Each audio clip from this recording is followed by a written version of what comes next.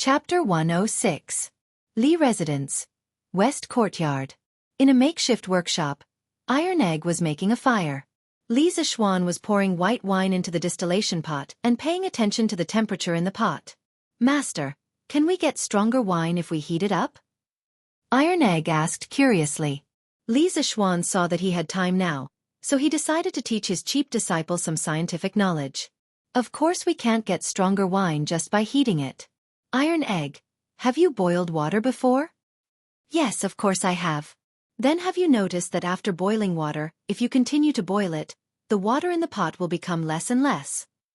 "Yes, master, it's true." Li Xiaofan nodded and continued. "Actually, the reason why the wine we are drinking is not strong is because there is too much water and too little alcohol." "Oh, master calls the intoxicating thing in the wine alcohol. What master needs to do now is to steam out the water in the wine to make the wine more concentrated. Do you understand?" Iron Egg nodded thoughtfully and then asked doubtfully, "Then master, will you steam out the alcohol as well?" Li Xiaofan praised, "Iron Egg, you asked a good question. This is the most important part of distilling wine. In fact, compared to water, alcohol is more volatile at a lower temperature. Well, in other words, if we steam them together, the alcohol will be the first to come out. Then we add a pipe with cold water to the back. The alcohol will become liquid when it is cold. Do you understand? The boiling point of alcohol is around 75 degrees. It can only be liquefied when the temperature drops below 75 degrees. At around 50 degrees, the evaporation rate is very fast. Therefore, the condensed alcohol must be cooled to below 50 degrees in the condensing pipe. Generally, it will only flow out when it is cooled to around 30 degrees. Of course, there are also ways to cool it at a lower temperature." Iron Egg shook his head in confusion and said, "Master, Iron Egg understands what you said, but when you said that the evaporated alcohol will turn into liquid when it enters the pipe, this Iron Egg doesn't quite understand." Li Xiaofan patted his forehead and helplessly explained to Iron Egg that the solution vaporizes when it is hot and the steam liquefies when it is cold. Iron Egg finally understood. "Okay, don't be distracted. You still have a lot to learn in the future. Now focus on the fire and pay attention to the temperature." "Yes, master." Half an hour later, the condenser's thin pipe finally began to slowly flow of concentrated liquor. Suddenly, a strong aroma filled the entire room. "Wow, it smells so good. Master, this wine smells much better than the wine my father usually drinks." Iron Egg sniffed at the side and said excitedly. Li Xiaofan smiled faintly, not denying it. "Little Xian, what kind of liquor is this? It smells so good." Cheng Chumo, who was outside the room, smelled the strong aroma of the liquor and immediately rushed in. This guy didn't know how to write the word polite. As he spoke, he came up to take away the wine jar under the condenser. Li Xiaofan hurriedly stopped him. "Stop, this first distilled liquor is poisonous. You can't drink it, ugly ox." This guy really didn't care about his life. Although the first distilled liquor had a high alcohol concentration and smelled very good, it contained a large amount of aldehydes, esters, ketones and other substances with low boiling points. Drinking these substances could cause blindness or even death. Cheng Chumo said in disbelief, "How can there be poison in the liquor? Don't lie to me. Hurry up and let me taste it. Don't be so stingy." Li Xiaofan was too lazy to pay attention to this guy who didn't care about his life. He saw that more than 2 caddies of the first liquor had flowed out, so he replaced it with an empty jar. He took the jar with the first liquor and prepared to pour it out. Cheng Chumo saw through his intention and was anxious. If it wasn't for the fact that he couldn't beat Li Xiaofan, he would have definitely snatched it. Li Xiaofan poured the first liquor in the courtyard. Cheng Chumo stood there reluctantly and sniffed the remaining liquor aroma in the air. He muttered with a look of pity, "Wastrel, wastrel." Li Xiaofan ignored him and turned back to the room. 2 hours later, Li Xiaofan came out with a jar of high alcohol concentration and placed it on the table next to Han Yushi. He looked at Han Yushi and asked, "Yushi, how is it? Have you figured out the ratio of the ingredients?" Han Yushi nodded and pushed a glass of red wine over. She said, "Young master, after many attempts, I found that the wine with this combination is easier to drink. Try it." Li Xiaofan looked at the wine and hesitated. Han Yushi smiled and said, "Young master, don't worry. This wine won't get you drunk." Li Zixuan then picked up the wine glass and took a sip.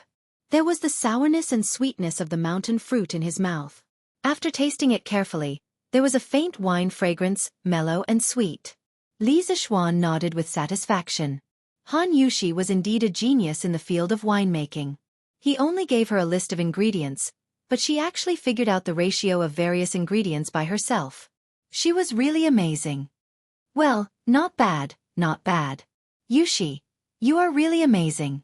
Just mix according to this ratio. When Han Yushi heard Li Zixuan's praise, she immediately felt that her hard work was worth it. She quickly agreed in a low voice and continued to mix the wine. At this time, Cheng Chumo walked in and looked at Li Zixuan bitterly. Then he suddenly caught a glimpse of the cocktail that Han Yushi had made. He immediately became spirited and shouted, "Miss Han, is this the new wine you made? Quickly let me, a wine taster, taste it for you." Han Yushi couldn't help but laugh. Li Zixuan couldn't do anything about this thick-skinned person. Cheng Chumo poured himself a glass of cocktail, then held it in his hand and praised, "Well, just by looking at the appearance, I can tell that it's not bad. Miss Han, Xiaofan is really lucky to be able to find you." These words were a little ambiguous. Han Yushi's pretty face blushed. Li Zixuan glared at him and said angrily, "Hurry up and drink. Even good wine can't stop your mouth." Cheng Chumo laughed, picked up the wine, took a sip, smacked his lips, and then drank it all in one gulp. Cheng Chumo sighed and said, "Miss Han, the taste of your wine is very novel. I have never drunk such wine before. Well, anyway, it's very delicious. But it's a little boring.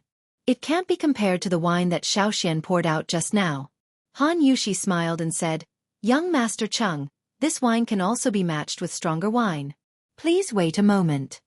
When Li Zixuan saw that Han Yushi had started to mix the wine again, he pulled Cheng Chumo out and said, "Chonyo, come over and help me carry some things." "Well, don't you know how to ask the servants in your house to help you? Have you ever heard that if you want to drink good wine, then hurry up and follow me?" Cheng Chumo could only follow unhappily. Li Zixuan dared to treat Lu Guogong's son as a servant. Li Zixuan asked Cheng Chumo to come over to help him carry a bag of saltpeter. Although it wasn't heavy, it was free labor. It would be a waste if he didn't use it. He didn't want this guy to be bored and picky again. Last night, Li Zixuan asked his father to help him purchase a few saltpeter mines. He didn't know how his father was doing. Li Zixuan wanted to get some ice cubes. If he didn't add ice cubes to the strong cocktail, it would burn the stomach. With ice cubes, it would be more comfortable to drink. Chapter 107. By the time Li Zixuan and Cheng Chumo returned, Han Yushi had already prepared a pot of strong cocktail. Cheng Chumo could smell the aroma of the wine from afar. He threw the bag of saltpeter onto Li Zixuan's shoulder and walked in impatiently.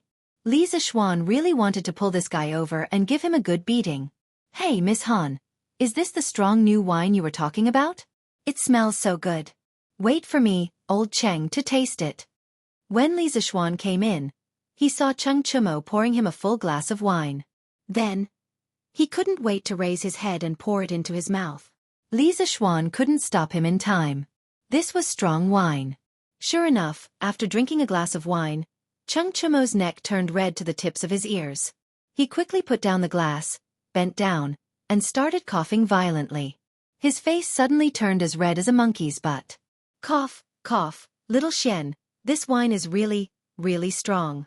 But I old Cheng like it. Haha, cough, cough." Li Zixuan and Han Yushi looked at each other, speechless at this joker. Inside a room in Yunxi restaurant. "Young master, this is the wine that Flying Snake took from Han Tianhu's house. This subordinate has seen it and it's exactly the same as the one they sold to our restaurant." The young master seemed to be in a good mood today. After hearing the middle-aged man's report, he turned around and opened the wine jar. He sniffed the fruit wine inside and said, "This wine tastes good. The taste is not bad.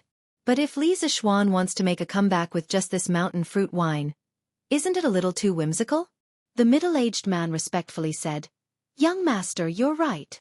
You're right, young master. Now that our Yunxi restaurant has invited Xia Shengyuan to cook, our business has become even more booming. I've counted the number of customers that came this morning. It's almost the same as the number of customers that came in a day. Furthermore, The customers who ate here were full of praise for Xiaofan Yuan's culinary skills. This subordinate believes that it won't be long before our Yunqi restaurant becomes the #1 restaurant in Chang'an. The young noble proudly chuckled and said, Not bad. Now that Xiaofan Yuan has come to our side, release his granddaughter. Only then can he work wholeheartedly for our Yunqi pavilion. Yes, young master. The young master nodded. After a moment, he asked, Did anything happen to the flying snake at the Han village yesterday? The middle-aged man smiled and said, Don't worry, young master. Flying snake's illusory cloud movement technique is unparalleled in Jianghu. Looking at the current Jianghu, there are not many people who can catch up with him. However, when he left last night, he was discovered by Han Tianhu. This subordinate told him not to cause any trouble, so he immediately escaped without exposing his identity. The young master nodded when he heard that and said, You did well.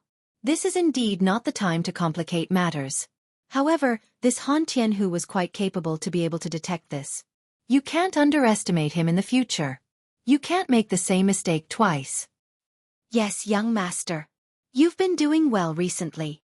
This young master has seen it all. When I win the clan competition and take control, I will definitely treat you well. After giving a slap, he would give a carrot. The young master understood this principle. The middle-aged man happily said, Thank you, young master. Yongla Lane, Li Residence. In the front hall, it was lunchtime. A few maids brought in all kinds of delicacies and placed them on the dining table. Li Jingma invited everyone to take a seat. Of course, Chang Chumo, who was slightly tipsy from drinking in the backyard, was among them. This fellow had originally come to freeload. Now that he saw such good wine here, how could he still walk? Thus, the Li residents had an extra pair of chopsticks for lunch. Father, Uncle Han, how can there not be good wine when there's good food? Wait a moment. I'll bring the new wine that we just made this morning for you to try. Li Zishuan nodded. Li Jingma then went to the west courtyard to get the wine. Han Lijing looked at his daughter in surprise. He said in surprise, Yushi, you've made the wine so quickly? Han Yushi nodded and said, We've already made the initial mix. I'll try again in the afternoon to see if there's a better mix ratio. A moment later, Li Zishuan came back with 2 jugs of wine. Xian, it's not like we don't have wine at home. Why do you have to make the wine yourself? Madame Li saw that her son had been busy the entire morning just to make wine. She felt a little sorry for him. In her opinion, the family had endless money to spend, and she didn't need her son to think of ways to earn money. Now that her son had been conferred a title and had status, he only needed to enjoy life at home. There was no need to do all this. Li Zishuan knew that his mother felt sorry for him. She wanted him to be a second-generation rich kid who just ate and waited for death. However, in this era, there were no cell phones, no television, and no computers. Idling every day would probably make him sick. He had no choice but to find something for himself to do. Mother, the wine that I made is not available on the market. You'll like it once you try it. Madame Li hurriedly waved her hand and said with a smile, Xian, I don't drink wine. Mother, don't worry. This wine won't make you drunk. The wine that I poured for you is specially made for people who don't know how to drink. Li Zishuan said as he brought over a glass cup. After filling it to the brim, he brought it to his mother. In this era, although the glass-making process was not mature, it was still possible to buy some glass-making products from merchants at a high price. The Li family was a wealthy family, so it was natural for them to have such luxury goods. Madame Li was originally wondering why there would be wine specially made for people who didn't know how to drink wine. However, when she saw the bright red mixed wine in the glass cup in front of her, her gaze was instantly attracted by the beautiful color. Xian, what wine is this? The color is really beautiful. Mother, try it first. I'll tell you later. This child. Madame Li smiled helplessly. She picked up the wine cup, opened her red lips, and tried to take a sip. She slowly swallowed, then closed her eyes and savored it carefully. After a while she opened her eyes and praised, Xian, this wine is really good. It's soft and mellow, and it leaves a fragrance in the mouth. It has the sweetness of the mountain fruit and a hint of the fragrance of white wine, but it's not as spicy as white wine. It's very suitable for women to drink. Xian, quickly tell me the name of this wine. Li Zishuan smiled and said, Haha, mother, I named this wine Gentle Village. What do you think, mother? Madame Li nodded in agreement and said, not bad. This name is very appropriate. Mother, Lan Er wants to drink it too. When Lan Er saw the brightly colored wine and heard her mother praising it, the little girl immediately begged with her eyes wide open. No, Lan Er, you're still young. You should drink the mountain fruit wine. Li Xiaofan was the first to object. Although the alcohol content of this cocktail was very low, it was still wine. Lan Er was still young, and drinking alcohol was not good for her body. Humph. Stinky brother. Lan Er pouted and looked unhappy. Madame Li rubbed her little head, feeling a little funny. Father, Uncle Han, this is another type of wine. It's specially prepared for you. It might be a little stronger, so you should drink it slowly. She was still a child, and her temper came and went quickly. Li Xiaofan ignored the spoiled Lan Er and picked up the other pot of wine, pouring a cup for his father and Han Lijing. What kind of strong wine have I not drunk before? You're making it sound so serious. Father Li did not take his son's words to heart. Han Lijing saw that the top of the cup was emitting traces of cold air, and there were a few pieces of ice in the cup. He instantly exclaimed, Young master, why are there ice cubes in the cup? At this time, Li Jingma also noticed the abnormality in the cup. He was also a little surprised. We don't have an ice cellar in the residence, right? Where did you get these ice cubes? Cheng Chumo calmly ate and drank on the side, not finding it strange at all. He secretly despised the two of them for making a fuss over nothing.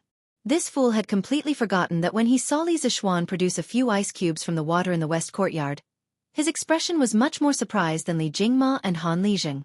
Father, Uncle Han, this is the method of making ice that I learned from my master. Try this wine first. Only then did the two of them suppress the surprise in their hearts. They picked up the wine cup and took a light sniff. Immediately, an extremely strong aroma of wine and mountain fruits entered their nostrils. Han Lijing praised Li Jingma. Master, just by smelling it, I can tell that this wine is not ordinary. Li Jingma also nodded in agreement. Of course he had this bit of knowledge. The two of them put away their contempt and took a sip. They could not help but exhale comfortably. Amazing, this old man has drunk wine all my life, but I've never drunk such a strong and mellow wine. It's really too satisfying. Li Jingma could not help but pat the table in praise. Han Lijing also sighed and said, The fragrance of this mountain fruit has become more mellow after being fermented by the strong wine. The coldness of the ice can also suppress the spiciness of the strong wine. Young master, the wine that you have mixed is really wonderful.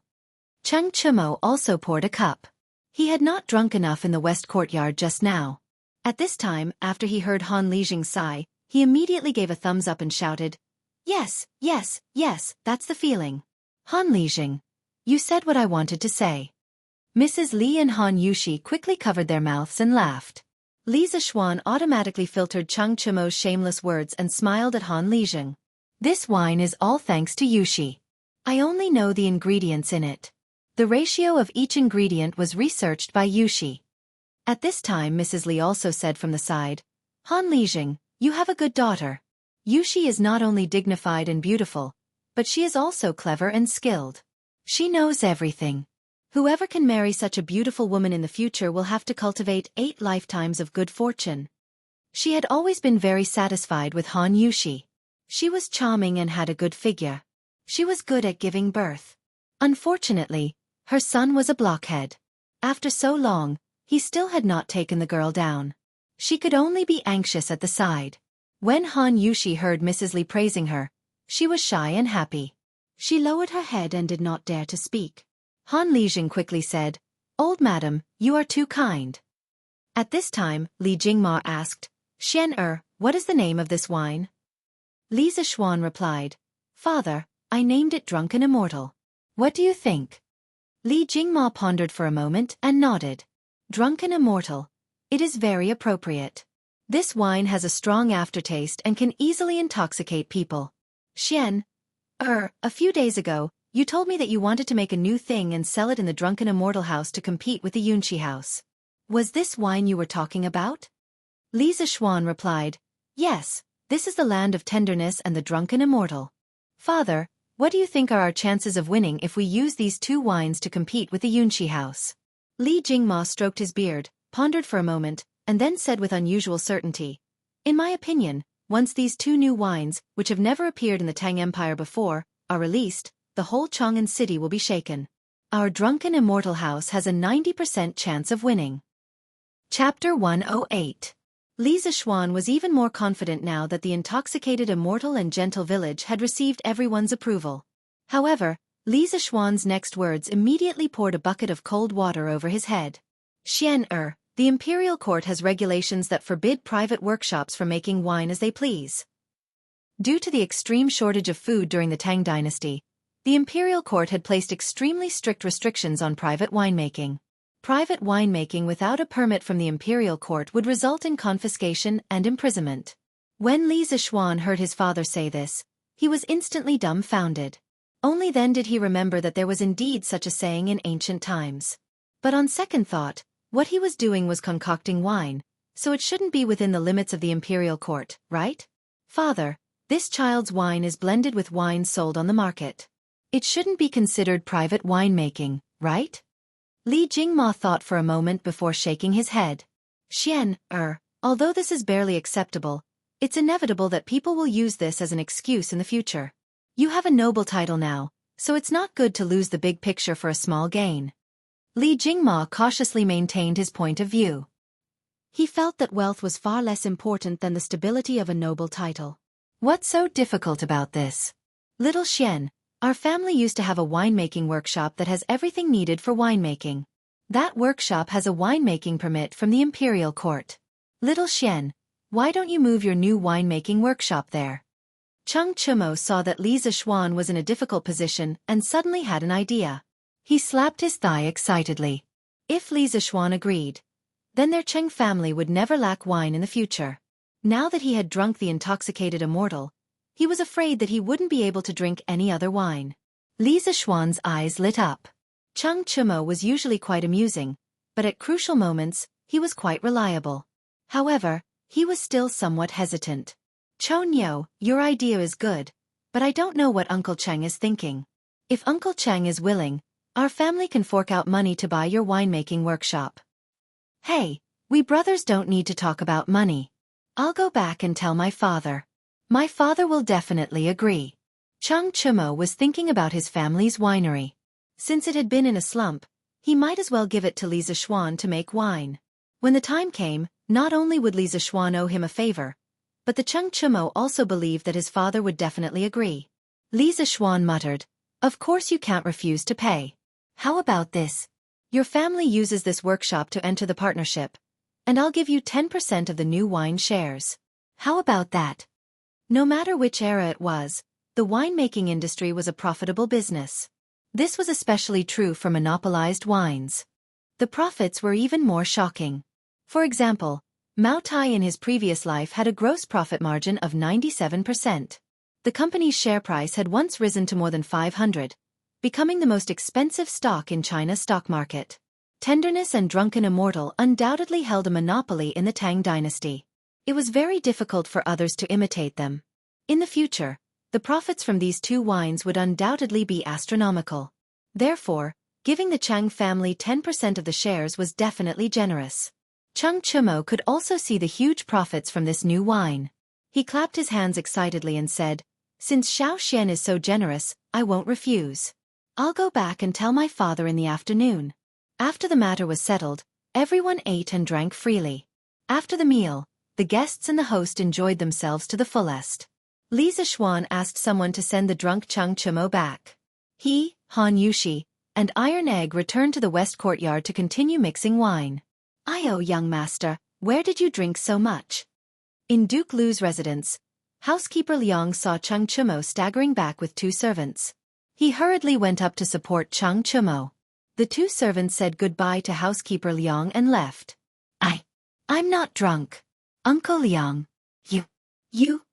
Cheng Chumo's mouth and eyes were crooked. He pushed housekeeper Liang and spoke nonsense. At this moment, Cheng Yaojin came back from outside. He saw Cheng Chumo as if he was fished out of a wine jar. He frowned and said, "Where did this little bastard drink so much wine?" Did he go out to fool around again? Housekeeper Liang hurriedly replied. Master, I don't think so. Just now, I saw the two servants who sent the young master back. They seem to be from Li Zishuan's residence. Cheng Yaojin glared and said angrily, This little bastard went to Xiao Xian's house to eat and drink and didn't invite me. How dare he? After scolding, Cheng Yaojin was still angry and kicked Cheng Chumo twice. Recently, the price of chicken seedlings in Chong had skyrocketed. Even the Duke Lu's residence could not support it. However, Cheng Yaojin was a man of his word. He said that he would buy 30,000, and he would buy 30,000, not one less. As a result, the meals in the Duke Lu's residence were tasteless, not to mention drinking wine. Cheng Chumo was still in a daze when he felt someone kicking him. He immediately cursed. Which little bastard dares to kick this young master? I will beat you to death, you little tramp. Housekeeper Liang almost burst out laughing when he heard this. However, when he saw Cheng Yaojin raise his hand to beat Cheng Chumo, he hurriedly stopped him. Master, the young master is drunk and talking nonsense. Please don't bother with him. Humph, help this little bastard back to his room. When he sobers up, I'll deal with him. Cheng Yaojin snorted angrily and left hatefully. Today, the Curious Pavilion was a different scene. Yesterday, Sun Huayuan asked someone to copy a few hundred copies of the second-generation scooters promotional tabloids. Then, he sent a servant to deliver these tabloids to the members of the Curious Pavilion. At that time, when those people applied for membership cards, they all left their addresses. It had to be said that Sun Huayuan's move was somewhat immoral. Those who could afford a scooter were generally from well-off families. Their children were more or less literate. When these children saw the tabloids of the second-generation scooter, they thought that the scooters they bought before were already very fun. Wouldn't the second-generation scooter be even more amazing? Moreover, if their children all played with the second-generation scooter in the future, how embarrassing would it be if they played with the first-generation scooter? Therefore, many parents were disturbed by their children early in the morning. They were all cussing the Curious Pavilion in their hearts. They were a professional scammer. One scam after another. However, complaining was useless. The children at home didn't want to listen.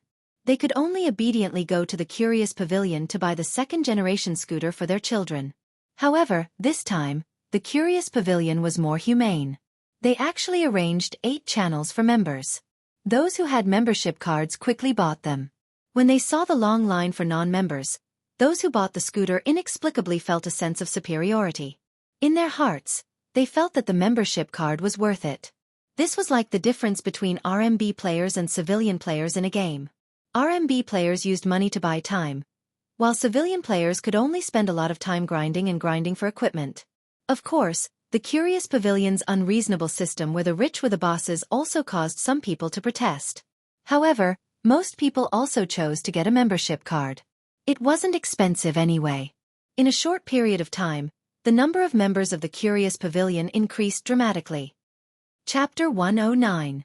Evening. Duke Lu's mansion. In the side hall. Father, that's all. I've told you everything I need to say. Cheng Chumo rubbed his buttocks and said with a thin face. He recalled that when he had just woken up, his father looked at him as if he wanted to eat him. He was a little scared. He still didn't understand why his father wanted to kick him as soon as he saw him wake up. If it wasn't for housekeeper Liang stopping him from behind, his buttocks would have been kicked to mush. Could it be that he went out to drink and didn't bring his father along, so his father was angry? Cheng Chumo, who really couldn't find the reason, could only curse in his heart. Of course, this guy didn't remember that when he was drunk, he called his father a little bastard and a little tramp. If he knew, he definitely wouldn't dare to stay at home. Cheng Yaojin sat on the stool carelessly, looking at Cheng Chumo with a bit of killing intent. After listening to his son talk about the Cheng family's workshop being given to Li Zishuan to brew new wine, he asked, "Is the land of warmth and drunken immortal brewed by little Xian really that delicious?" As soon as he heard about the drunken immortal, Cheng Chumo's buttocks immediately stopped hurting. He excitedly slapped his thigh and shouted, "Father, you don't know, but the drunken immortal is strong and mellow. It's really too strong. I've never drunk such strong wine before. Moreover, there are ice cubes in it. The cold air of the ice cubes is just enough to suppress the spiciness of the wine. It's really too damn refreshing to drink. Father, what's wrong with you?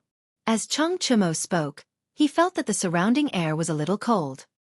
He looked carefully and found that his father was looking at him with a somewhat unfriendly gaze. Chung Yaojin stood up and slapped the back of Chung Chumo's head. You little bastard. You secretly drank good wine without thinking about your father. You're not allowed to eat tonight. You'll reflect on your mistakes behind closed doors. Chung Yaojin said hatefully and was about to leave. When he heard Chung Chumo describe the wine to the heavens, he almost drooled. But the more he wanted to taste it, the angrier he was. This stupid son of his was too unfilial. Chung Chumo rubbed the back of his head. He thought to himself that he was stupid, and his father still hit him on the head every day. No wonder none of the sons in the Chung family were smart. When he saw that Chung Yaojin was about to leave, he hurriedly asked, Hey, father, should we take out our family's winery and cooperate with Xiaoxian? Nonsense, of course we have to cooperate. Chung Yaojin, who had just walked out of the door, grumbled. The wine that even Li Zixuan's master liked to drink would definitely be popular in the whole of Chong, and when it was sold, 10% of the shares would be a lot of money, far more than the value of their winery. No matter how they thought about it, their family had gained a big advantage in this business. In the afternoon, Han Yushi mixed the wine with Li Zixuan for a while. After finally determining the best ratio of various ingredients, she went home with Han Lijing. Li Zixuan was a little reluctant. He felt that when he was with Han Yushi, time passed too quickly. But she was a girl, and it was not appropriate for her to stay in his house without special circumstances. Li Zixuan could only silently watch Han Yushi's back and sigh alone. Alas, although the beauty was beautiful, she was still not his. Li Zixuan really wanted to sing the song Love You is hard to say, at this moment. It was difficult for him to confess to a beauty in person. Who asked him to be an otaku? If they had mobile phones to chat with each other, Li Zixuan would definitely have the courage to take the initiative to pick up girls. Mrs. Li saw her son's dejected look and quickly pushed Li Jingma's arm to make him look over. Li Jingma asked softly, Madam, what's wrong with Xian-er? Mrs. Li rolled her eyes at him and said softly, Are you stupid? Can't you see that Xian-er has grown up and wants to get married? Li Jingma's jaw dropped when he heard that. After a while he said in shock, Madam, you're saying that our son and Han. You just realized it now? Shoo, lower your voice. Our son's skin is very tender. Mrs. Li was speechless at her husband's EQ. She secretly wondered if her son was so slow in the field of relationships. Could it be that he inherited it from his father? Dad, Mom, what are you guys talking about? Li Zixuan turned around and saw his parents mumbling something to each other. He couldn't help but ask curiously. Ahem. It's nothing. Today's weather is really good. Go do your thing. Li Jingma coughed dryly and pulled Mrs. Li to the east courtyard, leaving behind a confused Li Zixuan. In the east courtyard's living room. Madam, you're saying that Xian-er has taken a liking to Han Yushi? Li Jingma sat on a stool and asked with a concerned expression. How could it be fake? Only a blockhead like you wouldn't be able to see it. I'm guessing that all the servants in the manor have seen it. Hee hee. Old man Li laughed awkwardly. Mrs. Li rolled her eyes and said with a sigh, Old master, our Xian-er isn't young anymore. It's time to talk about marriage. A few days ago, Xian-er was conferred a noble title. Many matchmakers heard the news and came to talk about marriage. I didn't dare to casually agree. Xian-er is a very opinionated child. As his parents, we can't just randomly matchmake him. Li Jingma nodded in agreement. Madam, you're right. According to what you said, you're planning to help Xian-er go to Han Lijing's house to talk about marriage? Mrs. Li said angrily, Xian-er takes after you in this aspect. If he continues to dawdle like this, when will we be able to hold a fat grandson? Seeing that other children are already married at this age, how can I not be anxious as a mother? Li Jingma said awkwardly, What does this have to do with me? Mrs. Li said angrily, How is it none of your business? Back then, how long did you make me wait before you married me? If it wasn't for my mother asking someone to remind your father, were you planning to wait until I'm old before marrying me? Li Jingma immediately felt ashamed and hurriedly interrupted. Ahem, madam, we're talking about Xian-er. Don't stray from the topic. Let's continue talking about Xian-er. Humph. Mrs. Li snorted in dissatisfaction and continued. So, I'm planning to ask a matchmaker to ask Han Lijing's opinion in a few days. I see that Miss Han doesn't hate our Xianer, so this marriage is more or less possible. Li Jingma said hesitantly, Madam, is this Miss Han really suitable for Xianer? After all, she's just. Mrs. Li didn't wait for old man Li to finish and slammed the table. Her phoenix eyes were filled with anger. Just what? Just a peasant girl? You've just become a baron's father and you're already having prejudice against family backgrounds? Then one day, will you chase me out of the house and marry a rich family's daughter? Li Jingma's face was covered in sweat. He was flustered and hurriedly said, Madam, your husband definitely didn't mean that. Definitely not. Your husband also thinks that Han Lijing's daughter is quite good. Madam is really wise to let you make all the decisions. Humph, that's more like it. Mrs. Li sat down in satisfaction, but the corner of her mouth raised into an almost undetectable smile. This book was very difficult to write because swordsmen aren't full-time workers and are very busy every day. But even under these busy circumstances, swordsmen still manage to never stop updating. While others are sleeping, I'm writing. Swordsmen are using their health in exchange for a wonderful story. It's going to be published tomorrow. I hope that you can subscribe 2 chapters to support it. If there aren't many people reading the original version, it's easy for it to be unpublished. Piracy is the main reason why there are so many unpublished books. I hope that everyone can come to QQ or Qidian to support Yiha. Actually, it's not expensive. It only costs you 20 cents a day. If it falls on the ground, you probably won't pick it up. Do you think that swordsmen can't even exchange it for 20 cents of encouragement? In addition, it's actually beneficial for you to read the original version. Chivalrous Assassin would always send it out without checking it because he's in a rush. After sending it out, he would check and correct the typos. After I've corrected it, the original website will show that there are no typos. On the other hand, the pirated website won't update it. They'll only grab the first version and won't continue to update it.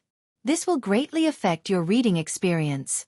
Also, reading the original version will allow you to interact with swordsmen. If you have any characters that you want, you can tell them in the comments section. If the swordsmen feel that it's okay, they will add it into the book. The price you need to pay for it is only 20 cents a day. You can't even bear to spend 20 cents? Swordsmen really want to write this book well and finish it. Because I like some of the characters in the book very much, I sincerely hope that readers can come to QQ or Qidian to support the original version. Swordsmen will definitely repay you with more wonderful stories. Chapter 110. The next day. Early in the morning, Chang Chumo, like an idiot, stepped on a skateboard that was specially developed for young people by the Strange Interest Pavilion workshop and wobbled to Li Zishuan's door. His flashy appearance attracted a lot of attention along the way. Of course, he didn't buy this skateboard from the Strange Taste Pavilion. Firstly, Cheng Chumo didn't have much pocket money right now. Secondly, he didn't have the patience to wait in line. He got this skateboard through the back door. Now, everyone in Chang'an City knew that he and Li Zishuan were so close that they almost wore a pair of pants together. Therefore, Sun Huayuan directly gave him a skateboard. This guy obviously forgot the pain after the scar healed. Last time, he fell so miserably on the skateboard. Now, he immediately started to walk around on the skateboard again. Li Zishuan saw Cheng Chumo in the yard with the skateboard. For a moment, he almost thought that he had traveled back in time. Cheng Chumo's appearance was really too out of place. Hee, Xiao Xian, I realize that the skateboard you're selling this time is better than the one you gave me last time. Cheng Chumo proudly patted the skateboard in his hands. Now that he had this thing, he didn't even want to ride a horse when he went out. Obviously, this thing was much more convenient than riding a horse. Li Zishuan curled his lips.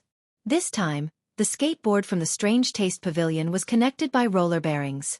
Of course, it was better than the one he took out last time. Chonyo, you're using this. Aren't you afraid of falling again? Li Zishuan joked. Hee, Xiao Xian, you're underestimating me. How could I fall twice in the same place? Anyway, bragging didn't cost him anything, so Cheng Chumo decided to show off. Li Zishuan shook his head and ignored him. Cheng Chumo remembered his purpose for coming here today. He said, Little Xian, my father agreed yesterday. The winery is yours. You can use the craftsman inside without worry. They have all signed a contract with my family. They won't sell out our secret recipes for no reason. Li Xiaofan was overjoyed. That's great. I'll ask Faubert to make a dozen more sets of distillation and purification equipment. We'll move all the winemaking equipment over there as soon as possible. We'll try to officially start mixing tenderness and drunken immortal in large quantities within the next 2 days. He was indeed worried about the confidentiality of the new wine's formula. Now that Cheng Chimo could solve the problem, it was for the best. Last night, his father had also told him that he had already bought 2 saltpeter mines. Now, he didn't have to worry about ice cubes anymore. Cheng Chimo quickly nodded his head like a chick pecking at rice. Yes. We have to do this as soon as possible. Little Xian, how much do you want to set the price for this wine? Cheng Chimo couldn't wait for Li Xiaofan to go to his winery right now. That way, when he and his father wanted to drink, they could directly go to the winery and get a pot of wine. Drinking their own wine didn't cost them any money, right? Li Xiaofan had already considered the price of the new wine. Last night, he had learned about the wine market of the Tang dynasty from Li Jingma. The most expensive wine of this era belonged to Jiannan braised spring and Yingzhou rich water. A bushel would cost more than 100,000 yuan. This wasn't an exaggeration. There was a shortage of food in the Tang dynasty. Wine was generally expensive, and famous wines were even more so. Li Bai once wrote in A Difficult Journey, "A bushel of golden wine is worth 10,000 yuan, while a jade plate is worth 10,000 yuan. Jiannan braised spring was a famous wine. A bushel of wine in the Tang dynasty was equivalent to 10 liters, and 1 liter was equivalent to 1.25 catties. The price of a catty of Jiannan braised spring was about 600 to 700 yuan in modern times. Of course, this was only based on the exchange rate of copper coins to gold and silver. However, there was a problem that couldn't be ignored. The prices of goods in the early Tang dynasty were extremely cheap. A bushel of rice could be bought for 3 to 4 copper coins. If it was converted to gold in modern times, 1 yuan could buy 6 kilograms of rice. Therefore, if one were to compare the prices of the time, the copper coins used for 500 grams of Jiannan braised spring were equivalent to the purchasing power of 15,000 yuan in modern times. Only a tycoon like Li Bai would be able to afford it. His good friend Du Fu, in his later years, when he was poor and destitute, he could only drink 300 copper coins a bucket of inferior quality wine. Otherwise, how could Du Fu write a poem like, "Come early, drink a bucket of wine, have 300 copper coins"? Li Xiaofan pondered for a moment and said, "Chou Niu, I plan to set the price at 2 strings per liter for our tender village. I plan to set the price at 5 strings per liter for the immortal drunken wine. What do you think?" The alcohol concentration in the tender village was lower, so it could be sold at a cheaper price. However, the immortal drunken wine used distilled and concentrated alcohol. Just the cost alone was much higher, so the price couldn't be cheap. These words were earth-shattering. Cheng Chimo opened his eyes wide and said in disbelief, "I say, Xiaoxian, have you gone crazy thinking about money? 5 strings per liter? Why don't you go rob a bank? Who would be willing to drink such expensive wine?" Li Xiaofan shook his head and said, "Don't tell me you think that the immortal drunken wine isn't worth that much." Upon hearing this, Cheng Chimo couldn't help but recall the taste of the immortal drunken wine. The moment he recalled it, his gluttonous bug was hooked. He smacked his lips and said with difficulty, "The taste of the immortal drunken wine is indescribable. I'm afraid that we won't be able to find such a good wine in Tang. However, the price of 5 strings per liter is too high. Ordinary people really can't afford to drink it." Li Xiaofan smiled and said, "This wine is not for ordinary people to drink in the first place. Moreover, the wine used in the immortal drunken wine is a famous wine that has been concentrated several times. 3 catties of Jiannan roasted spring is only enough to condense 1 catty of the raw spirit we need. After mixing in other ingredients, the cost of 1 liter of immortal drunken wine is more than 3 strings of cash. Therefore, the price of 5 strings per liter isn't expensive." After Li Xiaofan said this, Cheng Chimo understood. He quickly said, "It seems that it's not expensive. Let's set it at this price." The Cheng family also had 10% shares in the winery. The more the immortal drunken wine made, the more money they would get. After agreeing on the price of the new wine with Cheng Chimo, Li Xiaofan sent someone to inform Faubert of the workshop to get another 20 sets of distillation equipment. Then, he brought Chang Chumo to the Drunken Immortal Inn. The conditions to launch the new wine were ripe. He needed to inform manager Lu. Chang Chumo followed Li Zixuan because he wanted to have a free meal at the Drunken Immortal Inn.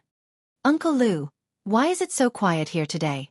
Li Zixuan walked into the Drunken Immortal Inn and was shocked to find that there were only 3 or 4 tables of people eating in the main hall on the first floor. Sigh, young master, you don't know. Although the Yunqi restaurant launched the nibbling chicken to compete with us in the past, there were still some diners who were willing to stay and eat at our Drunken Immortal Inn. But yesterday, they found an imperial chef and launched many famous imperial dishes. Our already few diners became even fewer. Now, those who are willing to eat here are those who live close to us. Manager Lu frowned and sighed as he poured out his grievances. The Drunken Immortal Inn's performance was not good. He was somewhat ashamed to meet his boss. Li Zixuan patted manager Lu's shoulder with a smile and comforted, "Uncle Lu, don't worry. I've brought a few new things to the Drunken Immortal Inn. The Drunken Immortal Inn will soon become popular again." Cheng Chumo, this clown, also winked and said, That's right. Shopkeeper Lu, you can rest assured. I, old Cheng, guarantee that in 2 days, the Drunken Immortal restaurant will be hard to find. Haha. Apart from Li Zixuan, perhaps no one was more confident than Cheng Chumo in the land of warmth and immortal Drunken Immortal Inn. Chapter 111. Drunken Immortal Restaurant. Cheng Chumo sat alone in the main hall of the first floor, waiting for something in boredom. He was waiting for Li Zixuan. More accurately, he was waiting for Li Zixuan's new dishes. As there were not many customers in Drunken Immortal Restaurant today, Li Zixuan did not plan to go to the private room upstairs. When Li Zixuan told manager Lu that he had brought a few new things to Drunken Immortal Restaurant, he did not only refer to Gentle Fragrance and Drunken Immortal. He also wanted to teach Wang Eru a few new dishes to compete with Yunqi Restaurant's palace delicacies. Inside the kitchen of Drunken Immortal Restaurant. Eru, do you have pork here? Li Zixuan wanted to make some red braised pork first, but he remembered that in the transmigration novels he had read in his previous life, the pigs of the Tang dynasty were not castrated and were extremely smelly. The pigs were seen by the nobles as cheap meat that only the commoners could eat. Lord Zhu, of course we have pork. Wang Eru replied curiously. Li Zixuan was a little surprised. Then go get me 4 pounds of pork belly. Yes, Lord Zhu. A moment later, Wang Eru walked over with a large piece of pork belly. Lord Zhu, do you think this is enough? Li Zixuan nodded and leaned over to smell it curiously. He then frowned and muttered, There's no smell. This doesn't make sense. Wang Eru was dumbfounded. Lord Zhu, what are you talking about? What do you mean? Nothing. Eru, was this pig castrated when it was alive? Li Zixuan changed the topic. Wang Eru laughed foolishly. Hee, Lord Zhu, this is a sow. Li Zixuan was speechless. Then are all the boars sold in the East Market castrated? Li Zixuan held back the words that were about to come out of his mouth and continued to ask. Wang Eru laughed and said, Hee, Lord Zhu, look at what you're saying. Of course, they've all been castrated. If this boar wasn't castrated, how smelly would it be? Li Zixuan slapped his head. Sure enough, the stories in those transmigration novels were all lies. Some authors were simply irresponsible. According to historical records, castrated pigs appeared as early as the Western Zhou dynasty. The Book of Changes, Big Beast Hexagram, had a saying, the teeth of a castrated pig are auspicious. It meant that castrated pigs were no longer aggressive, and their teeth were not to be feared, so it was auspicious. The reason why pork had declined to become a cheap meat was due to specific historical reasons. After the fall of the Western Jin dynasty, a large number of nomads from the north went south. After more than 300 years of war, they first unified the Sui dynasty and then the Tang dynasty. Although the Li clan that founded the Tang dynasty was Han, they had already been heavily Hu. The royal family was like this, and so were the nobles and bureaucrats who could afford meat. The Hu naturally preferred to eat mutton, and pork gradually declined. It wasn't until the Northern Song dynasty when Su Shi invented Dongpa pork that pork became popular again. Since pork didn't have that kind of fishy smell, Li Zixuan planned to make a few more famous pork dishes.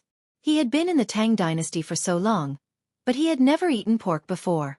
The Li clan was a wealthy clan, so of course, Mrs. Li wouldn't let her son eat pork. 2 hours later, Li Zixuan looked at the 4 famous pork dishes in front of him. Red braised pork, red braised lion's head, dompa pork, and twice-cooked pork. He nodded with satisfaction. The only thing lacking was that the Tang dynasty didn't have vermicelli, so he couldn't make pork stewed with vermicelli. Eru, I heard that Yunxi restaurant offered twice the price to poach you. Why didn't you leave? Li Zixuan saw that Wang Eru was tired and sweating, so he asked casually. When Wang Eru heard this, his expression immediately became serious. He was no longer laughing and joking like before. He used his sleeve to wipe the sweat off his face and bowed his fat body seriously. Lord Ju, although I, Wang Eru, didn't study, I definitely can't do something ungrateful. In the past, I was just an ordinary cook. Lord Ju, you thought highly of me and taught me how to make gnawing chicken. Later on, shopkeeper Lu also increased my salary by a lot. My wife and children at home all have new clothes to wear. My mother also has meat to eat. All of this was brought to me by Lord Ju. If I were to do something ungrateful, would I, Wang Eru, still be human? Not only me, but there are so many chefs in Drunken Immortal Restaurant. If one of them dares to betray Lord Ju, I, Wang Eru, will be the first to fight him to the death. Wang Eru became a little emotional as he spoke. Every word he said was powerful and resonant. Li Zixuan was also a little touched by this simple man. He quickly patted Wang Eru on the shoulder to calm his emotions and said, "Don't worry about it. Eru, you're a good man. Don't worry, you won't suffer if you follow this Lord Ju. Your family's days will only get better and better." Wang Eru nodded heavily and said, "Lord Ju, Eru understands." Li Zixuan brought a few servants and brought out the 4 pork dishes. Of course, there was also a pot of iced Drunken Immortal wine. This was something that Cheng Chumo took from his house. According to him, how could there be no good wine in Drunken Immortal Restaurant? Little Xian, what meat is this? Why is it so fragrant? Cheng Chumo was like a shameless dog. He used his nose to sniff around the plate. Li Zixuan quickly pushed him away. He was afraid that this idiot's saliva would fall into the plate. If that happened, how could he eat? This is all pork. Choax, you don't eat pork, right? Ah, this is pork? How can pork be so fragrant? Cheng Chumo said in disbelief. That's right, this is all pork. Our Lord Ju's eldest son definitely wouldn't eat this cheap meat, right? Li Zixuan ridiculed.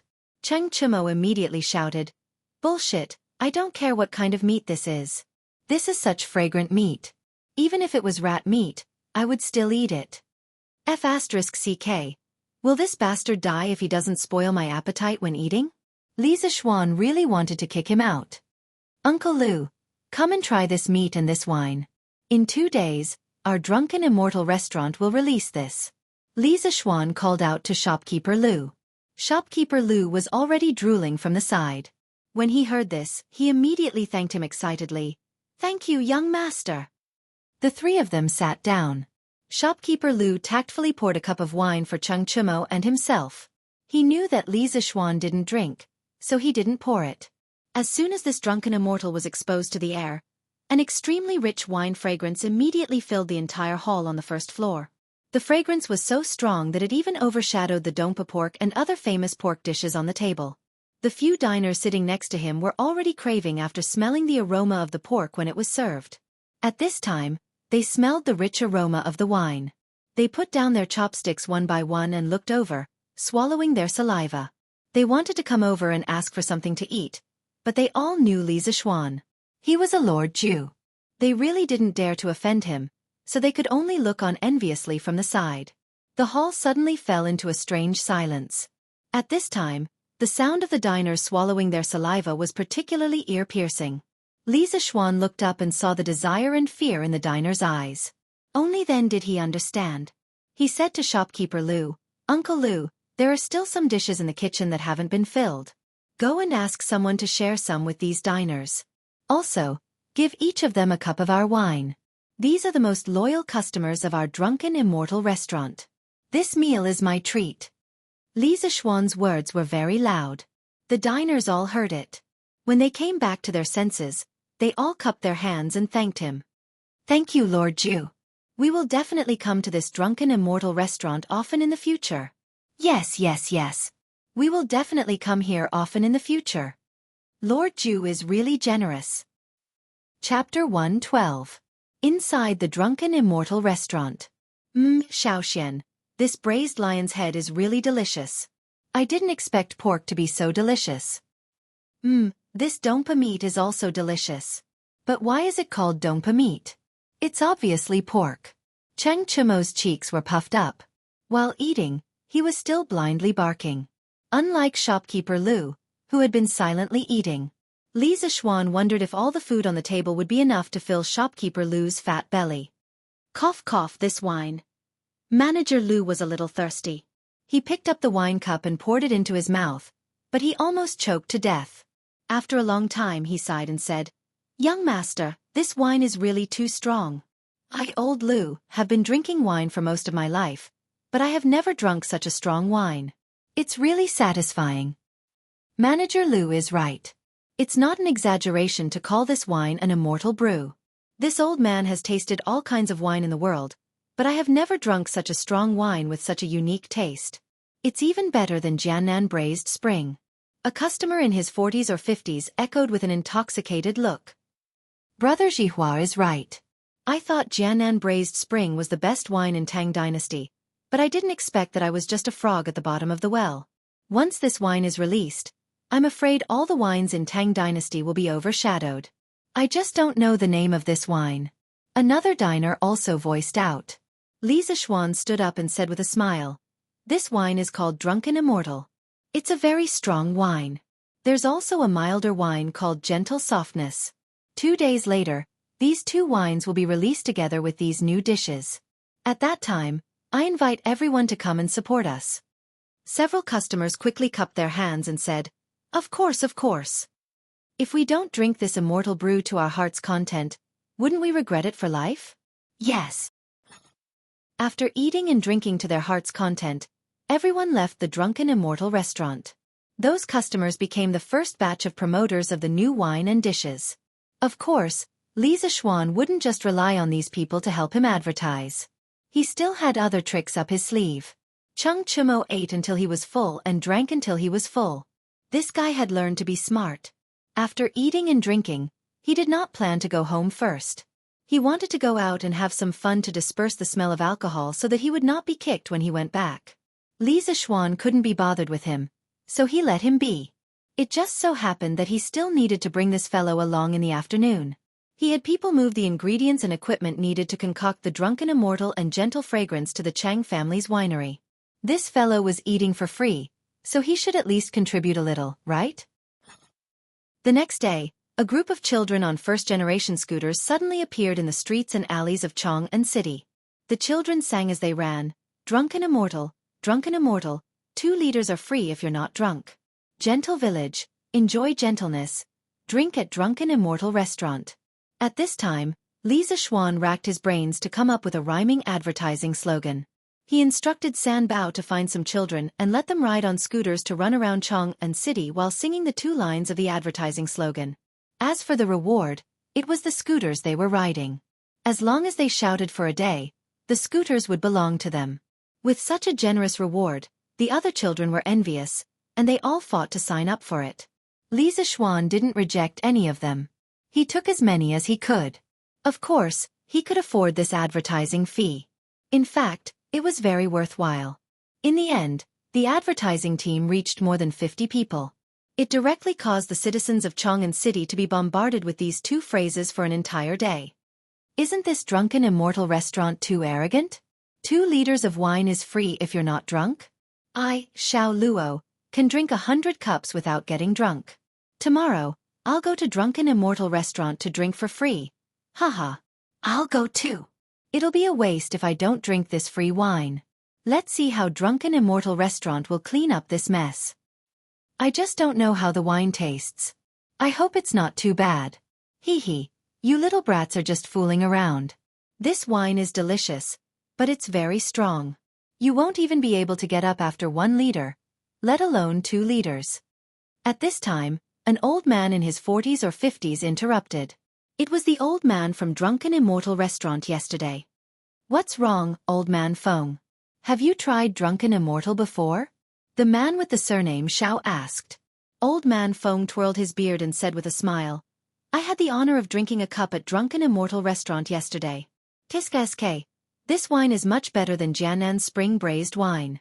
However, the alcohol is abnormally strong.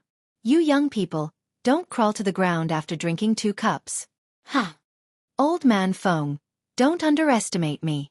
I'll let you drink 2 liters of wine tomorrow. Wei Zhang had just finished the morning assembly. On his way back, he sat in the sedan chair and heard the children's voices outside. Drunken Immortal, 2 liters of wine are free if you don't get drunk. In the land of warmth, enjoy gentleness. Drink at Drunken Immortal restaurant. Wei Zhang loved brewing wine all his life, and he loved drinking even more. His alcohol tolerance was also extremely high. He wouldn't get drunk even after drinking 3 liters of Jiannan's spring braised wine. This Drunken Immortal restaurant is actually so arrogant? The last time I impeached Li Zishuan, I was actually rendered speechless by that sly brat. Since you dare to spout nonsense this time, this old man will go to Drunken Immortal restaurant tomorrow to drink for free, haha. The same situation was happening in almost every corner of Chang'an City. Those who thought that they could hold their liquor would naturally feel indignant after hearing these 2 lines of advertising. They had the intention to give it a try. If they didn't get drunk, wouldn't they have earned 2 liters of wine for free? Li Zishuan was making use of the wishful thinking of most people to lure them to Drunken Immortal restaurant to try this Drunken Immortal. There was a gambler living in everyone's heart. As long as they were lured out by external conditions, they would be like a scourge that couldn't be stopped. Xian, you were the one who got someone to release those 2 lines of doggerel in Chang'an City today, right? After dinner, Li Jingma called his son into the study and asked with a smile.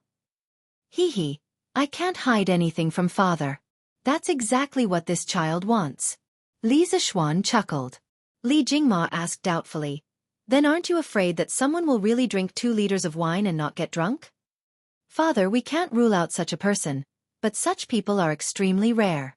If he really can't get drunk, what's wrong with giving him 2 liters of wine? After all, our Drunken Immortal restaurant's reputation would have already spread by then. That Drunken Immortal restaurant was equivalent to a 40-degree white wine. If there really was someone who could drink 2 liters of wine and not get drunk, then he, Li Zishuan, would admit defeat. Li Jingma shook his head helplessly. I just realized that you're better at doing business than me. You brat, instead of being a noble, you just have to blindly do these things. Li Zishuan smiled. Father, this is almost the last time I'll help Drunken Immortal restaurant. Once the new wine status is established, so will Drunken Immortal restaurants. At that time, we'll just have to stay at home and count the money. To tell the truth, Li Zishuan himself didn't want to be so tired. It was all forced by the circumstances. Li Jingma was speechless. Chapter 113. On this day, before the door of Drunken Immortal opened, there was already a circle of people outside. Hey Jiang Wuyun, are you here to drink the free wine? Haha, that's right, Brother Xiao. Wouldn't it be great to drink the free wine of Drunken Immortal and order 2 portions of their nibbled chicken? That makes sense. Brother, you're so thoughtful. Ha ha ha. After the crowd was lively for a while, the waiter of Drunken Immortal came out to open the door. Shopkeeper Lu also came out. He looked at the crowd in front of him and smiled like a Maitreya Buddha. Dear customers, today the Drunken Immortal is releasing new wine and dishes. Anyone who can drink 2 liters of Drunken Immortal without getting drunk will be served free of charge. But in order to prevent people from forgetting to pay the bill after getting drunk, all customers will have to pay first before eating. If anyone can drink 2 liters of wine without getting drunk, we'll refund the money to you in full. Great! Everyone cheered loudly. The burly man's surname Xiao couldn't help but shout. Shopkeeper Lu, open the door quickly. Old Xiao, am waiting to drink your wine for free. Ha ha ha. That's right, we want to drink the free wine. These people treated the Drunken Immortals event as free wine for them. Shopkeeper Lu laughed in his heart. You'll be crying later. Shopkeeper Lu opened the door, and the diners outside immediately rushed into the restaurant in a single file. Shopkeeper Lu, you're serving a new dish? What's this dongpa meat? What's this braised lion's head? Don't tell me you're selling lion's meat? Shopkeeper Lu was about to explain when he heard someone interrupt. Young man, if you're not buying, let this old man buy first. Waiter, give this old man a portion of braised lion's head, a portion of braised meat, and half a liter of drunken immortal. The speaker was the old man who talked to Li Zixuan that day. His name was Feng Zhihua, and he was also a rich businessman. That's right, if you're not ordering, let us order first. Another diner who had eaten the new dish and drank the new wine with Feng Zhihua last time chimed in. These people were not lacking in money. They had said that they would come to support, and now they were all here. All right, sir. That's a total of $4,400. Please pay the bill first. The waiter said respectfully. Feng Zhihua pointed at the waiter and said with a smile, You're looking down on this old man. How could this old man get drunk with just half a liter of wine? Despite saying that, Feng Zhihua still took out a golden biscuit and handed it to the waiter. The surrounding people who didn't know what was going on gasped. Someone couldn't help but ask, Waiter, this person only ordered so little and he wants 5 strings of cash? The waiter didn't show the slightest bit of impatience. While receiving the golden biscuit from Feng Zhihua, he politely explained to the rest. Replying to the esteemed guest, our store's God's nectar is 1 liter for 5 strings of bones. Twice cooked pork, braised lion's head in soy sauce, dompa pork, and braised pork in soy sauce are all priced at the same price. 5 strings of cash per liter? The rest of the people were frightened by the high price, and some of the people who wanted to come to the Drunken Immortal restaurant to take a gamble began to retreat. Waiter, just give me a portion of gnawed chicken. However, there were also people who were extremely confident in their drinking capacity. They thought that no matter how expensive the wine was, as long as they didn't get drunk, they would still return the money. Thus, 7 or 8 big men began to shout, Waiter, give me 2 liters of immortal drunken wine and a portion of gnawed chicken. Waiter, give me 2 liters of immortal drunken wine and 2 portions of gnawed chicken. There were more people who ordered the gnawed chicken than the new dishes. After all, everyone hadn't eaten those new dishes yet. When Feng Zhihua's dishes were served, the rest of the people realized that they were wrong. Phew, it smells so good. Yeah, what kind of meat is this braised lion's head? Why can't I tell from the outside? Goo goo, I can't stand it anymore.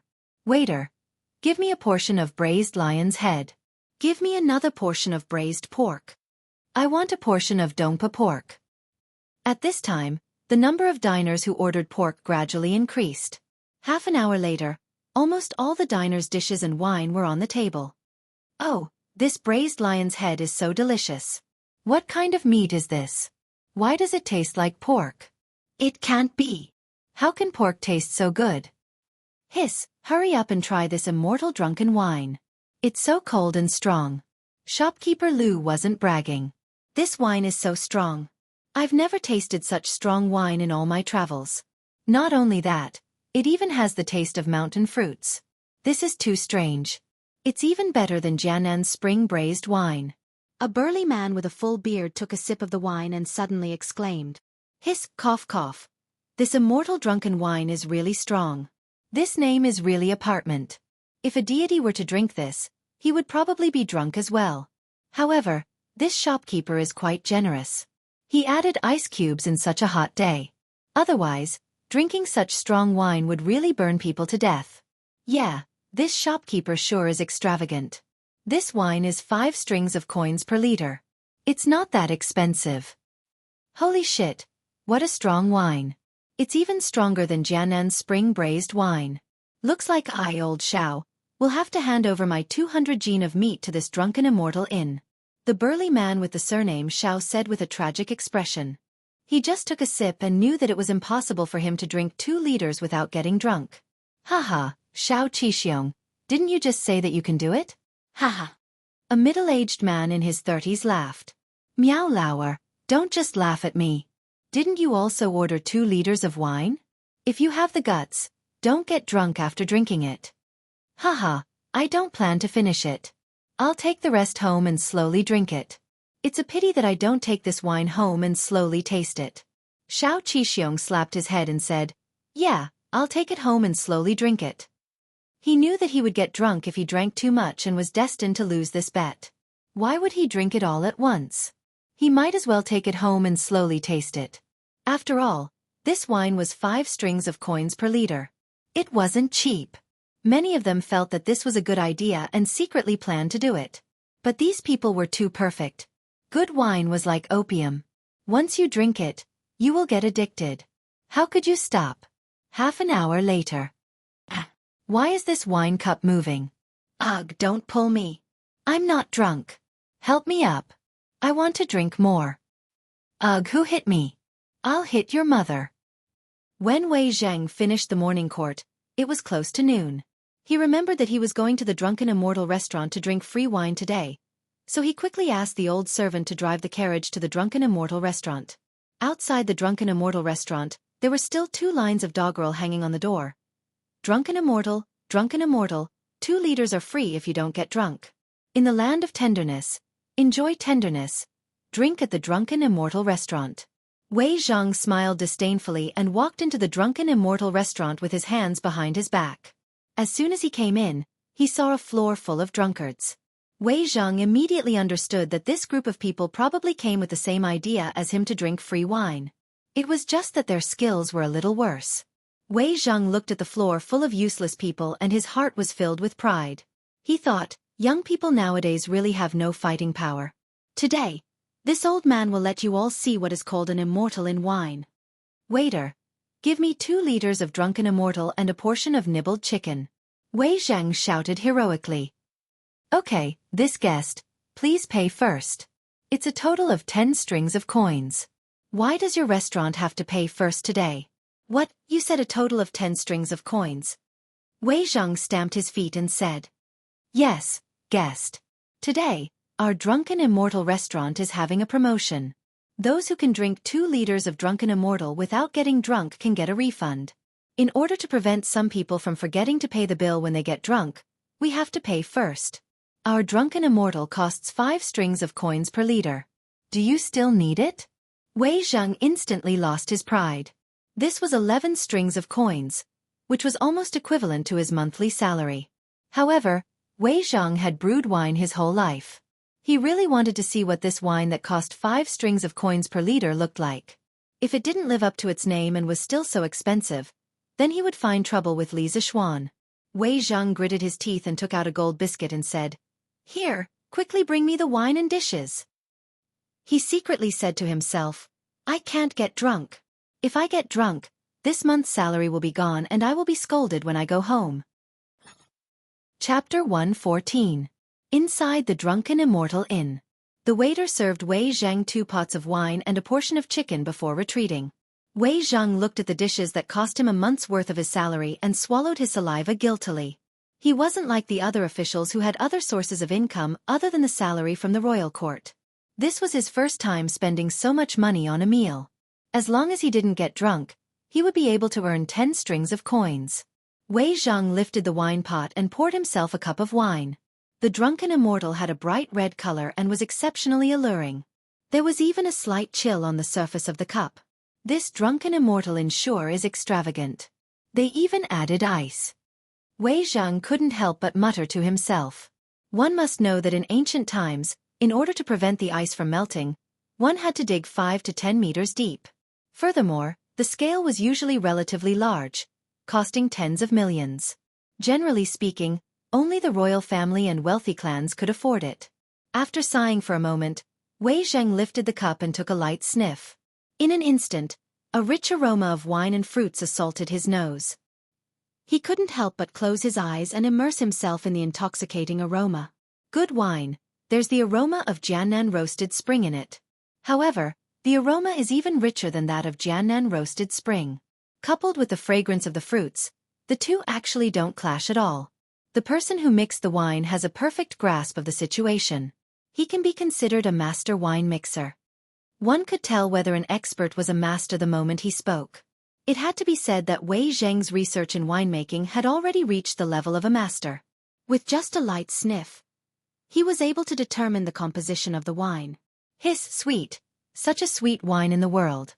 To be able to drink such a divine wine in my lifetime, my life has truly not been in vain. As an old drunkard, what else could attract him more than fine wine? At this moment, Wei Zhang had already forgotten the purpose of his visit and was completely immersed in the Drunken Immortal Inn. Wei Zhang drank one cup after another while gnawing on the chicken. After a while, the bottle of Drunken Immortal was emptied. It had to be said that Wei Zhang's alcohol tolerance was really good. After drinking more than a caddy of Drunken Immortal, he actually didn't collapse. It should be known that the alcohol content of ancient times was generally lower. Generally, those who were used to drinking low alcohol would collapse within 4 or 5 glasses of strong alcohol like the immortal drunken wine. It was rare to see someone like Wei Zhang who could persist until now. Even though Wei Zhang hadn't collapsed yet, his consciousness was a little blurry at the moment, and his face was a little red. Looking at him like this, he was probably not far from being drunk. "Master, let's not drink anymore. You've already drunk too much. When we return, Madam will blame me again." The coachman who came with Wei Zhang saw that Wei Zhang had drunk a little too much, so he quickly mustered up his courage and went forward to persuade him. Wei Zhang squinted his eyes and waved his hand unsteadily. "This old man didn't drink too much. Quickly withdraw for this old man." With that, he lifted another jug of wine with his trembling right hand and continued to pour wine for himself. It was inevitable that a lot of wine would spill out in the process. The coachman was so anxious that his face turned red. He wanted to persuade Wei Zhang, but he didn't dare to. He could only come over and help Wei Zhang pour the wine. When the surrounding diners saw Wei Zhang like this, they secretly shook their heads. They thought that this was another challenger who didn't know his own strength. Before he drank half of the second jug of wine, Wei Zhang finally couldn't drink anymore. He looked up to the sky and laughed loudly. "Good wine." Then, he fell to the ground with a thud. The servant who drove the carriage quickly went forward to help him up. Master, are you okay? I'll send you home." As he spoke, he was about to pull Wei Zhang to the carriage outside. Unexpectedly, Wei Zhang suddenly straightened his body, opened his eyes and shouted, "Bring me more wine. This old man can still drink." The servant was about to cry. He quickly said, "Master, there's no more wine. Let's go home quickly. Madam is waiting anxiously." Wei Zhang ignored him and suddenly pushed the servant away with his arm. He shouted, "Get out of the way, Lai Fu. How dare you not listen to this old man today?" Burp, this is... At this time, he suddenly staggered 2 steps and walked in front of a diner. He stretched his head forward and his eyes were almost touching the diner's face.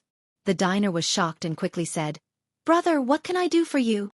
Wei Zhang laughed twice and pointed at the diner. "Brother Feng, are you Brother Feng? I remember that I, old Wei, still owe you money." Burp, Lai Fu, quickly go and pay Brother Feng back. The diner quickly waved his hand and said, No, brother, you've got the wrong person. My surname is Wang, not Feng. You don't owe me money." "Who said that? How could I get the wrong person?" Burp, Lai Fu, did you hear that? Quickly bring the money. Wei Zhang patted the diner's shoulder and laughed incoherently. Lai Fu anxiously said, "Master, you've really got the wrong person. This is not Feng Xiang." Today, he had already spent 10 yuan in the Drunken Immortal restaurant. If Lai Fu took out more money, he would probably be skinned by his wife when he returned. Wei Zhang was instantly angry. He grabbed Lai Fu and snatched the money bag at his waist. He took out a handful of money and handed it to the diner, saying, "The servant at home is not sensible. Brother Feng, please don't blame him. Burp, quickly take it."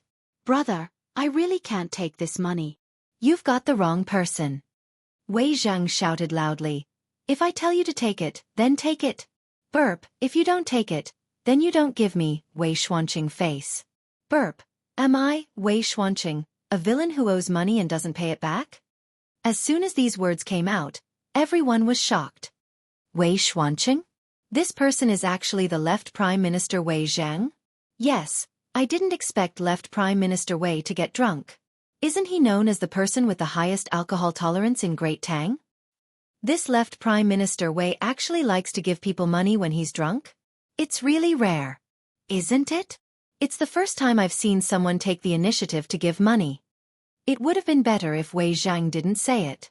Once he said it, the diner was even more afraid to take his money. People didn't fight with officials.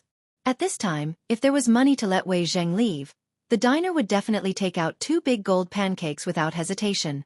Wei Zhang was entangled with the diner for a long time. Finally, He was a little impatient. He directly stuffed the gold pancake into the diner's arms and muttered, "Brother Fong is really not straightforward."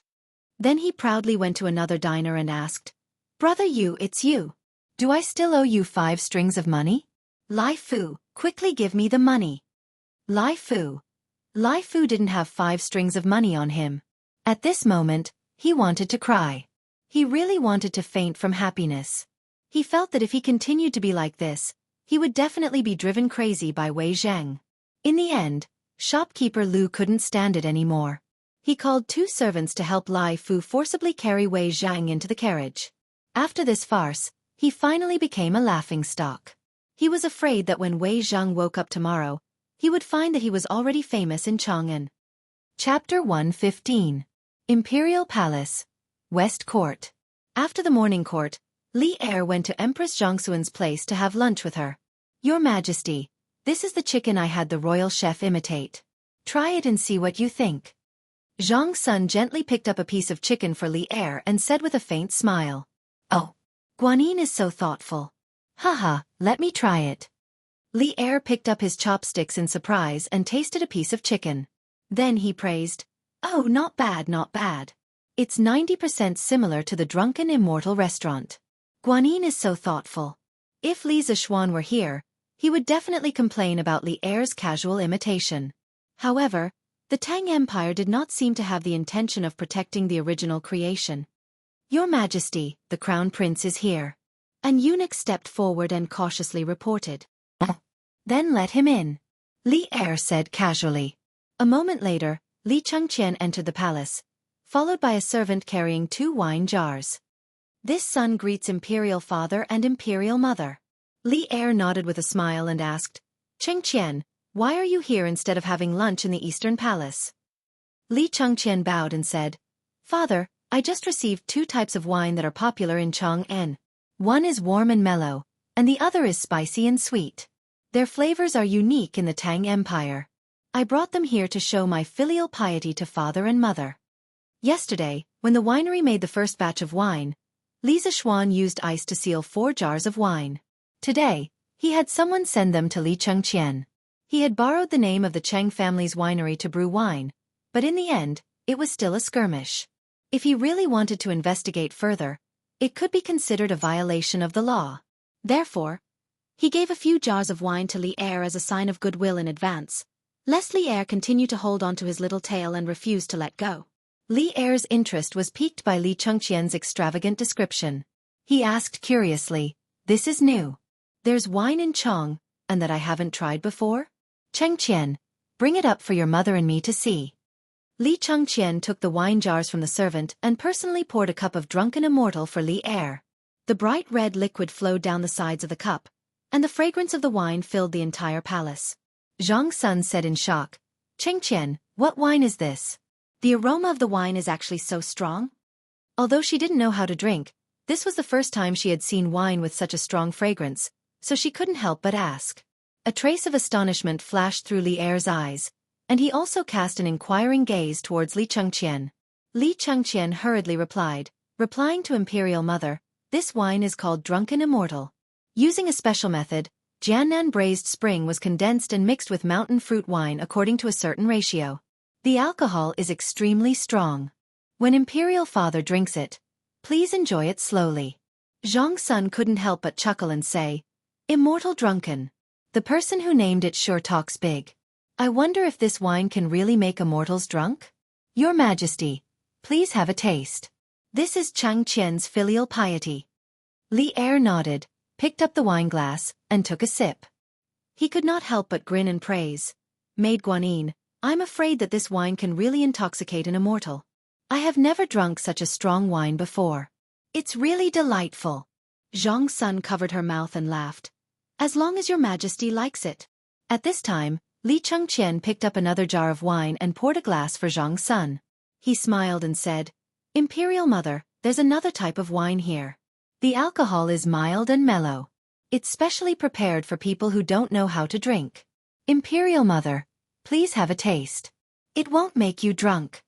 The wine glasses used in the palace were colored glass cups offered as tribute by foreign countries.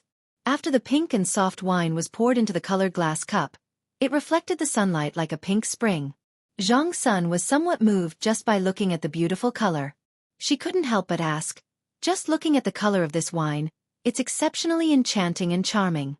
Chengqian, what wine is this? Li Chengqian replied, replying to Imperial Mother, this wine is called gentle and soft wine. It's taken from the meaning of warmth and softness. It's not easy to get drunk. Li Er couldn't help but clap his hands and laugh. Gentle and soft wine, this name is good. This wine is most suitable for a gentle and refined woman like Maid Guanyin to drink. Zhang Xuan's pink face immediately reddened, and she glanced charmingly at Li Er. How could Li Er show off his love in front of his son like this? Li Chengqian was caught off guard and fed a mouthful of dog food by his parents. He hurriedly lowered his head and stood to the side, pretending that he hadn't heard anything. In order to hide her embarrassment, Empress Zhang Sun hurriedly raised the wine cup and said, since Chengqian says this wine is not intoxicating, then Imperial Mother will try it. Li Chengqian hurriedly bowed and took his leave, saying, Imperial Father, Imperial Mother, please take your time. I will leave first. He was afraid that if he stayed, Li Er would drink too much and hear something he shouldn't hear. This drunken immortal wine made people drunk very quickly. Li Er was also a bit embarrassed. Hearing this, he waved his hand and said, Go. Li Chengqian felt like he had been pardoned. He hurriedly bowed and left. 15 minutes later, in the main hall. Oh, good wine. This reminds me of the wedding night with Maid Guanyin. So many years have passed. Maid Guanyin, you are still as beautiful as before, but I have grown old. Li Er was clearly drunk. At this moment, he grabbed Zhang Xuan's hand and said emotionally, Your Majesty, you are in the prime of your life. How can you say you are old? You have drunk too much. I will help you to rest. Zhang Sun was a bit embarrassed by the first half of Li Er's words. She hurriedly dismissed the palace maids and eunuchs in the hall and supported Li Er, comforting him gently. Li Er waved his hand stubbornly and leaned on Zhang Sun. He closed his eyes and recalled. No, I wasn't drunk. Sigh, it was still the best back then. I was still very close with big brother and third brother, talking about everything. I even married a peerless beauty like you, Guanin's servant. I felt that there was no one happier than me in the world. At that time, there were no endless memorials to read, and there were no brothers fighting against each other. Although I am the emperor now, I am not happy. Maid Guanyin, do you know? Every night in my dreams, I would wake up from my dreams in fright at the sight of big brother and third brother's bloody skulls and angry eyes. Is this heaven's punishment for killing my brothers and imprisoning my father? Do you want me to never have peace for the rest of my life? Maid Guanyin, did I really do something wrong? The iron-blooded emperor of a generation had a line of tears at the corner of his eyes. Empress Zhang Sun held Li Er in her arms with heartache. She knew that although Li Er had won in the Xuanwu Gate incident in the end, the fact that he had killed his brothers and imprisoned his father was a pain that he could never get over. Li Er was just using the effects of alcohol to vent the pain that had been suppressed in his heart for a long time. Erlang, this is not your fault. It is not your fault. If you did not fight back then, our family would have suffered the same tragedy. No matter what happens, I and the Chengqian Green Sparrow will stand by Erlang's side. Zhang Sun gently stroked Li Er's face as she spoke softly. Li Er finally calmed down. A moment later, his breathing gradually evened out. Zhang Sun thought that he had fallen asleep and stood up to call the palace maids to carry Li Er to the bed. Who knew that as soon as Zhang Sun stood up, Li Er pressed her down forcefully. He rested his head in her arms and smelled her soft fragrance. Li Er used the effects of alcohol to start misbehaving. Erlang, don't. It is still daytime. Oh, what are you afraid of? No, Erlang, you should go rest. Hey, I can also rest with Maid Guanyin. 50,000 words omitted here. Please fill in the blanks yourself. The number of words in the novel will automatically increase by 50,000. Fortunately, Li Chengqian was smart enough to leave first. Otherwise, if he stayed here, it would not be as simple as being fed dog food. He would probably have to watch a live spring gong that he should not have seen. Li Zishuan had sent Li Er tenderness and immortal drunken wine with the intention of pleasing him. He did not expect things to develop like this. Did this count as doing bad things with good intentions? Chapter 116. The next day, at 5 o'clock. Zhongsun Palace. Your Majesty, I should help you dress and wash up.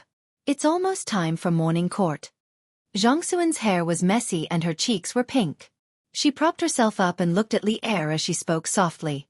Li Er happily stretched his waist and legs, then took Zhongsun in his arms and sighed with emotion. I haven't slept so deeply in a long time. I didn't expect the after-effects of the drunken immortal to be so strong. I've been sleeping from yesterday afternoon until today. I really want to just lie here and not get up. Zhongsun lay on Li Er's body and laughed. Your Majesty, don't joke. Get up quickly, or else Wei's watching will admonish you again. Li Er rubbed his head and said with a headache, even if I didn't go late today, I'm afraid I'll still be scolded by Wei Xuanqing. I haven't read yesterday's memorial yet. Zhongsun laughed lightly. Your Majesty has been working hard on state affairs and resting for half a day. I'm sure Wei's watching won't say anything, right? Li Er sneered. Guanyin maid, you think too highly of that old fellow. He wants nothing more than for me to spend all 24 hours a day busy with state affairs. That's right. Where did Changqian get the drunken immortal and the land of warmth from yesterday? He thought to himself that the names of these two wines were really good. When immortals get drunk, they can't help but lie down in the land of warmth. If Li Zishuan knew what Li Er was thinking, he would definitely spit out a mouthful of blood. That wasn't his original intention. Zhongsun replied, Your Majesty, after you fell asleep yesterday, I sent someone to inquire. It said that Li Zishuan borrowed Duke Lu's winery to make this wine. He already started selling it at the Drunken Immortal restaurant yesterday. Li Er glared and said angrily, It's this kid again. He's even more comfortable as a baron than I am as an emperor. He studies eating, drinking, and playing every day. I have to find something for him to do. Otherwise, wouldn't it be a waste of his talent? Zhongsun covered her mouth and laughed. Hearing Your Majesty say this, I also feel that I should arrange something for this child to do. I see that Changqian, Chengel, and Qing Ke all have a good relationship with Li Zishuan. Why don't we have him come to the palace every day to accompany Qing Ke and the others to school? Li Er thought for a moment, then shook his head in the end. This kid has learned a variety of things, and is definitely not of the Confucian school. Don't lead Changqian astray. As for Li Zishuan, I have my own plans. Guanyin maid need not worry. However, this kid sure is slippery. He used Chang Jijie's family's winery to privately brew wine to avoid the laws of the court. We can't let him off so easily. Later, have Changqian send a message to this kid. In the future, he will provide the tribute wine in the royal palace. As for the price, it will be half the market price. Zhongsun couldn't help but laugh. Your Majesty, aren't you going to ask Li Zishuan to pay compensation? All right, it's getting late. Your Majesty should get up. Li Er missed the drunken immortal quite a bit. He got up and smacked his lips, saying proudly, Who asked that kid to like to take advantage of loopholes? I have to make him lose the guts to delve into eating, drinking, and playing. Inside Taiji Palace, morning court. To be honest, Li Er was feeling a little guilty going to court today. After all, he hadn't finished his work yesterday. The other officials might give him some face, but if Wei Zheng knew that he was drunk and messed up state affairs, he would definitely point at his nose and call him a fatuous ruler. However, Li Er was very lucky today because Wei Zhang was having trouble protecting himself. How could he have the time to care about Li Er? Minister Wei, why are there so many wounds on your face? Did someone dare to beat up an important official of the court? After going through the necessary etiquette of the morning court, Li Er glanced guiltily at Wei Zhang. It wouldn't have mattered if he didn't look, but what he saw shocked Li Er. He saw that there were 3 or 4 slender bloody wounds on Wei Zheng's face. One of them had almost reached the corner of his eye, so Li Er couldn't help but ask curiously. Wei Zheng's face was full of awkwardness. He was completely drunk yesterday, and after being dragged home by the servant, he couldn't remember anything. When he woke up, he felt a burning pain on his face. His wife was sitting to the side, her eyes red and swollen as she stared at him fiercely. Wei Zheng's wife, Pei Shi, was born in a noble family. After marrying Wei Zhang, she had been living with her husband in that old and broken house.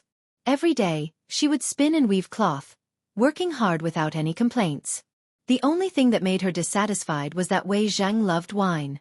Although the Tang dynasty's inferior wine was only 20 to 30 copper coins per liter, Wei Zhang had tasted all kinds of wine.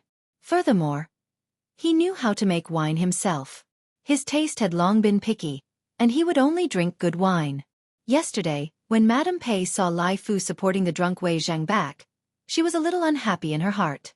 When she heard from Lai Fu that Wei Zhang's drink actually cost 10 yuan and that he even gave money to people after he got drunk, Madame Pei's anger could no longer be suppressed.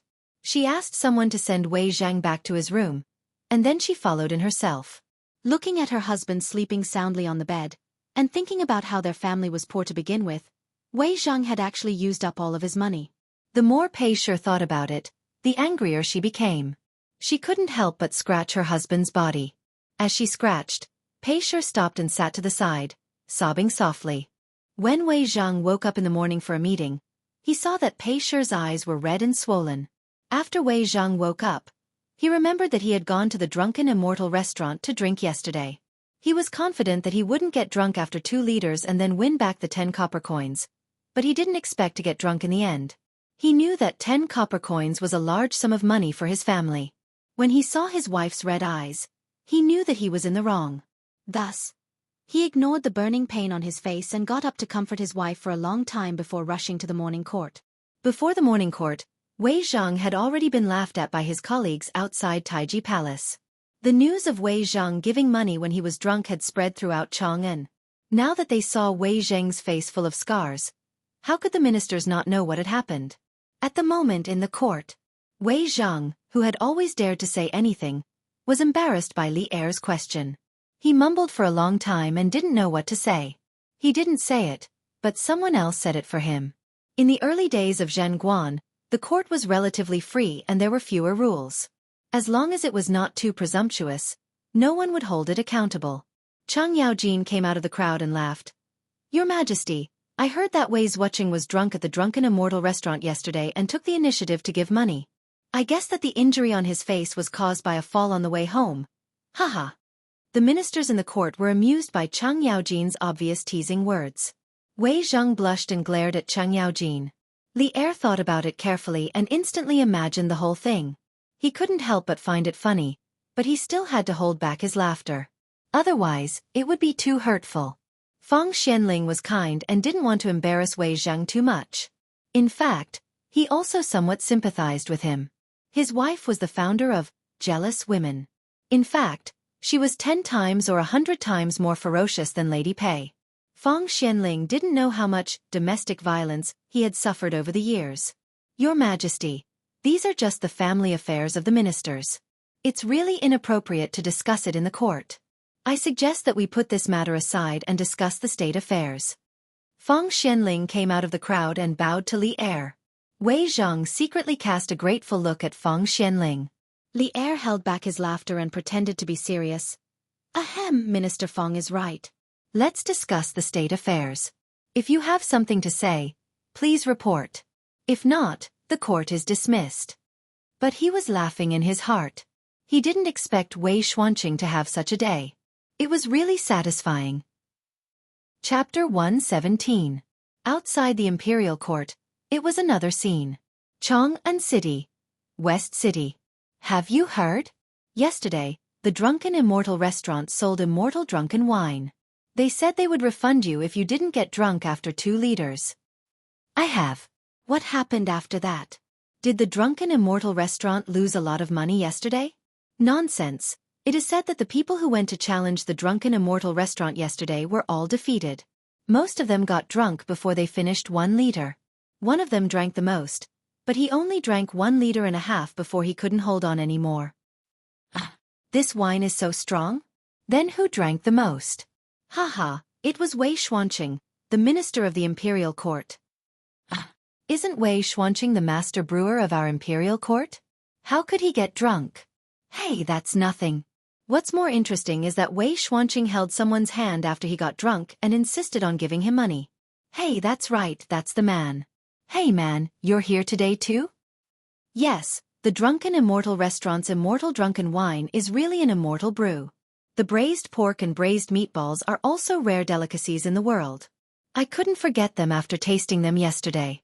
Later, I heard that the Drunken Immortal restaurant also has a kind of wine called Gentle Village, which is specially brewed for people who can't drink. So I brought my wife here today to try it. This man was the middle-aged man whom Wei Zhang mistook for Feng Xianling yesterday and insisted on giving him money. Haha, you couple are really affectionate. But man, is the Drunken Immortal restaurant's immortal drunken wine really that good? The middle-aged man nodded without hesitation and said, Of course, but this wine is very easy to get drunk and shouldn't be overdosed. Not only that, their new dishes are also unique delicacies in our Tang Empire. They are very delicious. Now that you mention it, I'm a little greedy. I have to go in and try it today. Hey man, why didn't you take the money that Wei Xuanqing gave you yesterday? Another young man next to him teased. The middle-aged man, ha ha ha. The surrounding crowd suddenly burst into laughter. Young master, the new wine and dishes are too popular. After deducting the cost, just the new wine and dishes alone made a profit of more than 400 strings of coins yesterday. It's really amazing. Within a private room in the Immortal Indulgence Inn, Manager Lu reported to Li Zixuan with extreme excitement. Now that the Drunken Immortal restaurant had come back from the dead and made a shocking reversal, apart from Li Zixuan, the most excited person was Manager Lu. Li Zixuan nodded his head calmly. The Drunken Immortal and the pork dishes were just released yesterday. Not many people knew about them yet. The profits would definitely get bigger and bigger later on. He casually agreed and said, that's good. Uncle Lu, from now on, the affairs of the Drunken Immortal Inn will depend on you to manage. I will no longer interfere in the affairs of the Drunken Immortal Inn. Today, he brought Lan'er to try the new dishes. The little girl was eating until her mouth was full of oil and had no time to pay attention to him.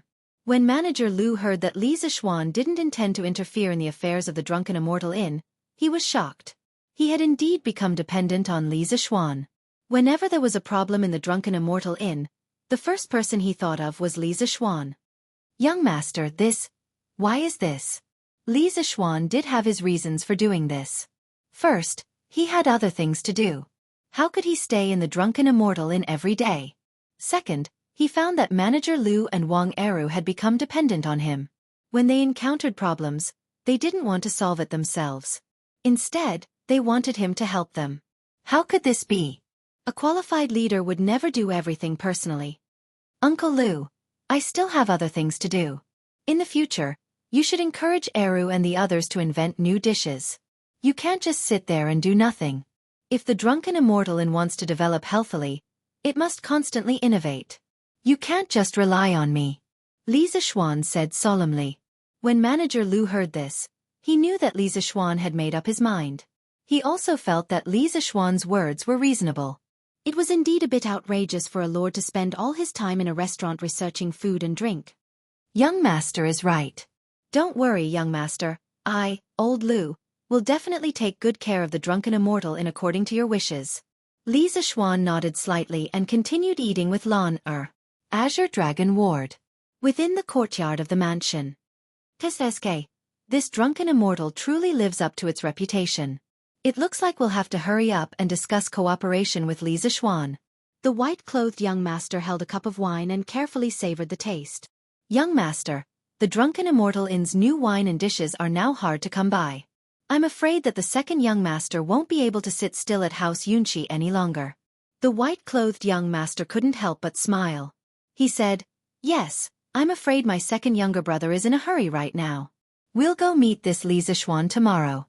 It'll be best if we can cooperate. Lu Yun couldn't help but ask, Young master, both the scooter and the Drunken Immortal are extremely popular in Chang'an right now. Why would Li Zixuan be willing to cooperate with us? The white-clothed young master shook his head and said with a smile, You don't understand. The Li family has risen too quickly. Their foundation naturally can't compare to our 1,000-year-old families. The scooter and the Drunken Immortal are only popular in Chang'an. They might not be popular in other places. If Li Zixuan cooperates with me, there will only be benefits for him. It's a win-win situation for both of us. Lu Yun suddenly understood and nodded. At this moment, a woman in white clothes suddenly floated down from behind Lu Yun. Yes, it was Liao.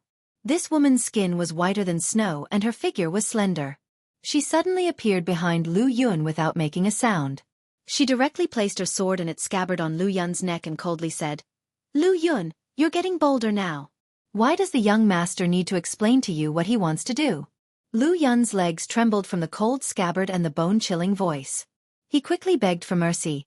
"Miss Yu Yao, please spare my life. This little one definitely didn't mean that." The white-clothed young master also smiled and said, "Lu Yun was just asking casually. Don't scare him, Yao." The woman named Yu Yao patted Lu Yun's shoulder with the scabbard when she heard this. She then put away her sword and coldly snorted, "Next time, just do whatever the young master asks you to do. If you talk so much nonsense again, be careful that I'll cut off your tongue." Scram. Lu Yun quickly bowed to the white-clothed young master and then to Yu Yao as he apologized. "This little one won't dare to ask any more next time. This little one will take his leave now. This little one will take his leave now." Lu Yun wiped the cold sweat off his forehead and hurriedly retreated. "Yao, why are you here?" The white-clothed young master smiled and shook his head. When he saw that Lu Yun had already retreated, he asked. Yu Yao hurriedly replied respectfully. Replying to the young master, Yu Yao received news a few days ago that the second young master has recently recruited a group of Zhonghu experts. Yu Yao is afraid that the second young master will harm the young master in this trial, so Yu Yao specially came to protect the young master's safety. The white-clothed young master smiled indifferently and said, "Yao, you're overthinking things. Although my second brother and I have our conflicts, it's far from the point of fighting each other. He probably has other uses for the Zhonghu experts. You should return to the clan. Otherwise, the elders will blame you for leaving your post without permission." Yu Yao frowned and firmly shook her head. The second young master's current intentions are unclear. Yu Yao won't let the young master take the risk alone. Yu Yao will follow the young master wherever he goes and will never leave. After saying that, she directly went to the white-clothed young master's side and stood there like a sword without moving. Her delicate and pretty face was filled with determination and stubbornness. The white-clothed young master raised his head and looked at her. He knew that he couldn't persuade her anymore, so he stood up and gently stroked Yu Yao's beautiful face. He smiled helplessly and said, "It's been so many years, why are you still so stubborn? Since you insist on following me, then follow me. I'll send a letter to my father later, and tell him that I've transferred you over to do some errands." Yu Yao looked at the white-clothed young master's hand that was inches away from her, and a faint blush flashed across her cold face. When she heard that the young master had finally agreed to let her follow him, a smile finally appeared on her face. She said, "Thank you, young master."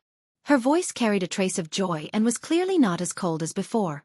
The white-clothed young master shook his head and smiled. "Yua, this young master really doesn't know what to do with you. Since that's the case, Yao, you can stay here. Tomorrow, you can come with me to meet that Li Zishuan." Yu Yao softly agreed and asked, "If the young master wants to cooperate with that Li Zishuan, Yu Yao can just go and capture him. Why bother the young master to personally make a trip? If that Li Zishuan dares to not agree to cooperate, I'll kill him." The white-clothed young master unhappily flicked Yu Yao's forehead and said, "Why do you only know how to fight and kill? This is Chang'an. In the future, don't mess around without my orders. Moreover, this matter can only be cooperated. Don't let your emotions affect your decisions." "Yes, young master." Yu Yao rubbed her forehead and whispered in agreement. Chapter 118. In the afternoon, when Li Zishuan and Lan returned home, Wang Zhong told him something strange. "Young master, a chicken seedling merchant came to the Eastern market today. He wants to sell 80,000 chicken seedlings in one go, but his price is a little high. One chicken seedling costs 120 copper coins. This old servant thought about it and bought all 80,000 chicken seedlings. This way, the 150,000 chicken seedlings that young master wants to buy will all be gathered." The moment Li Zishuan entered the house, Wang Zhong came over and carefully reported to him. Li Zishuan let Lan go find Iron Egg, Xiao He, and the others to play. Then he pondered for a moment and asked, "Uncle Wang, what is the background of this merchant? Why does he have so many chicken seedlings?" Wang Zhong replied, "This old servant has also inquired about this. It is said that they transported a batch of chicken seedlings from the south through the Grand Canal." Li Zishuan nodded thoughtfully. Being able to solve the chicken seedling problem in one go could also be considered as solving a problem in his heart. Thus he said, "All right, then buy it. That merchant probably wants to resell the chicken seedlings from the south to make a fortune. Chang'an's chicken seedlings might be even more expensive in the future. Uncle Wang, quickly send these chicken seedlings to Plum Village and the Han Village. Instruct them to take good care of them. Yes, young master. This old servant will arrange it immediately. Wang Zhong heaved a sigh of relief. After all, spending so much money in one go had put a lot of pressure on him. Yunxi Pavilion. Young master, the 80,000 chicken seedlings from the south have all been bought by the Li family. This trip, excluding the cost of the journey, we can probably make a profit of 5,000 strings of cash. The young master in a green robe stood by the window and nodded. Yes, although 5,000 strings of cash is not a lot, it is better than nothing. Xiaofan, put your focus on Yunxi Pavilion. If Yunxi Pavilion is managed well, it is not impossible to make a profit of 1,000 strings of cash in a day. This young master has heard that the Drunken Immortal restaurant has released new wine and new dishes these past 2 days. Our customers are already showing signs of leaving. Quickly think of a way to make Xia Shengyuan imitate their new dishes. Xiaofan. This middle-aged man was actually the shopkeeper of Yunxi restaurant, Xiaofan. Xiaofan hurriedly replied respectfully, "Yes, young master. This subordinate will do it immediately." The next morning, the sky was still bright. Li family's west courtyard. Kunlun is vast and majestic. I think of its purity. Gods fight in the Xian realm, and the Chen Yin and Yang. Gods fought in Xian, and there was neither good nor evil. The dragon is born in the middle, and its head and tail believe in each other. When a dragon emerges from the middle, one can see its creation. Nihility is the cause of great loss of life. No. Whether it was empty or not, he couldn't accept it. When the sun is in the sky, it makes use of its time to make decisions. When the sun is high in the sky, it should be at its highest position. It is better to be enlightened in the west than to have the moon in its quaint state. When the moon is thin, the base begins to retreat. Qiu Qiu, Huqi Shui Baozhen. Prophecy. Chieftain's bag, Ren Chen is also there. Yellow is not yellow. Overturning autumn is everlasting. Huang is not Huang. It is lacking in virtue. The spiritual energy was inverted. When the spirit is turned upside down, time will not subdue it. Iron Egg held a book and sat cross-legged on the ground, reading word by word. After a while, he raised his head and asked Li Zishuan, who was sitting on a bench next to him and yawning. "Master, Iron Egg knows all these words, but Iron Egg doesn't know what they mean?" Li Zishuan yawned gloomily. This stupid disciple, he couldn't even understand this. This guy didn't realize that if he hadn't merged with his predecessor's memories, he wouldn't have been able to understand these scriptures either. That's right, Iron Egg was holding the first 5 volumes of the Taishen Sutra. Li Zishuan had copied them last night. After all, Iron Egg's original intention of becoming a disciple was to learn martial arts. It wouldn't be right if he didn't teach him martial arts. Moreover, this child was still young and had a good foundation. It was the best time to lay his foundation. The reason why he chose to practice martial arts in the early morning, according to his predecessor's memories, was mainly because the early morning was when nature intersected with heaven and earth. When the sun rose, people would feel more nourished by the energy of the universe. For people who practice martial arts at this time, the effect would be very obvious and they would get twice the result with half the effort. Well, spiritual master Ling Su had explained it this way before. Anyway, Li Zishuan was an atheist who had received higher education and didn't really believe in this kind of nonsense. But he didn't have any experience in teaching disciples. He could only copy everything according to his memory. Iron Egg, you should be like me. Sit cross-legged and guard your origin. Imagine that Kunlun is the sky, majestic is the earth, and seclusion is the hidden meaning. The sky is engulfed in the earth, and the earth is in the center. At this time the gods are fighting in the heavens, and the yin and yang are fighting. The upper 9 is the extreme and the upper 9 is the heaven. The lower 9 is the metal and the soul. How can the soul ascend to the heaven? The upper and lower are in conflict, so it is called the opposite of qi. Li Zishuan explained the true meaning of the first volume of the Supreme Mystery Sutra to Iron Egg. Then, he waited for Iron Egg to slowly comprehend it. The first volume of the Supreme Mystery Sutra focused on drawing qi, but it was different from other inner force mantras. It drew the primordial qi of chaos. Compared to ordinary true qi, it was a level higher in quality. As long as Iron Egg could completely comprehend the first volume, he would successfully draw qi into his body. From an ordinary person, he would step into the ranks of martial artists. His body would also be twice as strong as his peers. Li Zishuan waited for a long time, but Iron Egg didn't open his eyes. So he asked anxiously, "How is it, Iron Egg? Do you have a feeling that there are a few tadpole-like qi running around in your body?" The feeling of drawing qi into the body through the Supreme Mystery Sutra was that there were a few tadpole-like true qi running around in the meridians. As one's power deepened, there would be more and more of these tadpole-like true qi. In his memory, spiritual master Ling Su once said that when the Supreme Mystery Sutra was practiced to the 10th level, the tadpole-like true qi would become a giant frog. The 100 acupoints would become one, and one's inner force would grow and multiply endlessly. Unfortunately, it seemed that no one had been able to practice it. Iron Egg heard this and opened his eyes. With a sad face he said, "Master, Iron Egg didn't feel anything." Well, he was still too impatient. If drawing qi was so easy, then wouldn't the world be filled with martial arts masters?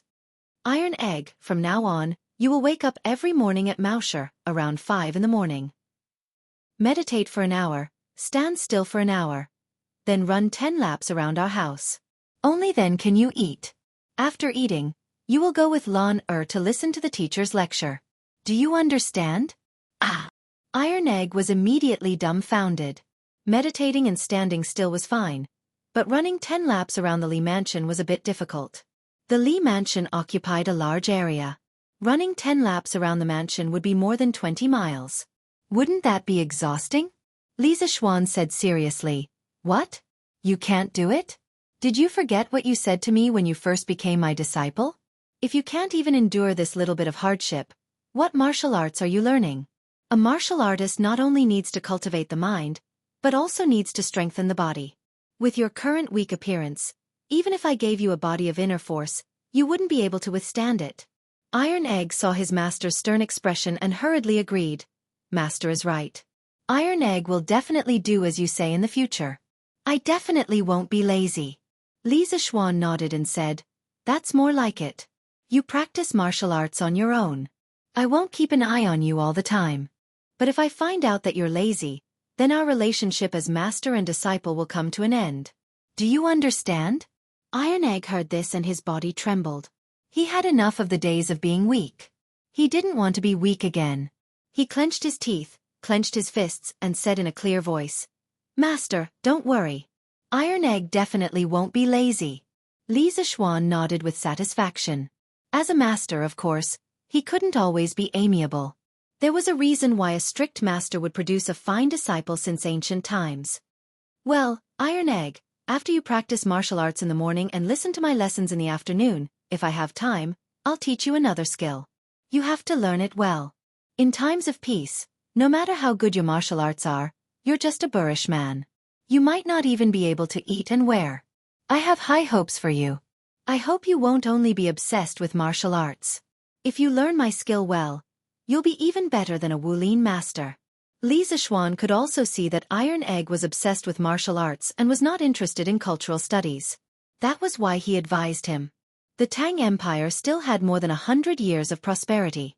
You're just a boorish man who doesn't know anything about martial arts. You probably won't even be able to eat and wear when the time comes, unless you become a bandit. Of course, if Iron Egg really became a bandit, Li Zishuan would be so angry that he would punish him. "Master, is there really such a powerful skill?" Iron Egg was indeed a little averse to learning before. He just wanted to learn martial arts well so that he and his sister would not be bullied. At this time, when he heard his master say that there was a skill that was even better than a Wulin master, Iron Egg suddenly felt a little incredulous. Li Zishuan smiled and said, "Of course. I call this skill engineering. The previous scooters, roller bearings, and curved plows were all made with this skill. If this skill is studied deeply, an ordinary person can lift a 10,000-kilogram boulder by himself. Anyone can even fly above the 9th heaven. Don't you think this skill is amazing?" Iron Egg's eyes widened. He was deeply shocked by the scene described by Li Zishuan. At this time, he quickly nodded and praised, "Amazing, of course it's amazing." Li Zishuan laughed and said, "Then you have to learn it well. Don't embarrass me in the future. You practice first. I'm going back to sleep." After that, Li Zishuan actually walked to the room. Iron Egg hurriedly said respectfully behind him, "Goodbye, master." Li Zixuan waved his hand and laughed. He thought to himself, it's fun to be someone's master and teach his disciple when he has nothing to do. Iron Egg sat down cross-legged again, but wondered in his heart, why is master so lazy every day, but his skill is so good? Chapter 119. Li Zixuan went to sleep, but Iron Egg was still sweating outside. He was only a 7-year-old child. It was difficult for him to run such a long distance, not to mention that he had to stand for an hour before running. Iron Egg's legs were weak by the 5th lap. At this time, he was relying on his strong willpower to move his legs. "Brother Iron Egg, what are you doing running here and there?"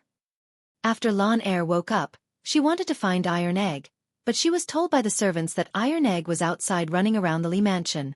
So she went out to guard the door. When Iron Egg ran over, she asked curiously. Iron Egg was panting and his face was pale.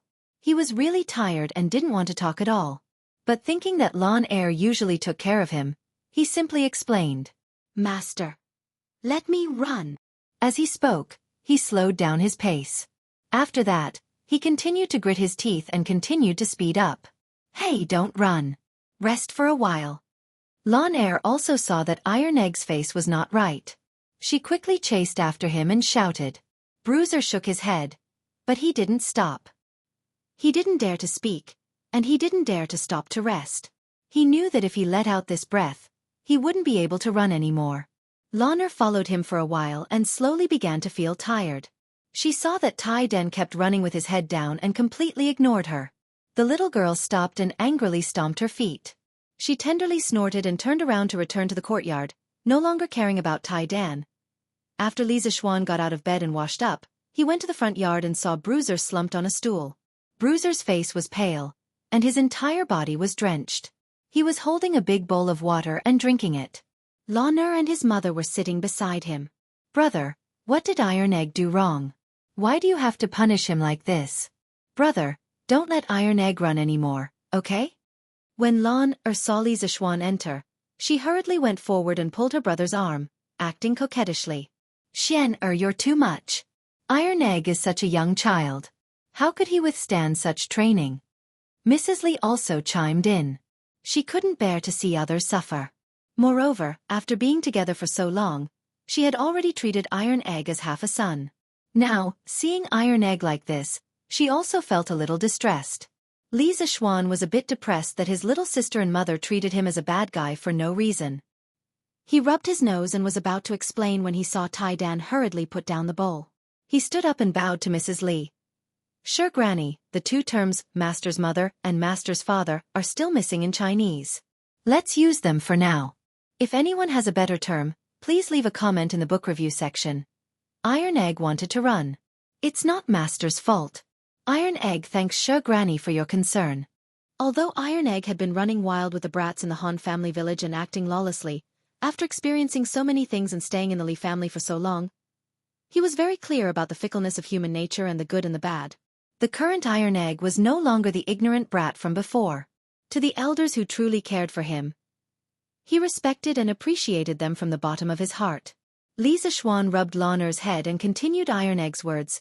"Mother, Iron Egg is learning martial arts. How can he not endure hardships? As the saying goes, a sword's edge is sharpened, and plum blossom's fragrance comes from the bitter cold. When I was practicing martial arts with Master, I was also like this. A sword's edge is sharpened, and plum blossom's fragrance comes from the bitter cold?"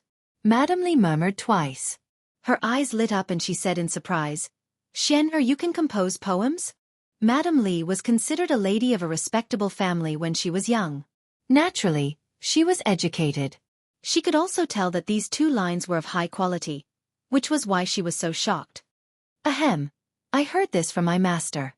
I didn't do it, I didn't do it." Li Zixuan quickly waved his hands awkwardly. He was only an engineering student and only remembered a few poems. If he was regarded as a talented poet, what if he couldn't compose a poem when others asked him to? Madame Li looked at her son suspiciously. She said a few words of concern to Iron Egg and then turned to leave. 1 1 gets 1, 1 2 gets 2, 1 3 gets 3. In the afternoon, Li Zixuan found a room in the west courtyard and used it as a classroom to teach Iron Egg Elementary School mathematics. Lan also listened from the side. In his previous life, it was always others who taught him. Now it was his turn to teach others. This feeling was quite refreshing. Even though it was only 2 children who were listening to him. There was no blackboard or chalk. Li Zixuan was still not used to it. He could only use the 2 elementary school mathematics books that he copied in the morning, and gave each of them one by one. Of course, this book only contained the most basic knowledge of addition, subtraction, multiplication, and division. In fact, as early as the spring and autumn period and the Warring States period, there was a multiplication table called the Jiu-Jiu-Gu. The original Jiu-Jiu-Gu started with 9981 and ended with 22 is 4. There were a total of 36 lines. However, in order to let Iron Egg better understand other mathematical knowledge in the future, Li Zixuan let him learn the modern multiplication table and Arabic numerals. Master, what are these words? Why do we need to use these words to count? This is the Arabic language. It is much more convenient to count with them in practical calculations. Once you get used to it, you will understand its benefits. Oh!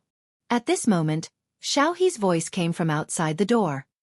Young master, there is a white-clothed gentleman surnamed Wang outside the residence. He said that he wants to discuss a big business with you. Li Zixuan was puzzled. Why would someone want to discuss business with him? However, now was not the time to think so much. He said to Lan and Iron Egg, you two memorize the multiplication table here and learn Arabic numerals. I will check it when I come back. Lan replied with a pout. She was still angry at Li Zixuan for what happened in the morning. Yes, master. Iron Egg was more obedient. Li Zixuan nodded and pushed open the door. As he walked out, he asked Xiaohe, what business does that person want to discuss with me? Xiaohe said angrily, young master, that person did not say. There is a woman holding a sword beside him. That woman's face is cold, as if she wants to kill someone. Young master, you must be careful. Li Zixuan was even more puzzled when he heard this. Among the people he knew, there was no such strange combination. Well, then let's go and meet them. This is the foot of the emperor, and your young master is a baron personally conferred by his majesty. Are you still worried that the woman will eat your young master? Since he could not figure it out, Li Zixuan did not think too much about it. He wanted to meet that person personally. Then he would know everything. Xiaohe lowered her head and thought, yes, the young master is now a baron and can be considered as a member of the imperial court. Not everyone dares to harm the young master. When the little girl thought of this, she stopped worrying about Li Zixuan and went to the front yard with Li Zixuan. Chapter 120. Li Zixuan walked out of the west courtyard and met little Shi. When the little maid saw him coming out, she quickly went up to greet him. Young Master Wang and the others are waiting for you in the front hall. Little Shi bowed. It turned out that Wang Zhong saw that the white-clothed young master outside the residence was elegant and had a noble aura. He didn't seem like an ordinary person, so he brought the 2 of them to the front hall to serve tea and wait. Li Zixuan nodded and walked towards the front hall. Front hall. Young master, that Li Zixuan is so rude. That little baron actually dares to make young master wait for so long. Wait for Yaoer to take that guy's head and vent your anger for young master. Seeing that 15 minutes had passed and Li Zixuan still hadn't arrived, Yu Yao couldn't help but feel angry. She felt that Li Zixuan was purposely putting on airs to humiliate her young master. After saying that, she was about to leave with her sword. Actually, this couldn't be blamed on Li Zixuan, who asked him to be teaching his disciple. Of course he had to take some time to explain before leaving. Wait! The white-clothed young master put down the teacup heavily. There was a trace of anger in his voice. Yu Yao's body trembled and stopped in place. Heh! This baron wants to see who has the guts to assassinate a baron personally conferred by his majesty in broad daylight. Li Zixuan's hearing was very good. When he was about 7 to 8 feet away from the front hall, he heard a woman speaking arrogantly. He couldn't help but shout angrily and quickly walked in. The atmosphere in the room suddenly became tense. Yu Yao was still feeling sad because of her young master's scolding. Now that she saw the person in front of her, she started to feel angry. She felt that it was all because of this person that she was in this situation.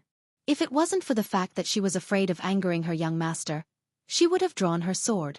As soon as Li Zixuan entered the door, he saw a beautiful woman with snow-white skin, a slender figure, and an exuberant heroic spirit. She was glaring at him angrily. If Li Zixuan hadn't reacted quickly, he would have bumped into her. When he first saw this woman, he was indeed stunned by her beauty. But he wasn't the kind of person who couldn't move when he saw a beautiful woman. This woman had spoken rudely behind his back, and now that she was caught red-handed, she didn't feel the slightest bit ashamed. Instead, she glared at him angrily. His first impression of this woman was a trace of disgust towards her character. So what if you're pretty? This young master will not spoil you. Moreover, in terms of beauty, Han Yushi was definitely not inferior to this woman in front of him. More importantly, Han Yushi's gentle and graceful personality was very likable. If he had to choose, Li Zixuan would choose Han Yushi without hesitation. Were you the one who said you wanted to kill me? Li Zixuan looked at the woman and spoke coldly. Since the other party didn't give him a good face, why should he stick his warm face to the other party's cold butt? No matter how beautiful you are, you can't be so rude and casually kill people, right? The white-clothed young master quickly stood up and pulled Yu Yao away. He smiled at Li Zixuan and cupped his hands. The maid in my house is rude. This one will strictly discipline her when I return. Lord Li is a weak noble, so you must be magnanimous and won't bicker with an insignificant woman. Only then did Li Zixuan notice the man in the room. He was dressed in white and had black hair. He was elegant and unrestrained, and he had a scholarly air about him. He gave off a gentle and refined feeling. Li Zixuan said indifferently with his hands behind his back, "A good man doesn't fight with a woman. This baron naturally won't lower himself to the level of a little woman. May I ask who you are?" He deliberately emphasized the words little girl. Hearing this, Yu Yao's jade-like face froze. She snorted coldly and glared at Li Zixuan with killing intent. The white-clothed young master also heard the displeasure in Li Zixuan's tone. He felt helpless. Before he came, he had prepared many words to persuade Li Zixuan to cooperate with him. But now, it seemed that all his plans had been disrupted by Yu Yao. He could only take one step at a time. This one is Wang Renbiao from Taiyuan Qi County. Greetings, Lord Ju. My maid has offended you just now. Please forgive her. The white-clothed young master could only lower his posture and ease the stiff atmosphere. The Wang family of Taiyuan? Li Zixuan raised his eyebrows. He paused his steps and asked in surprise. The white-clothed young master cupped his hands and smiled. Yes. Li Zixuan was shocked. The Wang family of Taiyuan was a rich and powerful family. They were one of the 5 surnames and 7 hopes. Although he did not study liberal arts, he had heard of the name of the 5 surnames and 7 hopes. During the Han and Sui dynasties, it was a society based on the status system. The aristocratic families enjoyed high prestige and status in society. Among all the noble aristocratic families, there were 5 most noble surnames. They were the Li family of Longxi, the Li family of Zhao County, the Cui family of Bowling, the Cui family of Qinghe, the Lu family of Fanyang, the Zheng family of Xingyang, and the Wang family of Taiyuan. Among them, the Li family and the Cui family each had 2 surnames. Therefore, they were called the 5 surnames and 7 hopes. These 7 great clans all had deep foundations and produced many talented people. Moreover, the marriages between the great clans were intertwined. Often, a slight move in one part would affect the whole situation. Even Li Er, as the ruler of a country, was somewhat afraid of the other great clans. At that time, the people thought that marrying a girl of the 5 surnames was an honor. The prime minister of the Tang dynasty, Shui Yuanchao, once said that one of his 3 regrets was that he could not marry a girl of the 7 families. This showed the prestige of the 7 families. The Wang family of Taiyuan was from Zhaoxing County and Wangchu County. It was the first family to become a first-class aristocratic family. Between the 2 Han dynasties, Wang Yun at the end of the Eastern Han dynasty turned the tide of the country and pushed this family to become a famous family in the world. In the Northern Wei dynasty, the Wang family of Taiyuan was listed as a first-class aristocratic family by virtue of the contributions of their ancestors and their noble status. It prospered for 200 years. From then on, the reputation of the Wang family of the world comes from Taiyuan became popular. In the Tang dynasty, the Wang family of Taiyuan also produced many talents, nurturing a group of top poets such as Wang Bo, Wang Zhihuan, Wang Chongling, and Wang Wei, forming a feast of poetry that was too much for the eyes to take in. Li Zixuan suppressed the shock in his heart and walked to the seat of honor. He said to Wang Renbiao, "Renbiao, please sit." Li Zixuan's voice was not as cold as before. On the one hand, the person in front of him was from a wealthy family and was modest and polite, not arrogant and domineering. This made Li Zixuan feel slightly better. On the other hand, his family had risen too quickly and its foundation was not stable. There was really no need to go against a giant like the Wang family of Taiyuan for such a small matter. Although he was a time traveler, knew a lot of black technology, and was very good at martial arts, he still had to think about his family. He could not kill the whole family because of a disagreement and make the world his enemy, right? Wang Renbiao could hear that Li Zixuan's tone had softened. He felt relieved and said politely, "Thank you, Lord Zhu." Although he was the eldest son of the first branch of the Wang family, he did not have the arrogance of the young masters of the other 5 families. He had always pursued the idea of putting down the arrogance of an aristocratic family, making allies and cooperating for a win-win situation. Therefore, he humbled himself in front of Li Zixuan. Li Zixuan nodded slightly and shouted to the outside, "Come, serve tea." A maidservant immediately walked in with a teapot in her hand. She poured a cup for the 2 of them and then retreated. "Please have tea." "Thank you." Wang Renbiao picked up the teacup, took a sip out of politeness, and put it down. Li Zixuan, of course, did not drink a sip. He was not interested in the tea made by the Tang dynasty.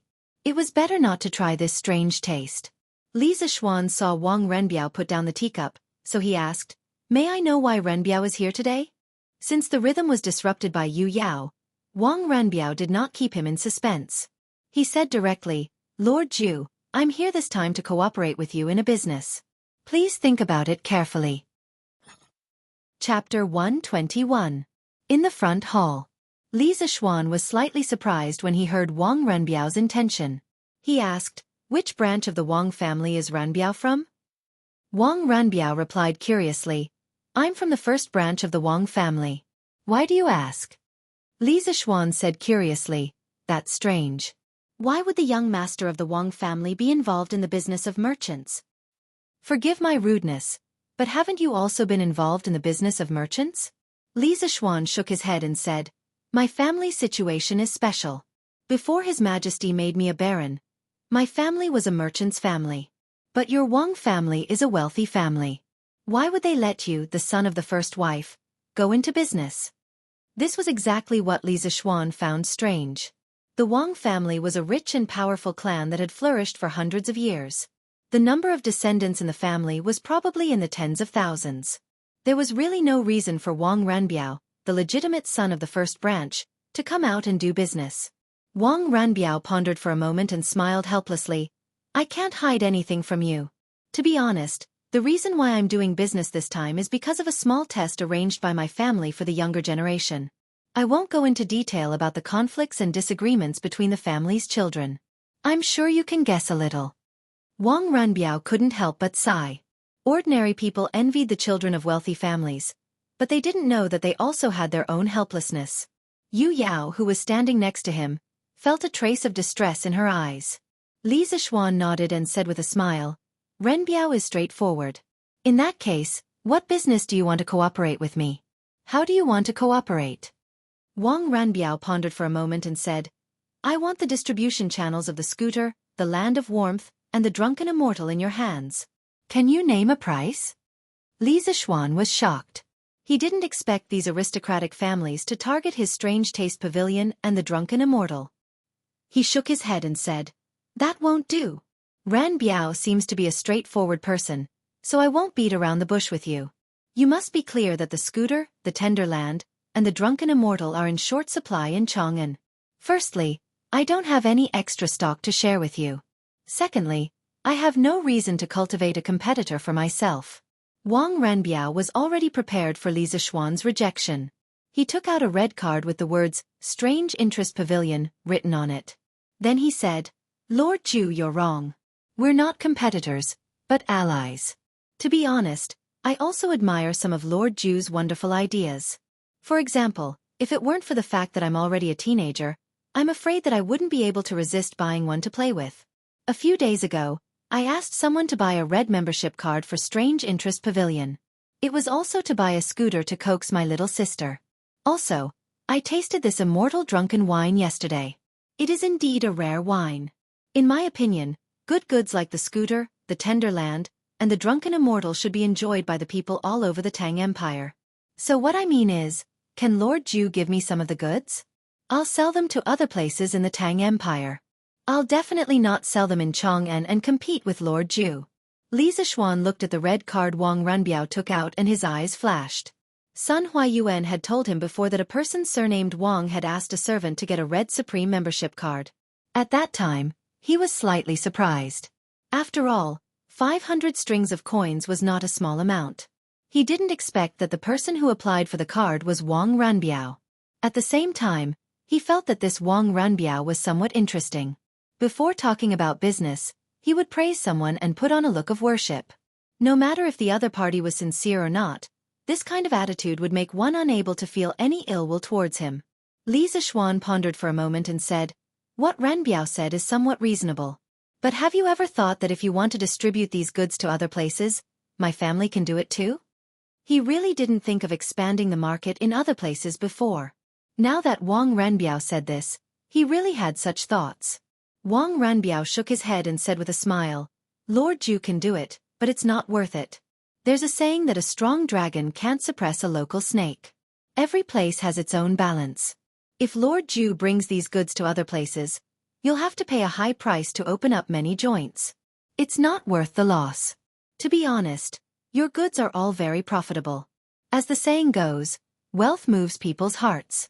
It's inevitable that other aristocratic families will covet it. What I said is definitely not an alarmist or a malicious threat. I'm just telling you with sincerity. I hope Lord Zhu can reconsider." Li Zishuan heard the sincerity in his words and acknowledged Wang Renbiao more in his heart. It had to be said that Wang Renbiao's words were very reasonable. The Li family's foundation couldn't be compared to the aristocratic families. If they wanted to forcefully expand the market in other places, they would have to pay a high price and cause a lot of trouble. Cooperating with Wang Renbiao was a good choice. Li Zishuan smiled and nodded. "I have to say that Renbiao, you're a successful lobbyist. You've successfully convinced me. Now let's talk about how we should cooperate." Wang Renbiao was overjoyed when he heard this and breathed a sigh of relief. After losing at the beginning, he finally turned the situation around. It was really not easy.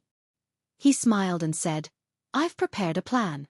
Lord Zhu, please take a look and see if it's feasible. I plan to use a 20% discount to buy 70% of your goods every month. What do you think, Lord Zhu?" Li Zishuan's fingers tapped the table rhythmically. He closed his eyes and thought for a while, then said, "No, I'll allow you to use 95% of the market price and give you 50% of the goods." The 20% discount price was really a bit low. Li Zishuan was of course unwilling. Wang Renbiao smiled bitterly and said, "Lord Zhu, your price is really too high. Excluding the cost of the journey and the rent of the shop, we can't make any money at all." Li Zishuan didn't even think and said, "Of course, these goods can't be sold at the same price as Chang'an in other places. Renbiao, you can raise the price." Wang Renbiao still shook his head and said, "This can't do. The price is still a bit high. Lord Zhu, you see, when shopkeeper Sun sold this membership card, he said that with this red membership card, you can enjoy a 40% discount. Lord Zhu, can you lower the price a bit?" Li Zishuan's old face turned black. At that time, he was the one who wrote the discount rules of the membership card. Of course, he remembered. He didn't expect that he would shoot himself in the foot. This Wang Renbiao really put in a lot of effort and counterattacked. Li Zishuan thought for a while and said awkwardly, "This red membership card does allow you to enjoy a 40% discount. But Renbiao, you are now buying goods. The situation is slightly different. How about this? I'll take a step back and sell it to you at a 20% discount of the market price. What do you think?" Li Zishuan had to take a step back because there was a loophole in the system he made. Wang Renbiao was very sensible. He didn't take an inch and want a foot. With a 20% discount price, after he shipped to other places, he could raise the price by 30% or 40%. He could make a big profit. So he smiled and said, "Thank you, Lord Zhu. Let's have a good cooperation." Chapter 122. After discussing business, The two chatted for a while before Wang Ranbiao said his goodbyes. Li Zixuan saw that Yu Yao was looking at him with a trace of anger. He suddenly wanted to scare her, so he completely released his peak chi transformation stage aura. Yu Yao immediately felt a boundless pressure hit her in the face, and her face immediately paled. Li Zixuan gave her a meaningful smile, then cupped his hands in farewell to Wang Ranbiao. Humph, little girl. You think you can kill this young master? Haha. He had noticed that this girl's strength was at most at the middle stage of chi transformation stage. He could crush her with just his cultivation. However, she was able to reach this stage at such a young age, and she was only Wang Renbiao's maid. This aristocratic family's foundation was indeed deep. If he had to face the 7 aristocratic families in the future, he had to be careful. Yao, what's wrong? After leaving the Li residence, Wang Renbiao noticed that Yu Yao's expression was not right, so he asked. No, nothing. Young master, you have to be careful of Li Zixuan in the future. This person is not simple. Yu Yao's eyes flashed with a trace of panic. After thinking for a while, she still suggested. Why? This young master feels that this person has a straightforward temperament. He is worth befriending. Wang Ranbiao asked curiously. Yu Yao said anxiously, Young master, this Li Zixuan's martial arts are extremely high. I'm afraid that he is far above me. If he turns hostile with young master one day, Yu Yao might not be able to protect young master. Wang Ranbiao thought for a while and said with a smile, I didn't expect this Li Zixuan to not only be talented, but also have such high martial arts. But Yao, you don't have to worry. He and I are allies now. He will not harm me. But, Wang Ranbiao frowned and scolded, No buts. Yao, you went a little overboard today. You almost ruined my plans. Don't be impulsive in the future. Don't fight because of a disagreement. Yu Yao trembled when she heard this. Her eyes were a little red as she whispered, I'm sorry, young master. Wang Renbiao looked at her tearful appearance and couldn't bear it. He wanted to comfort her, but in the end, he shook his head, sighed, and continued walking. Young master, someone from Duke Yi's mansion came up. He said that Divine Dr. Sun went to treat Duke Yi's illness and asked if you want to go and take a look. Li Zixuan was just about to return to the west courtyard when Wang Zhong hurried over to report to him. Li Zixuan's expression changed slightly as he ordered, Uncle Wang, quickly get someone to prepare a horse. I have to go over and take a look. The first person he met upon arriving in Great Tang was Sun Simiao. If not for him saving him, even though his soul had transmigrated over, he would still be severely injured and probably wouldn't have been able to wake up. In any case, this was a life-saving grace, so he had to express his gratitude in person.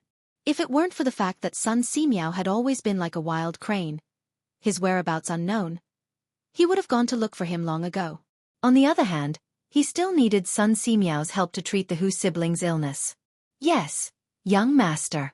This old servant will arrange it right away. When Wang Zhong saw Li Zixuan's anxious expression, he quickly turned around and arranged for someone to prepare the horses. Li Zixuan rode his horse to Qin's mansion and saw 12 halberds erected in front of the vermilion gates. The majestic appearance made Li Zixuan very envious. However, not everyone had the qualifications to erect such a thing. Only those with unparalleled military achievements and the emperor's personal permission could erect such a thing. Looking at all the civil and military officials in the imperial court, there was only one such family. The manservant at the gate had already been instructed to ask about Li Zixuan's identity, and quickly came over to help Li Zixuan lead the horse and lead the way. After making many turns along the way, Li Zixuan came to a small courtyard. A 15 to 16-year-old young man walked towards him. He was slightly taller than Li Zixuan and had sharp facial features. He looked valiant and extraordinary. The young man cupped his hands and smiled. Are you the man from Lontian County? I am Qin Huayu. Dr. Sun is currently treating my father in the room. Please follow me in. So it was Qin Qiong's son. Li Zixuan returned the greeting and said, Thank you, Brother Qin. Brother Qin can just call me Little Xian. Uncle Qin treats me like a nephew, so let's call each other brothers. Qin Huayu hesitated for a moment and nodded. He brought Li Zixuan into a side room behind him. When he opened the door and entered, he saw that there were already 4 people in the room. Chang Yaojin, Sun Simiao, Qin Shubao who was half lying on the bed, and a woman in white. Li Zixuan guessed that this woman should be Qin Qiong's wife. Sun Simiao was currently holding Qin Qiong's pulse and was in deep thought with his eyes closed. Chang Yaojin's expression was serious. He nodded at Li Zixuan and didn't say anything. Li Zixuan came in front of the woman and bowed slightly. He greeted her softly. "Greetings, Auntie Qin." The woman in white reluctantly squeezed out a smile and nodded. "Good boy."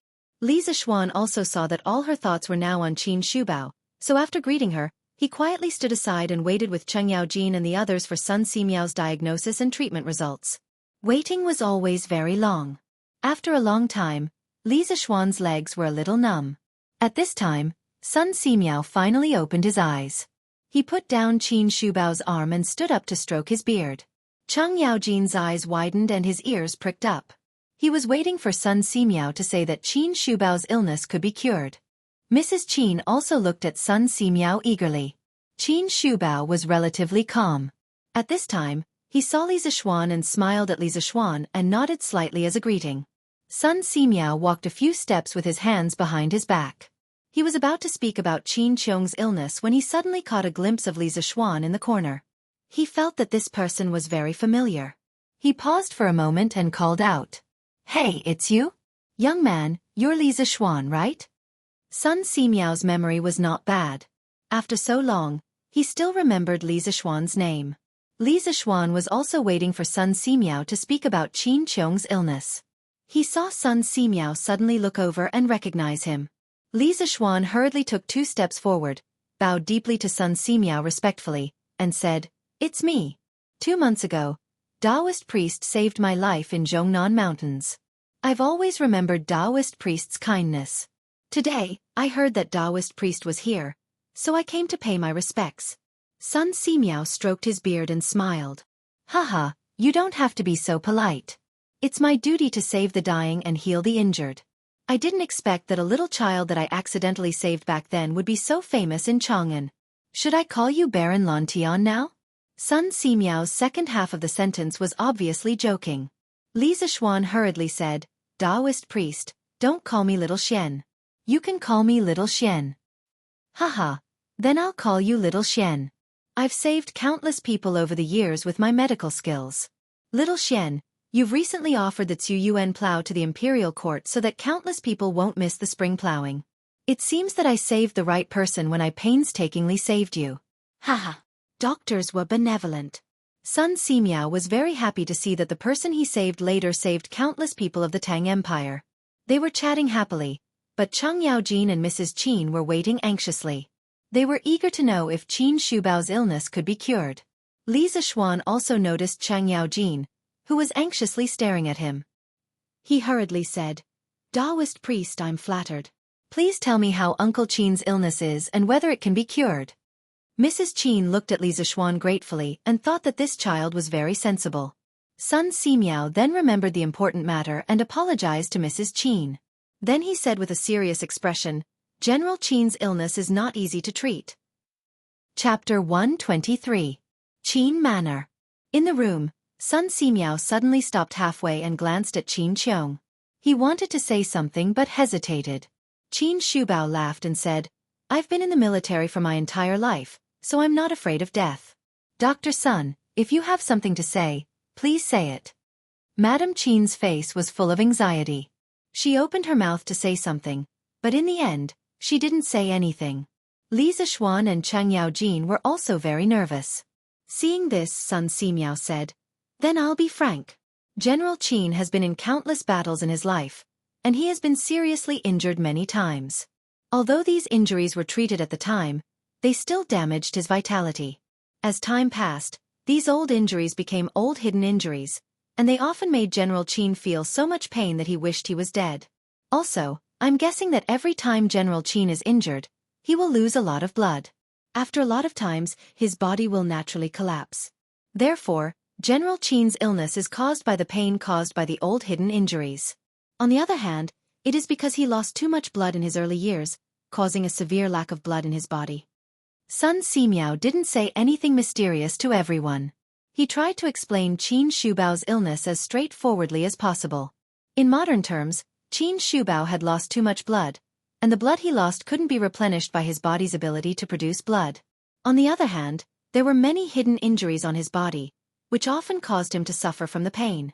Actually, in history, Qin Qiong was sick in his later years because he had been injured in many battles. Every time he was sick, he would say to others, "When I was young, I was in the military for more than 200 battles, and I suffered from severe sores. I also lost a lot of blood, so how could I not be sick?" What he meant was, when I was in the military for more than 200 battles, I was seriously injured, and I lost a lot of blood, so how could I not be sick? In the end, this general who had been in the military all his life died in 12 years of the Zhengguan Temple under the torment of his illness. It was a miracle that Qin Qiong was able to hold on for so long. In the Tang dynasty, 1 dendrobium was equivalent to 10 buckets, and 1 bucket was equivalent to 6,000 milliliters in the modern era. Qin Qiong said that he had lost quite a bit of blood from his injuries. The amount of blood loss was too terrifying. It should be known that the blood of a normal adult should be around 7% to 8% of their body weight. A person weighing 60 kilograms would have a total blood volume of about 4,200 to 4,800 milliliters. Generally speaking, if the amount of blood lost was less than 10% of the total amount, there would be no obvious impact on the human body's health. Qin Qiong had fought for his entire life, and the amount of blood he had lost was more than 100,000 milliliters. If it was anyone else, they would have died from blood loss. "Divine Dr. Sun, can my master's illness be cured?" Mrs. Qin hurriedly asked after hearing Sun Simiao's description. Cheng Yaojin also looked at Sun Simiao nervously. This man was usually fearless, but now he could see a trace of worry and fear in his widened eyes. Sun Simiao sighed and said, "Alas, General Qin's illness can be cured, but it is very troublesome." When everyone in the room heard Sun Simiao say that it could be cured, they were all delighted. However, when they heard the second half of the sentence, they were all worried. Sun Simiao shook his head and walked a few steps with his hands behind his back. He then said, "I can give General Qin a few prescriptions to replenish his blood and qi. It might be able to slightly alleviate his blood loss. However, it has been too long since General Qin suffered from those internal injuries in his early years. Even if I use acupuncture, I can't completely cure it. This is a bit tricky." Mrs. Qin couldn't help but cry when she heard this. She said, "Then what should we do? My old master has just passed the age of 40. Li Zishuan also looked at Qin Shubao sadly. From his face, it was impossible to tell that he had just passed 40 years old. Instead, he looked like an old man in his 60s. He must have suffered a lot of pain over the years. Qin Shubao was displeased. "Madam, I'm not dead yet. What are you crying for? Don't let Taoist priest and Jijia see you as a joke." Mrs. Qin hurriedly wiped away her tears, but she still looked sad. Cheng Yaojin said anxiously, "Second brother, how can you say such discouraging words? Taoist priest's son, is there really no other way? As long as you can cure my second brother's illness, no matter what precious medicinal herbs you need, I can ask someone to find them for you." Sun Simiao still closed his eyes and shook his head. Qin Shubao said with an indifferent face, "Madam Jijia, don't make things difficult for Dr. Sunday. In the past few years, I have been a little breathless and dizzy after playing with the golden mace twice. I am already very satisfied that Dr. Sun can alleviate my blood loss. As for those old injuries and old pains, it's fine if you don't treat them. This little pain is nothing in my eyes." Qin Shubao's words were indifferent, but Li Zishuan could hear the desolation of a hero past his prime. Back in the day, Qin Shubao had been a peerless hero, but in his later years, he could only struggle at death's door on a sickbed. For generals like him who did not fear death, this was the most painful torture. It was better to die on the battlefield. Sun Simiao sighed and shook his head. He respected Qin Qiong's character, but unfortunately, he could not do anything about this illness. His medical skills were not omnipotent. Sun Simiao sighed twice and walked to the table at the side. He sat down, picked up the brush, and began to write the prescription. As he wrote, he said, "Mrs. Qin, this prescription is mainly used to nourish the spleen and kidney, and nourish qi and blood. 1 dose a day. Decoct it and take it 3 times a day. In addition, the ginseng powder is 2 grams per dose. Take it in the morning and at night. However, General Qin has lost too much blood these years. I'm not sure if this prescription can completely restore General Qin's lost qi and blood. I'll stay in Chang'an for a month. After that, I'll come to see General Qin every few days. When the time comes, I'll change the prescription according to the situation. Madam Qin hurriedly took the prescription and said, "Thank you, Dr. Sunday. I will definitely follow your instructions." Qin Qiong cupped his hands and said, "Thank you, Dr. Sunday." Sun Simiao shook his head with a smile and said, "General Qin, Mrs. Qin, please don't be so polite. General Qin, please lift up your shirt. I'll perform acupuncture on you to relieve the pain." Mrs. Qin quickly helped Qin Qiong lie on the bed and turn over. Then she helped him take off his shirt. Sun Simiao took out a box of silver needles and walked to the bed. He said in a low voice, "It may be a little painful at the beginning, but it will be much better after a while. General Qin, please be mentally prepared." Qin Shubao smiled indifferently and said, "Dr. Sun, just do your acupuncture. This pain is nothing." Sun Simiao nodded and didn't waste any more words. He took out the silver needles and moved them like the wind. His movements were like moving clouds and flowing water. He pierced the Dazhui, Jiyang, Zuyuan, Yangguan, Taodao, Jizhong, Tianzong, Shenzhou, Zhenjing, Huayu, Fengmen, Gonshu, and Shenshu. Li Zishuan watched from the side and also recognized these acupuncture points. Although the previous owner of this body didn't learn medicine from spiritual master Ling Su, it was said that medicine and martial arts couldn't be separated. He had practiced martial arts for many years and also recognized the 409 acupuncture points of the human body. What made Li Zishuan slightly surprised was that when Sun Simiao performed acupuncture, Li Zishuan could clearly feel the flow of vital energy at the tip of the needle. At this time, he seriously looked at Sun Simiao and found that his martial arts had also reached the Qi transformation realm. Li Zishuan opened his mouth in shock. He really didn't expect Sun Simiao to be a medical and martial artist. After Sun Simiao finished the acupuncture, Li Zishuan finally couldn't help but ask, "Daoist Sun, you also practice martial arts?" Sun Simiao waved his hand and said with a smile, "Hee, because some acupuncture techniques need to be combined with vital energy to be more effective, this poor Taoist has practiced Taoist Qigong for more than 10 years. Of course, this poor Taoist's Kung Fu is mainly to cure diseases and save people. In terms of fighting, it is definitely not comparable to you real martial artists." Li Zishuan suddenly understood and nodded.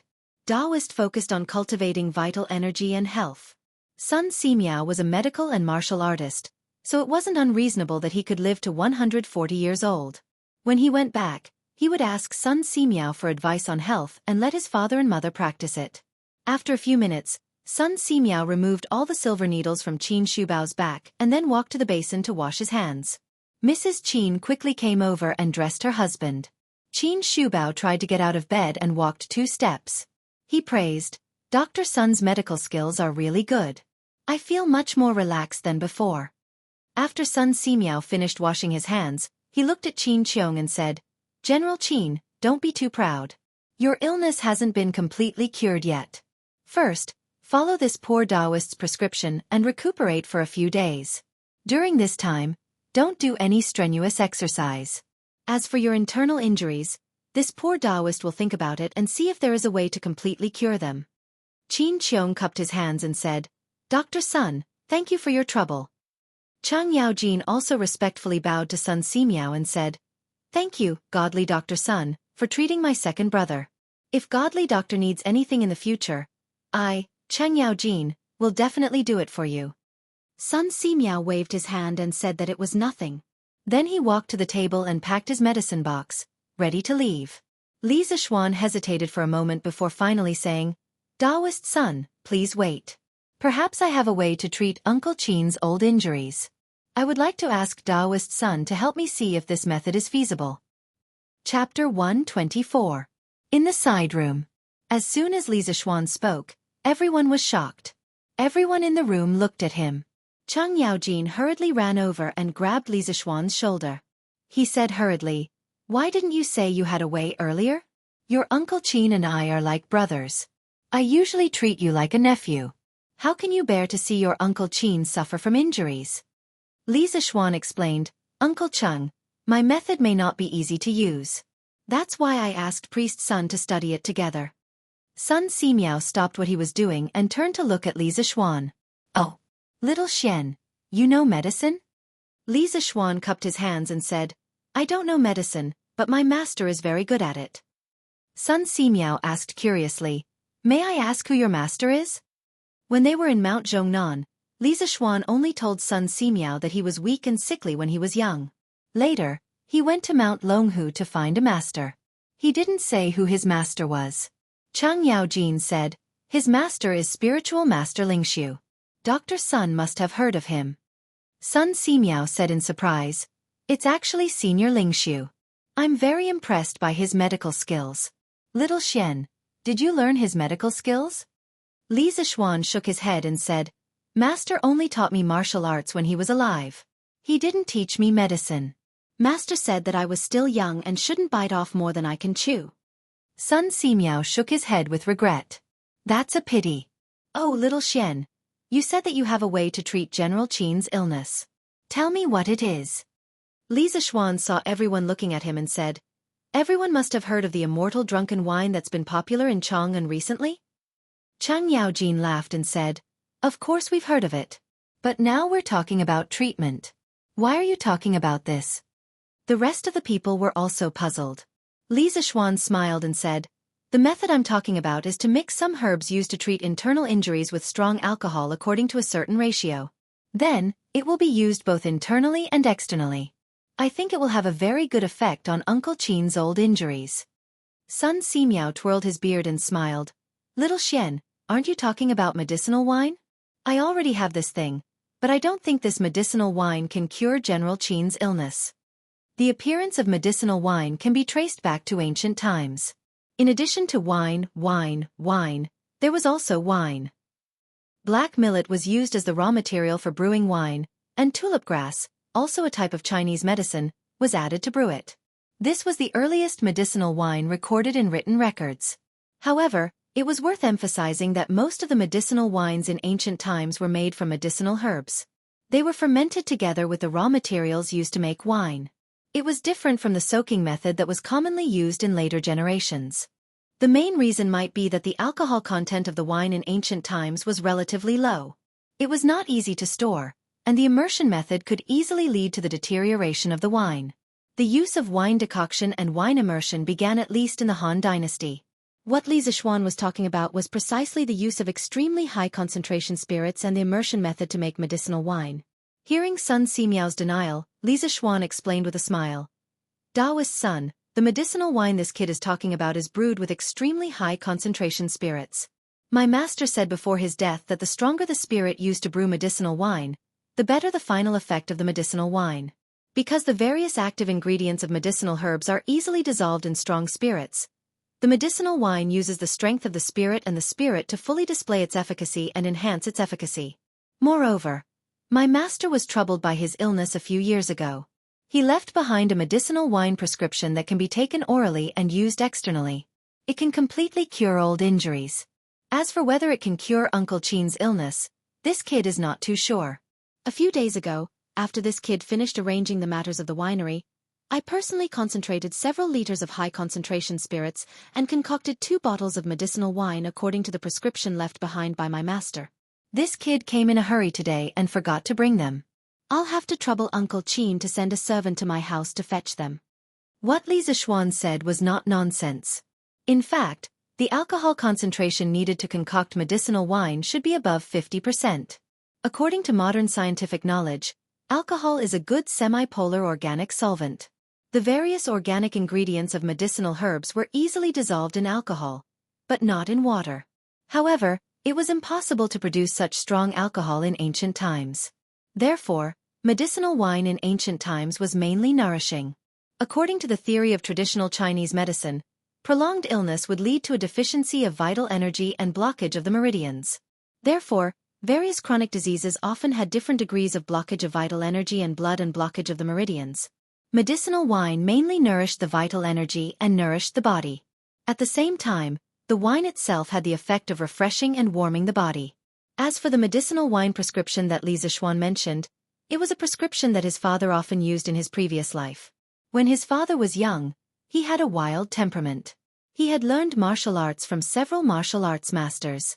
Later on, after 2 years of learning, he began to wander around. His traveling expenses were all earned by his street acrobatics and magic tricks.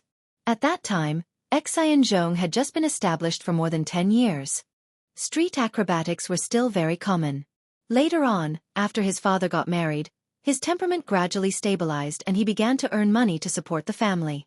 However, as he grew older, the internal injuries from his martial arts training and acrobatics when he was young began to flare up.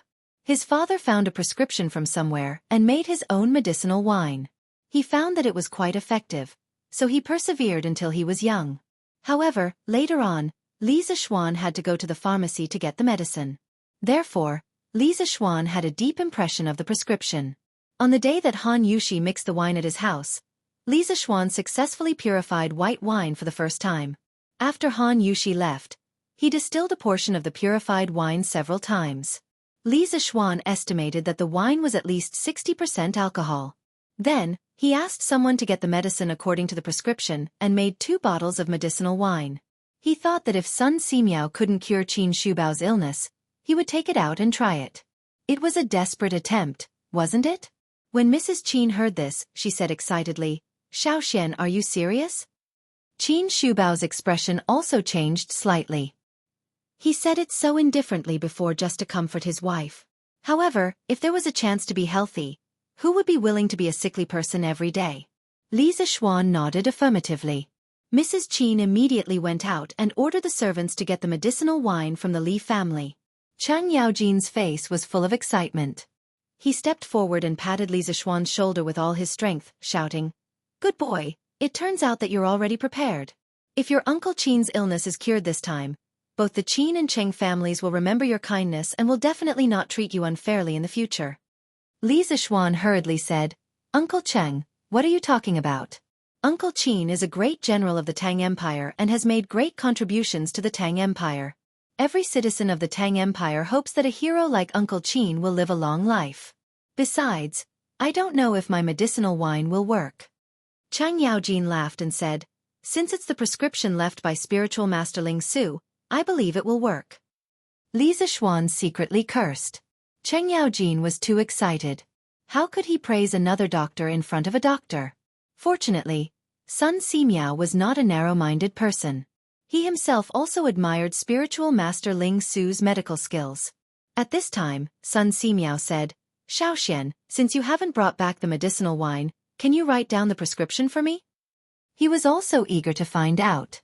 When he heard that the prescription was left by spiritual master Ling Su, he wanted to find out. Li Zixuan nodded and said, "I was just about to ask Taoist's son to help me look at it in detail so that I don't remember wrongly and make mistakes." Chapter 125. It was a May afternoon and there was already a trace of heat. Everyone in the room had some sweat on their faces, but no one said a word. They all watched Li Zixuan write on the table. After a while, Li Zixuan picked up the written prescription and handed it to Sun Simiao. "Taoist son, help me look at it in detail." Sun Simiao took the prescription and saw a few lines of crooked words. He immediately frowned. Didn't Taoist Ling Su teach Li Zixuan how to write? Li Zixuan also saw Sun Simiao's slightly furrowed brows, and he couldn't help but feel embarrassed. He secretly decided that he would have to practice his calligraphy in the future. Calligraphy was a person's face, and he couldn't not practice it well. He was also somewhat helpless. In the memory of the body he merged with, there was really no experience in writing. Perhaps his predecessor also didn't practice writing. After Sun Simiao sighed at Li Zixuan's dog-like handwriting, he looked at the contents of the prescription and saw that it was written, orally, 2 liters of white wine, strong, raw Rehmannia, cooked Rehmannia, made fleece flower, angelica, asparagus, and ophiopagon, 3 taels each of ginseng and wolfberry, 4 taels of yellow angelica, 2 taels of poria cocos, 5 taels of jujube, 4 taels of schisandra, 4 taels of peach bark, 8 taels of cinnamon, and 6 taels of raw Rehmannia. External use, 2 liters of white wine, very strong, 2 taels of daishianki, blood, and leopa, 5 taels each of rhubarb, peach kernel, eupatorium, safflower, angelica, frankincense, myrrh, gentian, and chuan dieback, 3 taels each of eukamia, bone suebu, upper turtleworm, sumu, and wamingii, 3 taels each of majenzi, fried yellow hair removed, 3 taels each of chiyi and 8 taels each. After Sun Simiao finished reading the prescription, He closed his eyes and muttered to himself intermittently. After a moment, he opened his eyes and said to Li Zixuan, "Little Xian, although this prescription seems to be a bit of a surprise move, in the end, it can only treat pain, promote blood circulation, and strengthen muscles and bones. If it's really used to treat internal injuries, I'm afraid that the medicinal effect is somewhat insufficient." Li Zixuan smiled and said, "What Daoist Sun said is reasonable, but this shows the key role of the strong wine. As the saying goes, medicine borrows the strength of the wine, and the wine helps the medicine. The two complement each other to maximize their effectiveness. Only in this way can Uncle Qin's internal injury be cured." Sun Simiao looked at Li Zixuan with some uncertainty and said, "Then let's wait until you bring out your medicinal wine to try." Qin's mansion and Li Zixuan's mansion were not far apart. In less than half an hour, a young servant knocked on the door and walked in, carrying 2 large porcelain vases. Li Zixuan took the porcelain bottle and handed it to Sun Simiao. "Priest Sun, please take a look." Sun Simiao took the bottle of medicinal wine with the words, "External use," written on it and opened the wooden cork. This was a strong wine with more than 60% alcohol. Immediately, the room was filled with the fragrance of wine and medicine. Chang Yaojin took a deep breath and praised, "Good wine, this is even more satisfying than the immortal drunken wine. Little Xian, do you have any more of this wine? Can you give me a jar as well?" Damn, this old drunkard wanted to drink so much that he went crazy. If he drank such strong wine, wouldn't it burn him to death? Even if it didn't burn him to death, it would probably cause alcohol poisoning. Li Zixuan quickly shook his head and said, "Uncle Cheng, this wine can only be used externally. It can't be drunk. Besides, it's extremely difficult to brew this kind of strong wine. There's only a little left." Chang Yaojin heard this and shook his head in disappointment. Sun Simiao put the medicinal wine under his nose and sniffed it for a while. Then he said in surprise, "The wine is strong, and the medicine is also strong. It's true that the medicine borrows the strength of the wine, and the wine helps the medicine. Maybe it can really cure General Qin's injury." He opened another bottle of medicinal wine for oral consumption. After smelling it, he nodded and said to Qin Shubao, "General Qin, you can try this medicinal wine for a few days. After a few days, I'll come back to see how your internal injury has recovered." Qin Shubao cupped his hands and smiled. "Thank you, Dr. Sunday Little Xian. I'll remember your kindness this time." Li Zixuan quickly bowed and said, "Uncle Qin, you're too serious."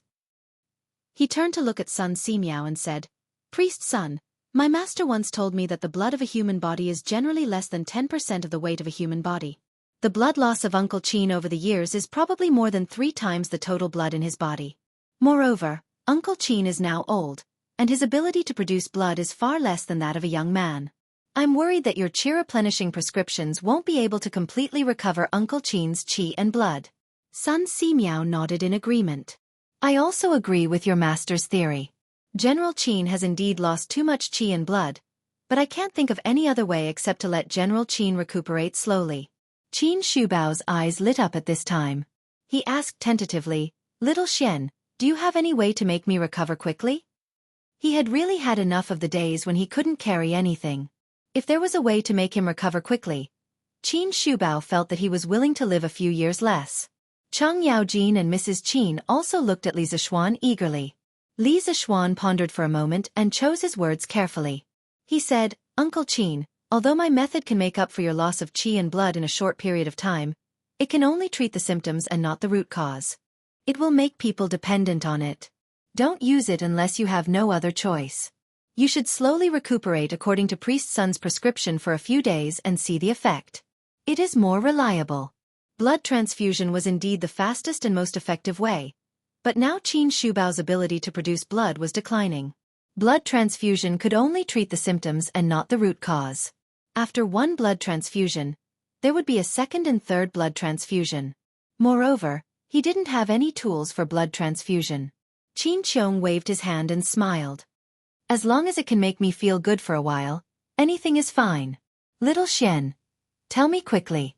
Sun Simiao also asked curiously, "Little Xian, what method do you have?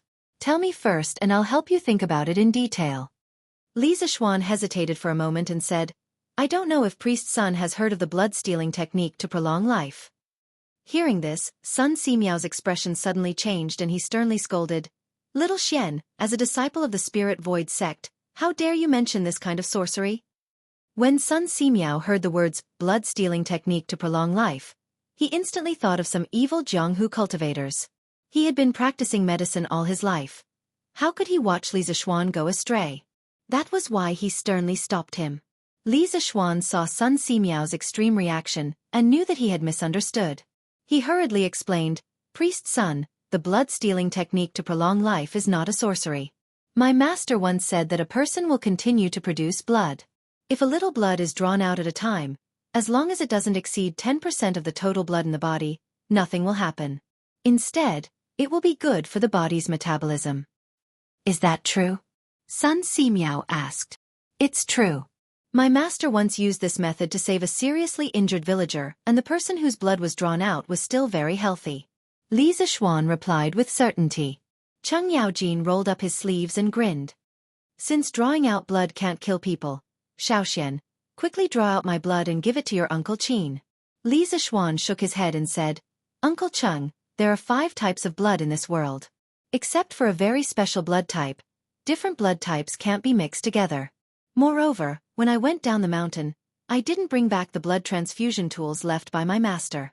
Therefore, Uncle Qin's weak blood and qi are best treated with medicine. If the effect isn't ideal, I'll find a way to make a set of blood transfusion tools for Uncle Qin." Qin Shubao could only nod and say, "Then I'll do as Xiaoxian said. I'll recuperate for a while." Cheng Yaojin slapped Li Zixuan twice and said, "You wastrel, your master's things are so precious. Why didn't you bring them back?" Li Zixuan quickly jumped away and rubbed his head gloomily. Sun Simiao, on the other hand, was very interested in the blood type theory that Li Zixuan had just mentioned. He said as if he had discovered a new treasure, "Xiaoxian, do you have any evidence for the blood type theory that you just mentioned?" Li Zixuan said with certainty, "Of course I do. When I finish making the blood transfusion tools, Daoist Sun will come over and watch me do a little experiment." Sun Simiao nodded with satisfaction and said, "Okay, I've been temporarily working in the Imperial Medical Department. Remember to send someone to call me when the time comes." Chapter 126. After agreeing on Qin Shubao's treatment plan, Sun Simiao put away the medicine box and prepared to leave. Li Zixuan then remembered his other purpose of coming here today. He hurriedly called out to Sun Simiao and said, "Sir Sun Simiao, please wait for me." "Please wait a moment. Daoist Sunday. I came here today because I have something I need your help with." Sun Simiao asked unhurriedly, "What is it?" Li Zixuan described the illness of Hu Jing and Hu Zhan to Sun Simiao in detail. After listening, Sun Simiao stopped what he was doing and straightened up. He stroked his beard and pondered for a moment before saying, "Listening to your description, I feel that this Hu Zhan should not be born stupid. Instead, she seems to have a stutter.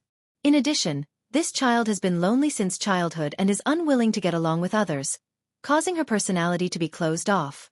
As for Hu Jing's blindness, I am not sure what caused her blindness.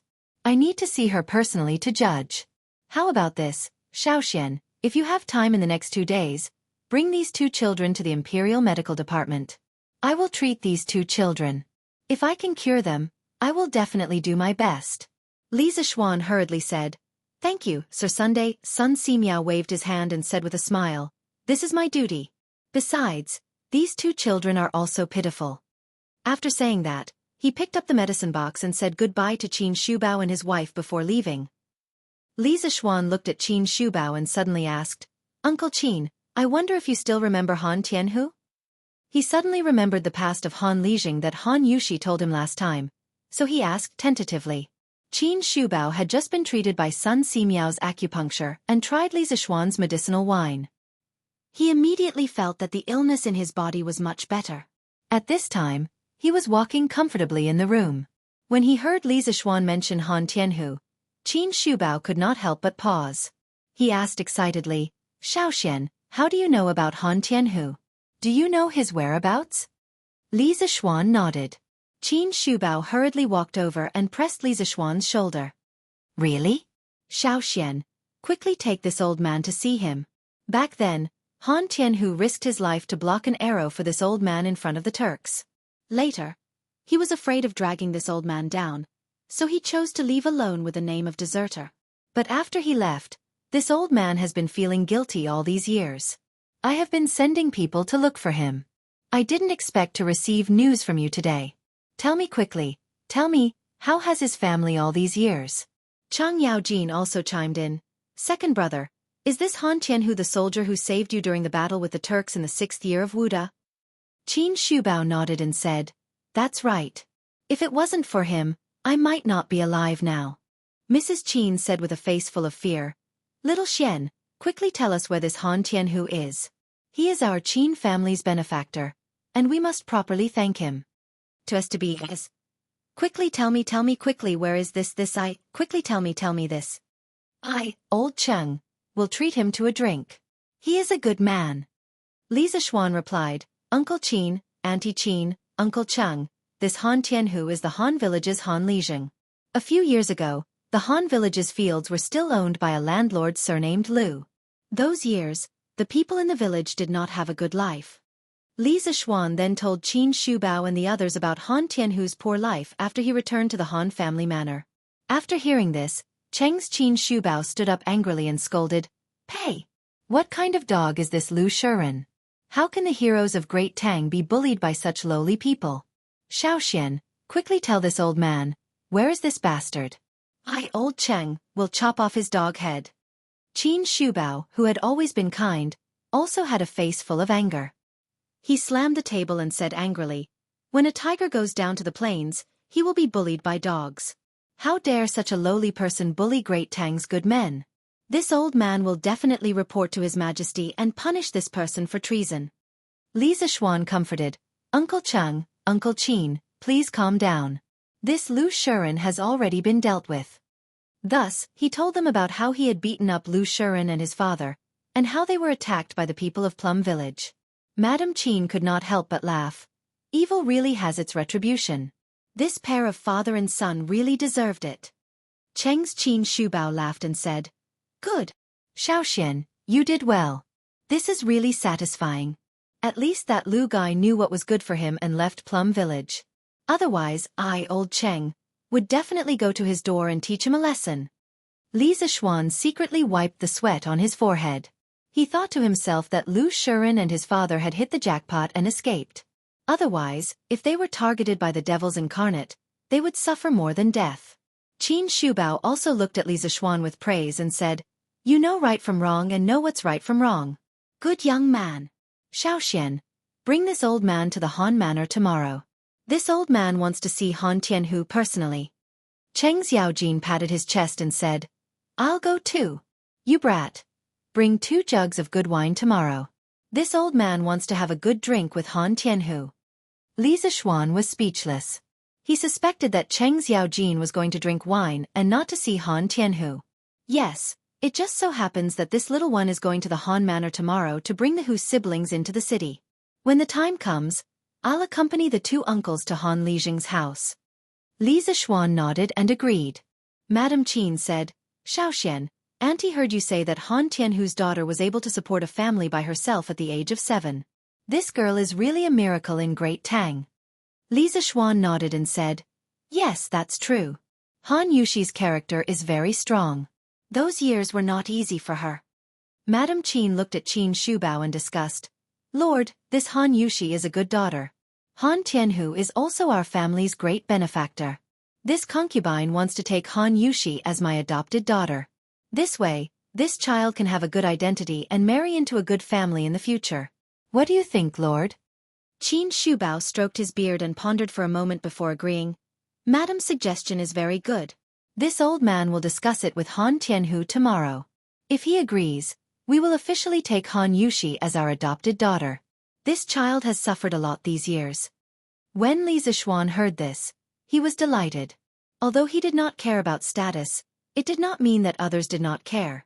Han Yushi was now the adopted daughter of the current Duke of Yi. If he were to marry Han Yushi in the future, Han Yushi would not feel inferior because of the difference in status. In that case, it would be easier for them to be together. The joy that flashed through Li Zishuan's eyes was caught by the old and experienced Cheng Xiaojin. Cheng's heart instantly became lively as he thought, when this brat was talking about Han Tianhu, 8 out of 10 sentences were related to that Han Yushi. Now that he heard that second brother Qin wanted to take Han Yushi as his adopted daughter, he was secretly happy.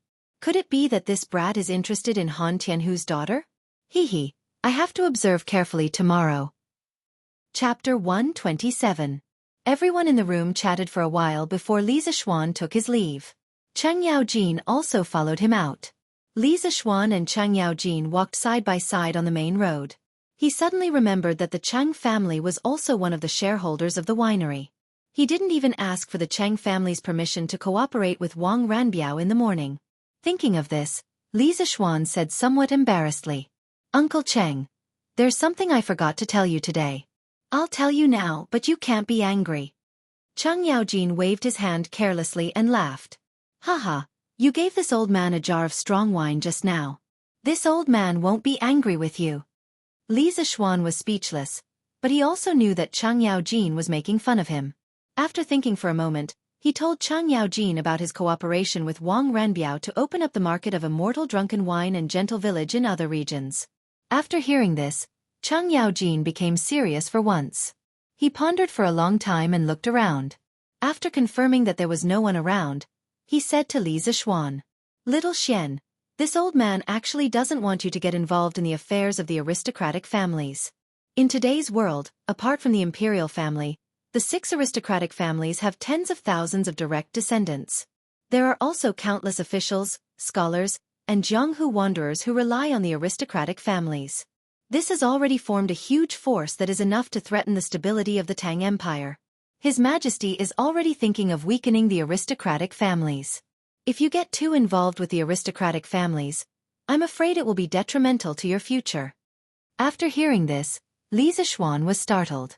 He cupped his hands and said to Cheng Yaojin, "Thank you for your reminder, Uncle Cheng. After this cooperation, this little one will try not to interact with the aristocratic families." Cheng Yaojin nodded and continued, "But little Xian, the person you're cooperating with this time is not bad. Wang Ranbiao is from the Wang family of Taiyuan in Qi County. Wang Ranbiao's father Wang Yu is now the governor of Sui Province. Wang Ranbiao's mother is the younger sister of the retired emperor, Princess Tong En. His Majesty dotes on their family, and Wang Yu is also a supporter of His Majesty. Even if His Majesty really wants to clean up the aristocratic families in the future, Wang Yu's bloodline will definitely be fine. It won't be a big problem for you to cooperate with his son." Wang Yu's father, Wang Bing, was also a powerful person. He was once the Grand Minister of the Sui dynasty, a rank 1 official. Wang Yu's wife, Princess Tong En, was conferred the title of Grand Princess after the founding of the Great Tang. Li Er had always been especially respectful to this aunt of his. After she married Wang Yu, he visited her house many times and rewarded her with many gifts.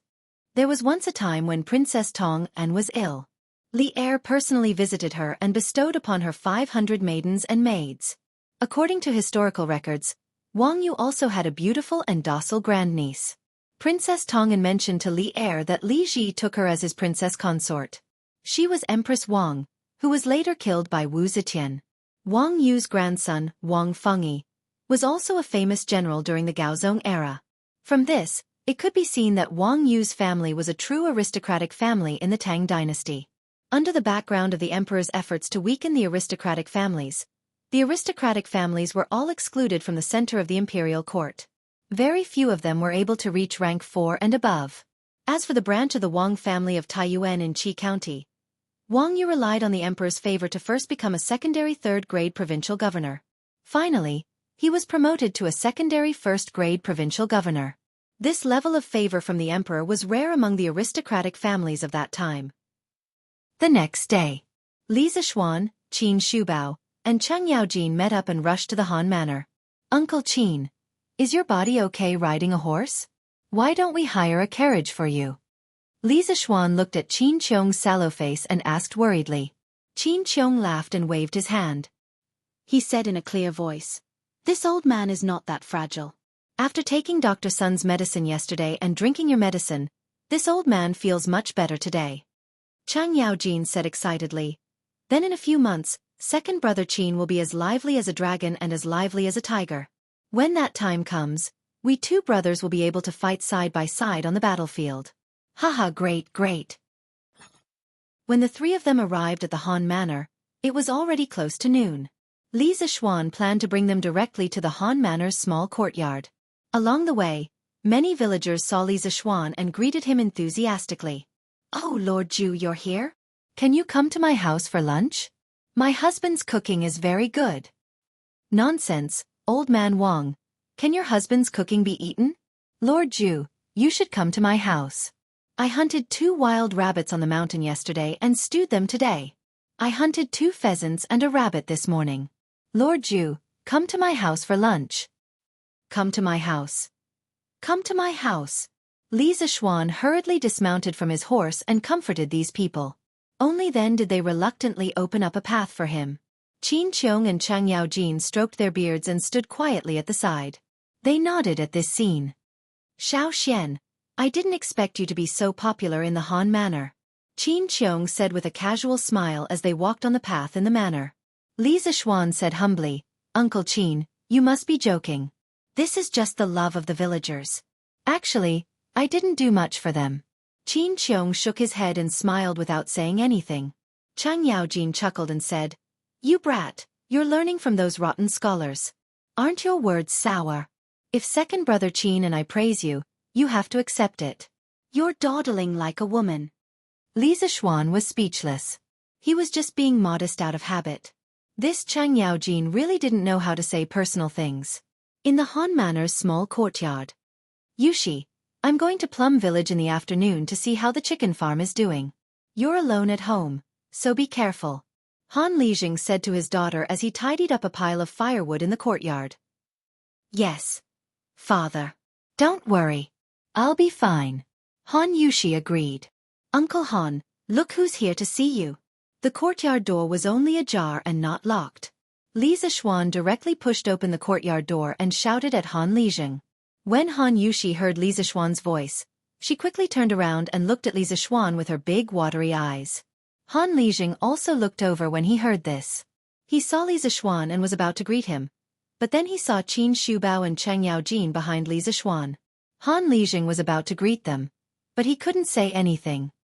His mouth was wide open as he stood rooted to the ground. "Father?" Han Yushi saw that her father was rooted to the ground for a while, so she reminded him in confusion.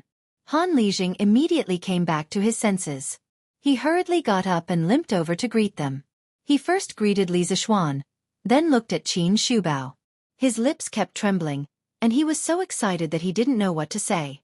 In the end, he knelt on one knee and made a military salute. He said loudly, "I'm sorry." Deserter Han Tianhu greets General Qin and General Cheng. Unlike those ordinary villagers, Han Lijing had been in the army for many years, so of course he knew Chang Yaojin. When Qin Shubao came in earlier, he saw the dilapidated courtyard and the father and daughter who depended on each other. He felt a little suffocated. When he heard Han Lijing call himself a deserter, Qin Shubao couldn't hold it in anymore. He pulled Han Lijing up from the ground and shouted, "Han Tianhu, you're not a deserter. Who dares to say that you're a deserter? I, Qin Qiong, would rather give up the title of duke and make him kneel down and apologize to you. I, Qin Qiong, have never had weak soldiers, let alone deserters. Yes, who dares to say that you, Han Tianhu, are a deserter? I, Chang Yaojin, will be the first to disagree." Chang Yaojin immediately jumped out and echoed loudly. Han Lijing couldn't hold it in anymore. He knelt on the ground and cried, "General!" Back then he was seriously injured, and one of his legs was disabled. In order not to drag down the army, he left the camp without permission. Although it was with good intentions, it was still not allowed by military law. All these years, the imperial court didn't convict him of desertion, and the government never issued a warrant for him. Han Tianhu knew that it was Qin Shubao who mediated for him and helped him get off the hook. Every night when he woke up, his ears would ring with endless shouts of killing. Although he left the army, his heart was always on the battlefield. But he was still a deserter. He didn't dare to meet his fellow soldiers, and even more so, he didn't dare to meet Qin Shubao. He was afraid that he would embarrass Qin Shubao. Now that Qin Shubao had personally cleared his name and said that he wasn't a deserter, the demon that had been lingering in his heart for many years had finally dissipated. How could he not be emotional? Qin Shubao's eyes were also wet. He squatted down and pressed on Han Lijing's shoulder, comforting him. Tianhu, you have suffered all these years. Han Lijing choked and said, I didn't suffer. As long as the general doesn't think that I am a deserter, I am satisfied and can die without regrets. These incomparably sad words deeply touched Chang Yaojin and Qin Shubao, who had been on the battlefield for a long time. The two of them couldn't help but cry. The three men hugged each other and cried bitterly, reminiscing about the years of killing each other. Li Zishuan stood at the side and saw this scene. He was also very touched. At this time, he really wanted to sing Lu Tianwang's "It's Not a Crime for a Man to Cry." But after all, he had never been on the battlefield. He couldn't empathize with these veterans like Qin Shubao and Chang Yaojin. He sighed for a while and left the three old men hugging and crying. He went to talk to Han Yushi, who was not far away. Chapter 128. In the small courtyard of the Han family. Yushi, how have you been recently? Standing side by side with Han Yushi under the parasol tree in the courtyard, Li Zishuan had a lot of things he wanted to say, but he could not bring himself to say them. In the end, he stammered for a while before squeezing out such a meaningless sentence.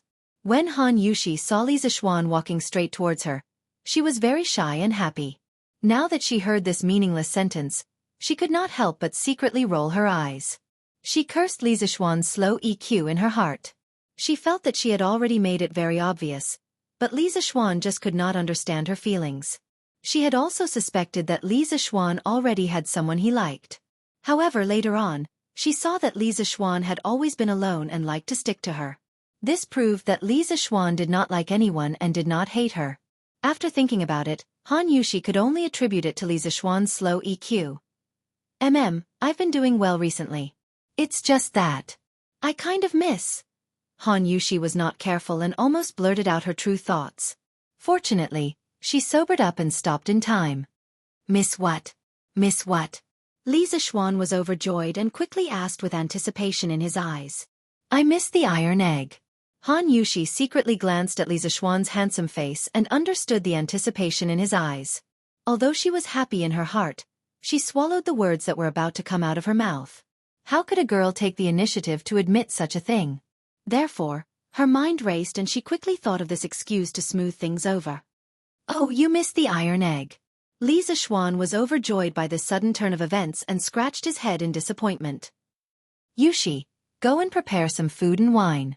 General Qin, General Cheng, and young master are all having lunch at our house. After the three old men in the courtyard finished crying, Han Lijing walked over and said to Han Yushi. Yes, father. Your daughter will go now. Han Yushi responded and glanced at Li Zishuan before walking to the kitchen. Today was also the first time she had seen her father cry. She secretly thought of making something delicious for lunch so that her father wouldn't be so sad anymore. Young master, General Qin, General Cheng, let's go inside and sit. Uncle Han, please accompany Uncle Qin and Uncle Cheng in and have a seat first. I brought some pastries, wine, and dishes. I'll bring them to the kitchen and let Yushi heat them up. After Li Zishuan finished speaking, he slipped out of the courtyard like a wisp of smoke and took the bundle from the horse. Han Lijing could only take Chang Yaojin and Qin Shubao into the house to rest. Before Chang Yaojin entered, he looked at Li Zishuan suspiciously. Yushi, you don't have to cook other dishes. I brought a lot of dishes over. You can just heat them up and eat them. Li Zishuan walked into the kitchen with a big food box and said. He came today not only to bring 2 pots of wine for Chang Yaojin, but he also asked the cook at home in advance to make a few dishes that could only be eaten by the Li family and brought them over. Because he knew that Qin Shubao and Chang Yaojin would definitely eat at Han Lijing's house when they came over. At that time, Han Yushi would be busy preparing a big table of dishes. He didn't want her to work too hard, so he did this. Ah, young master, how can this be? Isn't it too rude? Han Yushi was a little hesitant. The 2 people who came today were both founding dukes. It was really unreasonable to heat up the dishes that had been cooked before for them. Hey, there's nothing rude about it. Yushi, listen to me. It's okay. Uncle Qin and Uncle Cheng definitely won't have any objections. Li Zishuan said affirmatively. Qin Qiong and Chang Yaojin probably hadn't eaten braised pork, braised lion's head, and other pork dishes. It would be strange if they had any objections to this. Han Yushi saw that Li Zixuan said firmly and finally nodded. Yushi, let me help you. Li Zixuan wanted to stay here for a while longer. The air smelled especially good when he was with a beauty. Ah! Young master, get out quickly. How can you be in the kitchen? When Han Yushi heard this, she hurriedly pushed Li Zixuan out of the kitchen without any explanation. Although she also liked to stay with Li Zixuan, she still understood the principle of a gentleman should stay away from the kitchen. Hey Yushi, don't push me. Let me help you. Li Zixuan could only helplessly return to the front hall to accompany the three old men. Inside the house, Qin Shubao was talking to Han Lijing. When he saw Li Zixuan enter, the two of them nodded at him as a greeting. Cheng Yaojin deliberately threw a very strange look at Li Zixuan, causing Li Zixuan to be confused. Tianhu, our Qin family owes you for so many years. Qin Qiong looked at the four bare walls in the front hall and sighed. Han Lijing hurriedly said, this subordinate is afraid. Back then, this subordinate was the general's personal army. Protecting the general is this subordinate's duty. The general does not owe this subordinate anything. Qin Qiong patted Han Tianhu's shoulder and said in a deep voice, you don't have to say that. This old man can still distinguish between right and wrong. How can I, Qin Qiong, be someone who doesn't repay kindness? I have discussed with my wife that I want to take Yushi as my adopted daughter. This way, this child will have a bright identity in the future and can marry into a good family. Today, I came here to ask for your opinion. Han Tianhu stood up in shock and bowed. How can this be? General Qin is a duke. How can my family be worthy of you? Qin Qiong shouted unhappily. Nonsense! Didn't this old man's current position rely on you, my former comrades on the battlefield, to fight for it? Back then, if you hadn't risked your life to block an arrow for this old man might have died long ago. Now, there might not be any Duke of E. Besides, if you don't think for yourself, don't you think for this child, Yushi? This old man has also heard that in those years when you left, this child supported the entire family on her own. She has suffered so much. As her father, don't you want her to marry into a good family and enjoy the rest of her life? Qin Qiong's words made Han Lijing hesitate in his heart. As a father, he more or less knew his daughter's thoughts. Now that his young master had been conferred the title of Baron, his daughter was just a peasant girl. The difference in status was too great. Even though his young master did not care about status, it was inevitable that others would gossip. Therefore, he had always been pessimistic about his daughter's relationship with Li Zixuan. However, he owed his daughter a lot, so it was impossible for him to stop her. Now, Qin Qiong's suggestion made him see a glimmer of hope. As long as his daughter could live a good life in the future, he, Han Tianhu, would shamelessly accept this favor today. Even if he was accused of climbing up the social ladder in the future, it would be worth it. Han Lijing looked at Li Zixuan and finally gritted his teeth and made up his mind. He knelt on one knee and said, this subordinate thanks the general for his kindness. It's a pity that this subordinate is now disabled and cannot protect the general. If there is a next life, this subordinate will be an ox and a horse to repay the general. Qin Qiong hurriedly pulled Han Lijing up and said loudly, Tianhu, you don't have to be so polite. You don't owe this old man anything. Today's action is this old man repaying your kindness. You don't have to feel that you owe me. Cheng Yaojin also chimed in, second brother Qin is right. Han Tianhu, you are a man. Old Cheng like honest men like you. Later, you must accompany me for a few drinks. Han Tianhu smiled and cupped his hands. I dare not disobey. This subordinate's alcohol tolerance in the army was excellent. I'm just afraid that General Cheng won't be able to drink as much. Cheng Yaojin slammed the table and said anxiously, what big words. Later, I will let you, Han Tianhu, broaden your horizons and let you know what it means to be able to drink. Li Zixuan watched this heartwarming scene from the side and felt very gratified. Although Han Lijing had military merits, he was still a deserter. It was very difficult and unrealistic for the imperial court to completely overturn the case and reward him based on his merits. Now that he had received such an outcome, it seemed pretty good. Chapter 129. Father, General Qin, General Cheng, Young Master, it's time to eat. Han Yushi walked in with 2 plates of dishes and shouted. She placed the dishes on the table and turned back to the kitchen to get the rest of the dishes. General Qin, General Cheng, young master, come to the table and eat. Han Lijing stood up and called out. Qin Shubao and Chang Yaojin nodded. Li Zishuan stood up and said, I'll help Yushi serve the dishes. After saying that, he did not wait to refuse and directly chased after Han Yushi into the kitchen. This. Han Lijing stretched out his hand and wanted to stop him, but it was too late. Hee, brother Tianhu, just let little Shen go. Haha, I think it won't be long before I attend your wedding. I wonder if old Han's family has a daughter, Red? Chang Yaojin winked and laughed mischievously. After Qin Qiong heard this, he suddenly understood. He smiled and looked at the direction Li Zishuan disappeared in thoughtfulness. Ah, young master, why are you in the kitchen again? Han Yushi had just entered the kitchen when she heard footsteps coming from behind. She turned around and realized that it was Li Zishuan. She was shocked. Yushi, let me tell you a secret. In order to avoid being chased out again, Li Zishuan pretended to be mysterious and said, What secret? Han Yushi's curiosity was piqued as she asked doubtfully. Come closer, I'll tell you. Li Zishuan hooked his finger and pretended to be careful as he said. Han Yushi hesitated. If she really leaned over, it would be too ambiguous. However, she saw Li Zishuan's mysterious face, as if he really had something important to tell her. She thought for a long time, but in the end, she could not hold back the curiosity in her heart. She leaned her ear over and said shyly, Young master, tell me quickly. My father and the others are still waiting to eat. Li Zishuan was about to speak when he smelled a charming fragrance. He thought to himself that there was no shower gel or shampoo in ancient times. He did not know where the fragrance on Han Yushi's body came from. He caught a glimpse of Han Yushi's tender and fair neck and sparkling earlobes. For a moment, he could not help but feel a little moved. He really wanted to kiss her neck and earlobes. Han Yushi was tickled by Li Zishuan's hot breath beside her ear, but she waited for a long time and did not hear Li Zishuan speak. She thought that Li Zishuan was deliberately teasing her, and she could not help but feel a little embarrassed. When Li Zishuan saw that Han Yushi was about to turn her head, he hurriedly swallowed the saliva in his mouth. He forcefully suppressed the thoughts in his heart and said in a low voice, Yushi, in a moment, Dookie wants to recognize you as his adopted daughter. You have to be mentally prepared. What?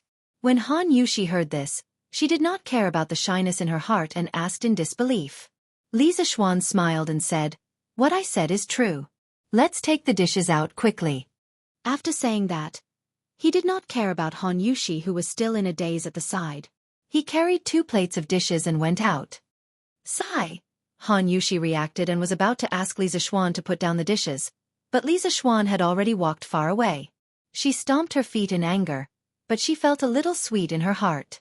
When the dishes were served, Han Lijing said to Han Yushi, Yushi, father wants to tell you something. Tianhu, let me say it. Qin Qiong waved his hand and interrupted. Then, he looked at Han Yushi and asked, Yushi, my wife and I want to take you in as our adopted daughter. We just discussed it with your father and he agreed. What do you think? Although Han Yushi had just heard Li Zishuan mention this in the kitchen, she still could not hide her surprise when she heard Qin Shubao say it himself. She looked at her father hesitantly, hoping to get some pointers from him. Seeing Han Lijing gently nod his head, Han Yushi bowed and said, Yushi greets foster father. Haha, good child, quickly get up. Qin Qiong laughed heartily, but it was not appropriate for him to pull her up. He could only tell Han Yushi to get up quickly. Han Yushi stood up and poured a cup of tea for Qin Qiong.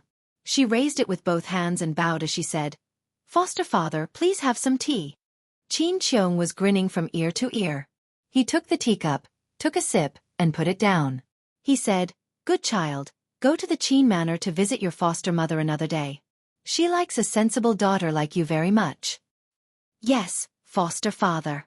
Qin Qiong said with a smile. All right, you will be my daughter from now on. If anyone dares to bully you, just tell me. I will definitely uphold justice for you. Han Yushi's heart warmed as she thanked him sincerely. Thank you, foster father.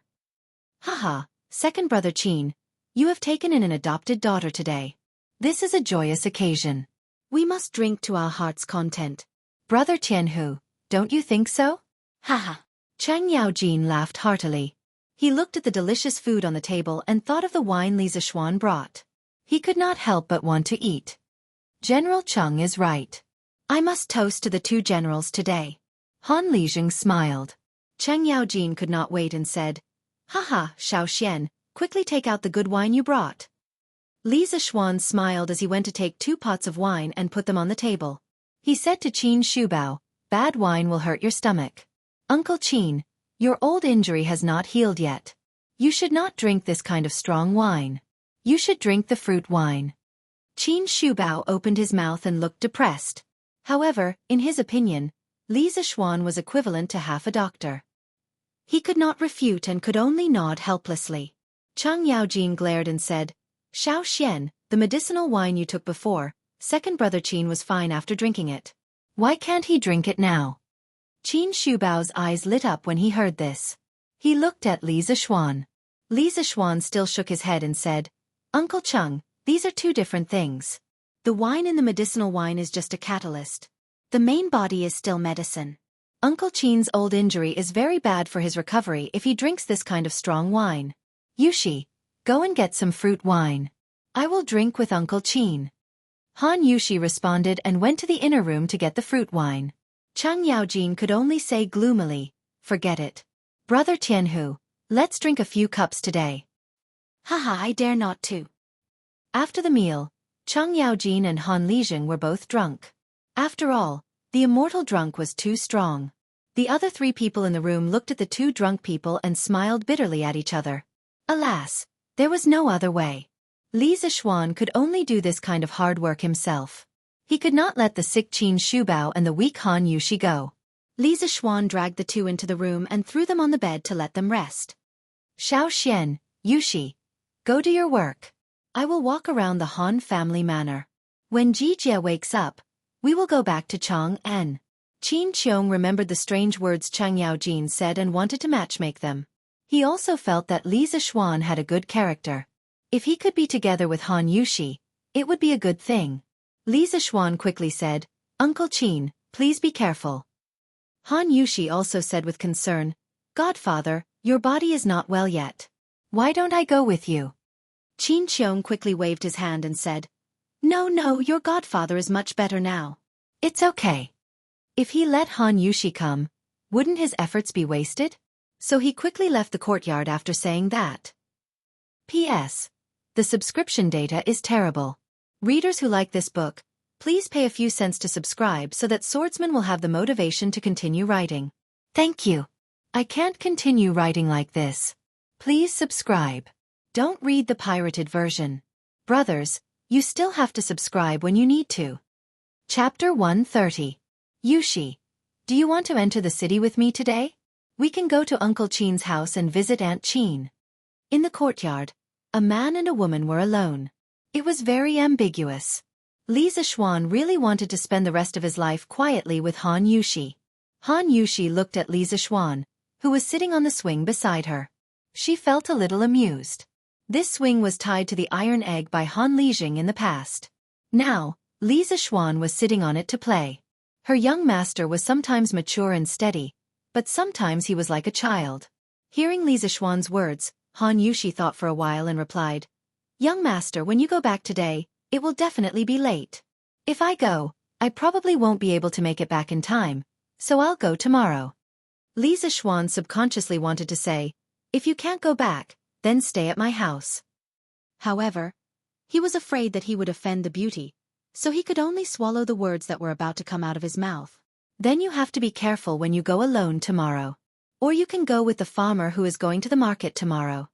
Li Zishuan thought for a while and still instructed. He still had no clue about the martial arts expert who stole the wine that Han Lijing mentioned last time. He always felt that the person's goal was not that simple. Han Yushi's heart warmed. She replied softly, Young master, don't worry. Yushi will be careful. Li Zishuan's heart was slightly relieved. He looked up at Han Yushi, who was holding the rope of the swing. Suddenly, his childish heart was awakened. He smiled and said, Yushi, sit on top. I'll help you on the swing. Han Yushi frowned and said, Young master, this is for children. Who said that this thing can only be played by children? Didn't you see that I played with it just now? Han Yushi was speechless. Come up quickly. If you don't come up, I'll carry you up. Li Zixuan was a little unrestrained at this moment. Don't, I'll go up myself. Ah, young master, put me down quickly. It's too high. Han Yushi closed her eyes and grabbed the rope tightly with both hands as she shouted. Don't worry, I'll protect you. You won't fall. No, put me down. Don't, Yushi. Don't you think it's very interesting? Don't be afraid. With my martial arts, even if you fall, I can catch you. After a while, Han Yushi finally adapted to this height. She stopped screaming and gradually quietened down. Under the setting sun, a flower-like young girl sat on a swing. Behind her, a handsome man was slowly pushing the swing. Both of them were silently enjoying this rare tranquility and warmth. Cough cough. Qin Qiong felt that he had returned late enough, but he did not expect to see something that he should not have seen. He hurriedly coughed twice to remind them that someone had come. Han Yushi was like a frightened rabbit. She hurriedly grabbed Li Zixuan's hand and signaled him to stop pushing. Then, Han Yushi got off the swing. Li Zixuan only felt a burst of warmth and smoothness in his hand, and he couldn't help but stop. Then, the wonderful touch disappeared, and he couldn't help but feel a sense of loss. Godfather, you're back. Han Yushi clenched her hands and greeted Qin Qiong like a child who had done something wrong. Yes, I'm back. Qin Qiong naturally pretended that he didn't see anything and replied. Uncle Qin, how was your tour of the manor? Li Zixuan spoke to hide his awkwardness. When Qin Qiong heard this, he stroked his beard and said half-jokingly, This old man discovered that the villagers of this Han manor are clearly much wealthier than the people in other manors. Xiao Xian, you're a good landlord. Li Zixuan chuckled and said, You're flattering me. Qin Qiong wanted to say something but hesitated. In the end he said, Little Xian, come out with me. I have something to ask you. With that, he walked out of the courtyard, leaving Li Zixuan with his back. Li Zixuan looked at Han Yushi and said, Yushi, I'm going out for a while. Go and see if Uncle Han and Uncle Chung are awake. Han Yushi nodded. At the same time, she was a little nervous. She didn't know what her godfather wanted to say to Li Zixuan. Could it be that he and she? Aya, please don't be like that. Han Yushi blushed at the thought of this and hurried into the house. Outside the courtyard, Qin Qiong stood under a tree with his hands behind his back, waiting for Li Zixuan to come over. Uncle Qin, why are you looking for me? Qin Qiong turned around and looked at Li Zixuan. He asked with a serious face, Little Xian, tell me the truth. Why are you raising so many chickens? Li Zixuan said curiously, Uncle Qin, didn't I already say it at the morning court? You were there too. Qin Qiong shook his head and said, I believed you before, but I went to the chicken farm in the back mountain of the Han Manor today. I don't believe your excuses now. Tell me the truth. Li Zixuan asked curiously, Why? Qin Qiong sneered, Humph, you're still lying to me.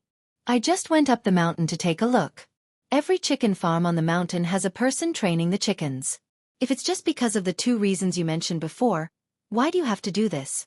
What are you hiding? Can you tell me? Li Zixuan suddenly understood. So this was the problem. However, he really couldn't tell anyone about the locust plague. Otherwise there would be trouble. He was in a dilemma. Uncle Qin, you're right. This matter is indeed not that simple. However, please forgive me for not being able to tell you the real reason. Li Zixuan gritted his teeth. Qin Qiong heard this and quickly stepped forward. He grabbed Li Zixuan's arm and said anxiously, What can't you tell me? I'm not a talkative person. Don't you trust me? Li Zixuan hurriedly waved his hand and explained, It's not like that. Uncle Qin, don't misunderstand. I definitely don't mean that. It's just that I really can't tell anyone about this. Uncle, please don't make things difficult for me. Qin Qiong released his hand and turned around. He looked at the setting sun and sighed. Forget it, I won't force you. However, I feel that something big is going to happen behind this. This old man joined the army when he was young, and after many twists and turns, he finally joined the Great Tang. After hundreds of battles, the world was finally at peace. Even if this old man fell ill, this old man has no regrets, because the Han people can finally settle down and recuperate. Little Xian, you're the disciple of an immortal. You may not know the suffering of the human world. A few years ago, the The world was in chaos and the Central Plains was empty. People's lives were worse than dogs. I really can't bear to see the people suffer. Because the people's suffering is the shame of us Tang Empire soldiers. We didn't protect them well. Qin Qiong turned around and stared into Li Zishuan's eyes. He said seriously, I've heard that spiritual master Ling Su is one of the immortals. He has great wisdom and ability. As his disciple, you must know many things. I don't care what you're hiding, but I hope that before you do anything, you can consider the people's lives. The people have suffered enough. Chapter 131. Under the tree outside the Han family's courtyard. The old man and the young man were silent. Finally, Qin Qiong broke the silence. He looked up at the sky and said, It's getting late. Call Jijia. Let's go back to Chang'an. After saying that, he walked towards the courtyard door, leaving behind a bleak figure. Li Zishuan looked at the old man who had fought for the country all his life. He couldn't bear it. Seeing that Qin Qiong was about to reach the door, he said, Uncle Qin, please wait. I'll tell you the truth. Qin Qiong stomped his feet, turned around, and then walked over. He looked at Li Zishuan and nodded with gratification. After saying, Good child, he quietly stood to the side and listened to Li Zishuan continue. Li Zishuan thought for a moment and said, Uncle Qin, the reason I have so many chickens is because of a prophecy my master left behind. My master said that in June next year, there will be an unprecedented plague of locusts in the Tang Empire. As Li Zishuan spoke, Qin Qiong's face grew more and more serious. After Li Zishuan finished telling his father the story he had told that night, Qin Qiong couldn't help but point at Li Zishuan and scold him. You bastard! Why didn't you tell His Majesty about this earlier? Can you bear to watch the people of the other provinces starve to death when the plague of locusts comes? I only realized today that you, Li Zishuan, have such a heart of stone. What good will it do you to let the people starve to death? Could it be that you, the son of an immortal, really want to become an immortal? Qin Qiong's words pierced Li Zishuan's heart, and Li Zishuan was instantly covered in wounds. He thought of all the hard work he had done in the past few months, only to be criticized by Qin Qiong as selfish. The grievance and anger in his heart immediately gushed out. He could no longer hold it in and roared angrily. Do you think I want to hide it? If I told His Majesty the truth, would His Majesty believe me? They might even punish my family and implicate my nephew's parents. Moreover, once this matter spreads out, it will surely cause panic among the common people. At that time, countless people will madly fight for food, and it will surely cause the price of food to soar. How can this nephew bear such a crime? Qin Qiong was stunned. Li Zishuan took a deep breath and continued. The plague of locusts is only my master's prophecy. If the plague of locusts doesn't come when the time comes, wouldn't the people of the world have worried for nothing? When that time comes, I will definitely be condemned by everyone and be cursed for eternity. I'll be fine. At worst, I'll be like my master back then, living in seclusion and living a carefree life. But what about my father, mother, and sister? They still had to continue living on the land of the Great Tang. Moreover, do you really think this nephew can bear to watch the common people suffer? If that was really the case, then why did that brat bother to raise 150,000 chickens in the Han village and Plum village? Do you think this kid has a heart of stone? Like you, this nephew loves the land of the Great Tang and deeply loves the people of the Great Tang. This nephew also wants to save them very much. After Li Zishuan finished speaking, he let out a long sigh and leaned against the tree trunk dejectedly. He closed his eyes and said no more. If one looked carefully, one could see that there were tears in his eyes. Qin Qiong stood there with a complicated expression. His expression changed for a while before he finally sighed. He walked over and patted Li Zishuan's shoulder lightly. Little Xian, this old man misunderstood you just now. Please don't take it to heart. Li Zishuan hurriedly said, Uncle Qin, what are you saying? I know that you truly care about the country and the people, and your heart is for the common people. This nephew's tone just now was very offensive. Please don't take it to heart. He had suppressed the matter of the locust plague in his heart for a long time. He knew that what he was doing now could only save a portion of the common people. When the time came, there would still be tens of thousands of common people who would suffer.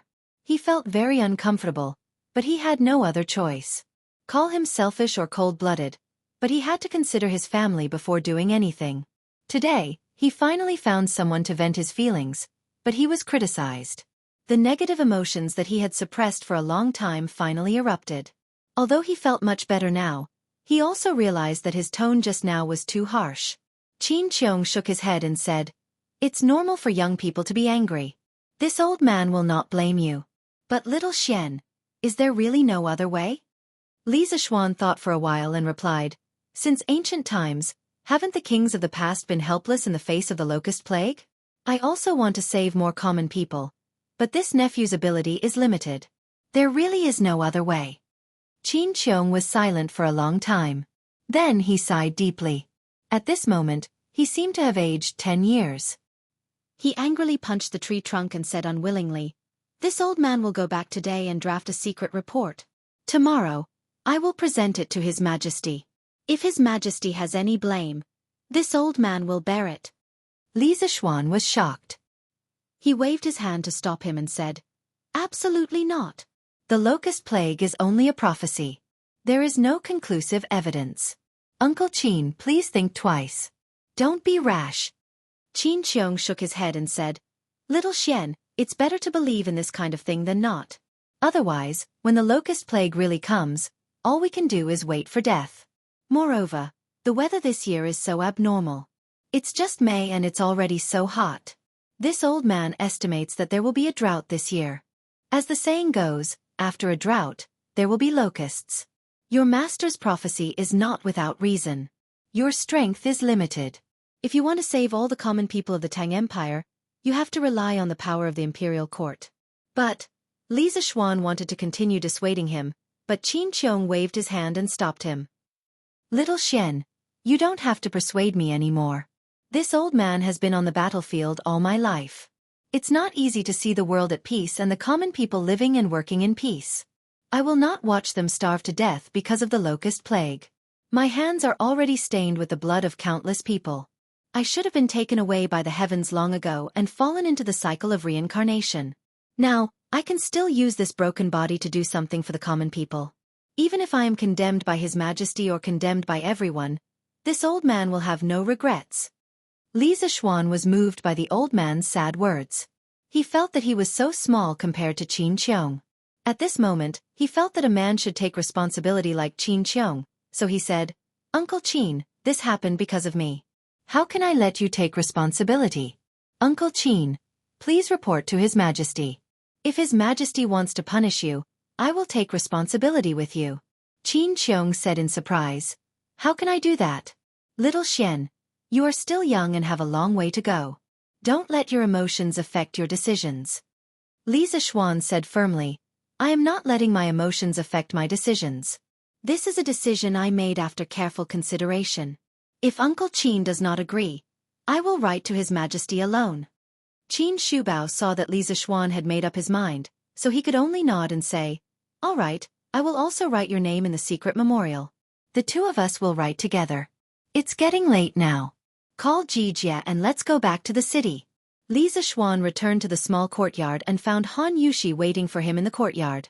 He smiled at her, indicating that he was fine. Cheng Yaojin sat in the courtyard with his eyes slightly closed. He probably hadn't completely recovered yet. He didn't see Han Lijing. He was probably still drunk. Li Zishuan went over to say a few words to Han Yushi and reminded her again to be careful when she entered the city tomorrow. Then, he pulled Cheng Yaojin, who was slightly sober, and called Hu Jing and his brother over. Anyway, they were just 2 children and weren't heavy. Each of them could sit on one more. Just like that, the 5 of them rode 3 horses and left the Han family village. Under the setting sun, they rushed towards Chang'an City. Chapter 132. In the evening, the 5 of them finally returned to Chang'an. After parting with Cheng Yaojin and Qin Qiong at Yanqing Gate, Li Zishuan dismounted from his horse and walked home with Hu Jing and his brother. He had the servants settle the siblings in 2 rooms on the west side of Mingyue Pavilion. At this time, Wang Zhong came to find him. "Young master, this is the account book that shopkeeper Lu sent over today. He said he wants you to take a look." Wang Zhong handed over a small booklet and said respectfully. Li Zishuan nodded and took the booklet curiously. He was shocked when he opened it. It turned out that it was the profits of the Drunken Immortal restaurant for the past few days. The day before the launch of the Drunken Immortal restaurant, the Drunken Immortal restaurant earned a total of 352 strings of cash. On the day of the launch of the Drunken Immortal restaurant, the Drunken Immortal restaurant earned a total of 672 strings of cash. On the second day, they earned 956 strings of cash. On the third day, they earned 1,167 strings of cash. Today, they earned 1,450 strings of cash. Li Xiaofan was shocked. The profits were too terrifying. They earned more than 1,000 strings of cash in a day. The Drunken Immortal restaurant had become a money tree. It seemed that he only needed to lie at home and count money in the future. Li Xiaofan thought happily. Haha. Not bad, not bad. Uncle Wang, tell shopkeeper Lu to do well. Li Xiaofan chuckled as he handed the account book back to Wang Zhong. After thinking for a moment, he said, Uncle Wang, bring Hu Jing and his brother to the Imperial Physician Bureau tomorrow and hand them over to Dr. Sunday. I'll go take care of some matters first and then go take a look. Wang Zhong smiled and nodded. Yes, young master. Yunxi Pavilion. Young master. Xiaofan trembled as he bowed to the young master by the window. Just as he was about to say something, he saw a ball of paper flying towards him. He didn't dare to dodge and could only let the paper ball hit his head. Trash. I left the Yunxi Pavilion to you to manage. Look at what it's become now. I helped you find the Imperial Chef, but you still can't beat the Drunken Immortal restaurant. Now our restaurant has fewer and fewer customers and the Drunken Immortal restaurant has more and more people. What use do I have for you? The young master turned around and scolded Xiaofan while pointing at his nose with a sinister expression. After scolding him, he still wasn't satisfied. He picked up the teacup on the table and threw it at Xiaofan's feet. Xiaofan's voice trembled in fear as he said, This subordinate has failed in his task. Please calm down, young master. Calm down? What can you use to appease this young master's anger? Do you know how much the Drunken Immortal restaurant earns in a day? Nearly 1,500 strings of coins. That's equivalent to 4 days of profit for our Yunxi restaurant. This young master has always had high hopes for you, and this is how you repay me? What a waste. The more the young master spoke, the angrier he got. In the end, he couldn't help but kick Xiaofan twice. Xiaofan gritted his teeth and endured it. He did not make a sound. He immediately got up from the ground and cupped his hands. Young master, I've investigated. The reason the Immortal Indulgence Inn has been so popular recently is mainly because they've launched 2 new wines, the Immortal Drunken Wine and the Paradise of Warmth. These 2 wines have unique concocting methods and extremely unique tastes, so they've attracted batch after batch of returning customers. The young master calmed down a bit and ordered, then send someone to their winery and steal the secret recipe for their new wine.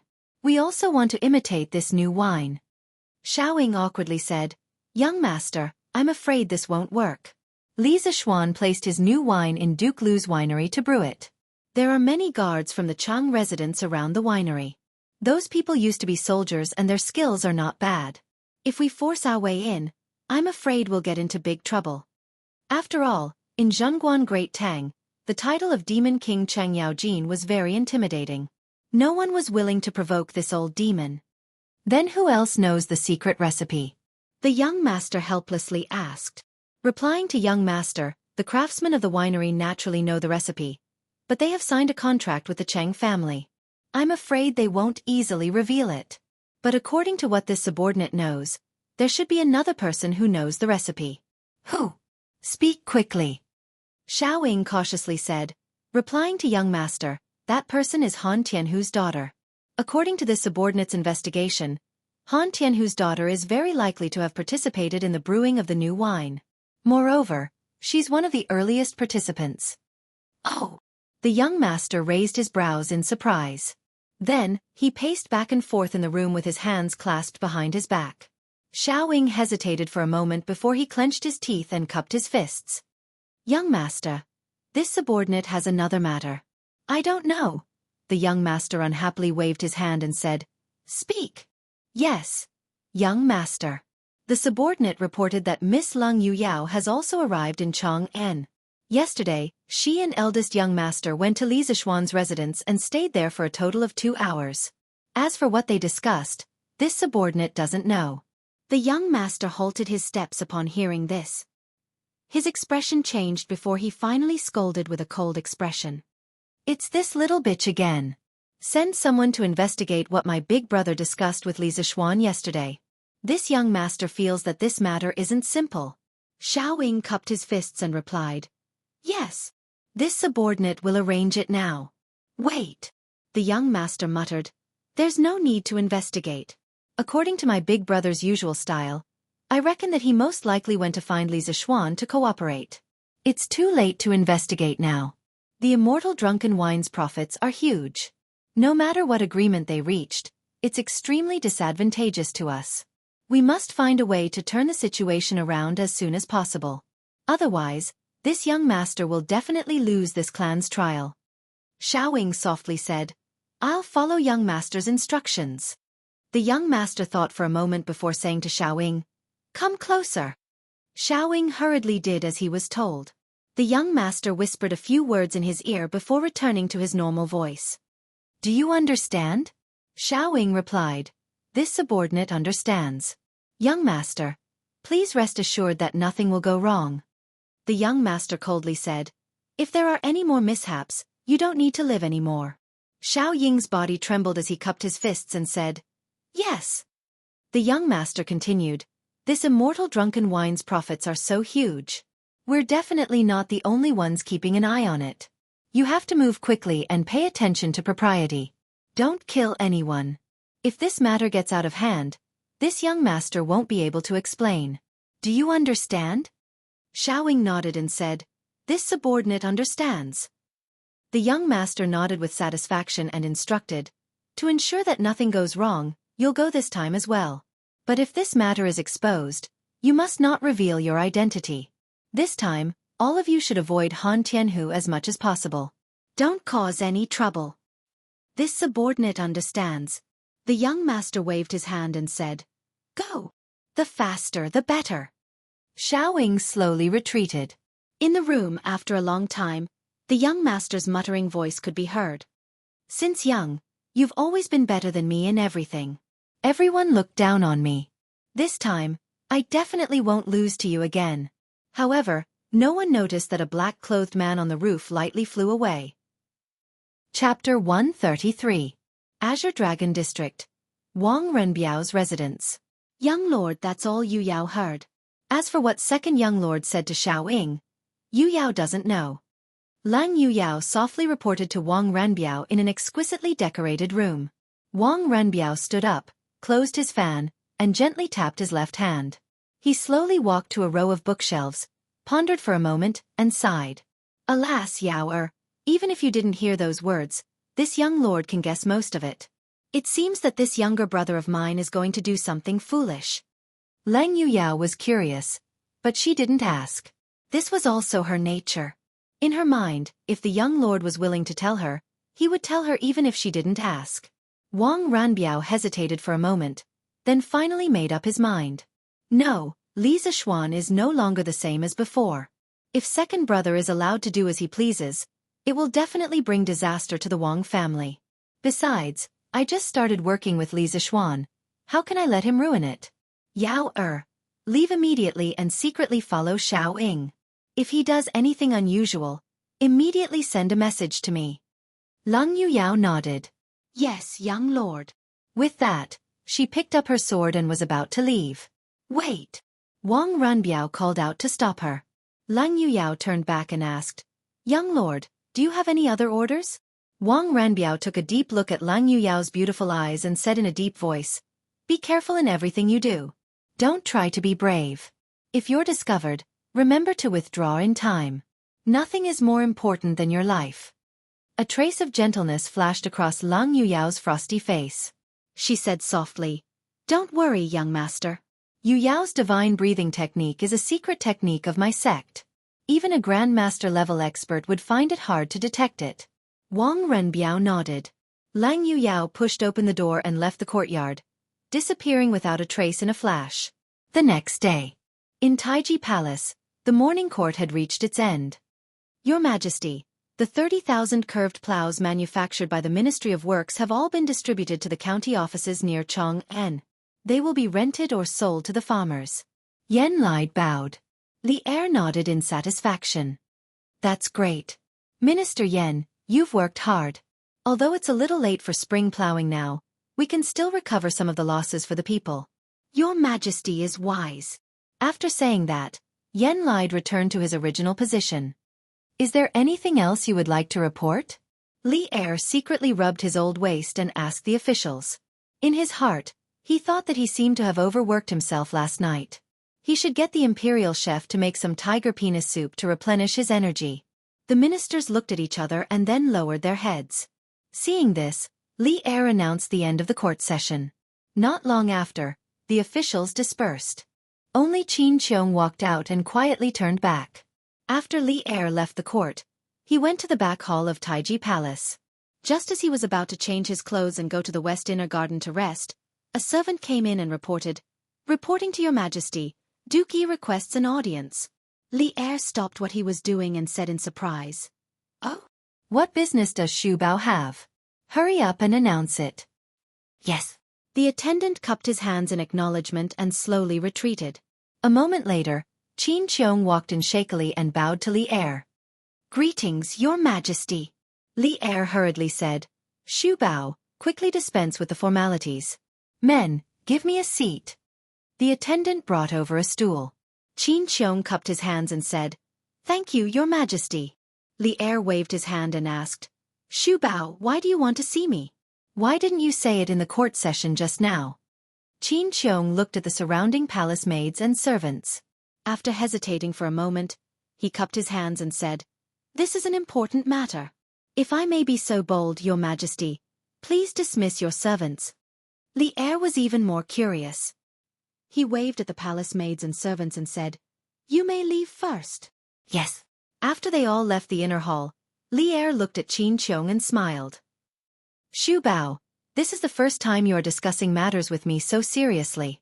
Now that everyone has left, Xu Bao can speak, right?" Qin Qiong took out a memorial from his sleeve and stood up to present it to Li Er with both hands. He said, "Your Majesty, please take a look." Li Er smiled and took the memorial. He casually opened it and took a look. A moment later, Li Er's expression suddenly changed. The relaxed expression on his face was no longer there. Qin Qiong stood quietly at the side with his hands behind his back, silent. About 15 minutes later, Li Er put down the memorial. His face was as black as the bottom of a pot. He stood up and stared at Qin Qiong. "Xu Bao, do you believe the prophecy of spiritual master Ling Su?" "Replying to your Majesty, this old subject believes that it is better to believe that such a thing is true than not. Furthermore, spiritual master Ling Su is an immortal with great achievements. I think that this prophecy is credible." Li Er said angrily, "Nonsense! Do you want me to order the people of the world to deal with the locust plague in advance because of a prophecy? Do you know that this matter will cause chaos in the world if it gets out? This nonsense must have come from that brat Li Zishuan's mouth, right? That brat is restless every day. I think that he has had enough of his leisurely days." Qin Qiong hurriedly said, "Your Majesty, this matter was brought up by me." Li Zishuan did not intend to speak of this prophecy. He was forced by me to speak of the truth. My personal honor is irrelevant. I only hope that the people of the world will suffer less. I am willing to bear the consequences of this matter." Qin Qiong bowed deeply to Li Er. Although he and Li Zishuan had agreed yesterday that they would jointly sign the memorial and share the responsibility when something happened, Qin Qiong had thought about it and decided not to write Li Zishuan's name when he was writing the memorial last night. In his opinion, Li Zishuan was still young and had a long road ahead of him. As for himself, he was already a crippled person. He would just take it as sharing the burden for the younger generation. Only then did Li Er's expression change. He hurriedly helped Qin Qiong up and said, "Xu Bao, why do you have to do this? You are dedicated to the country and the people.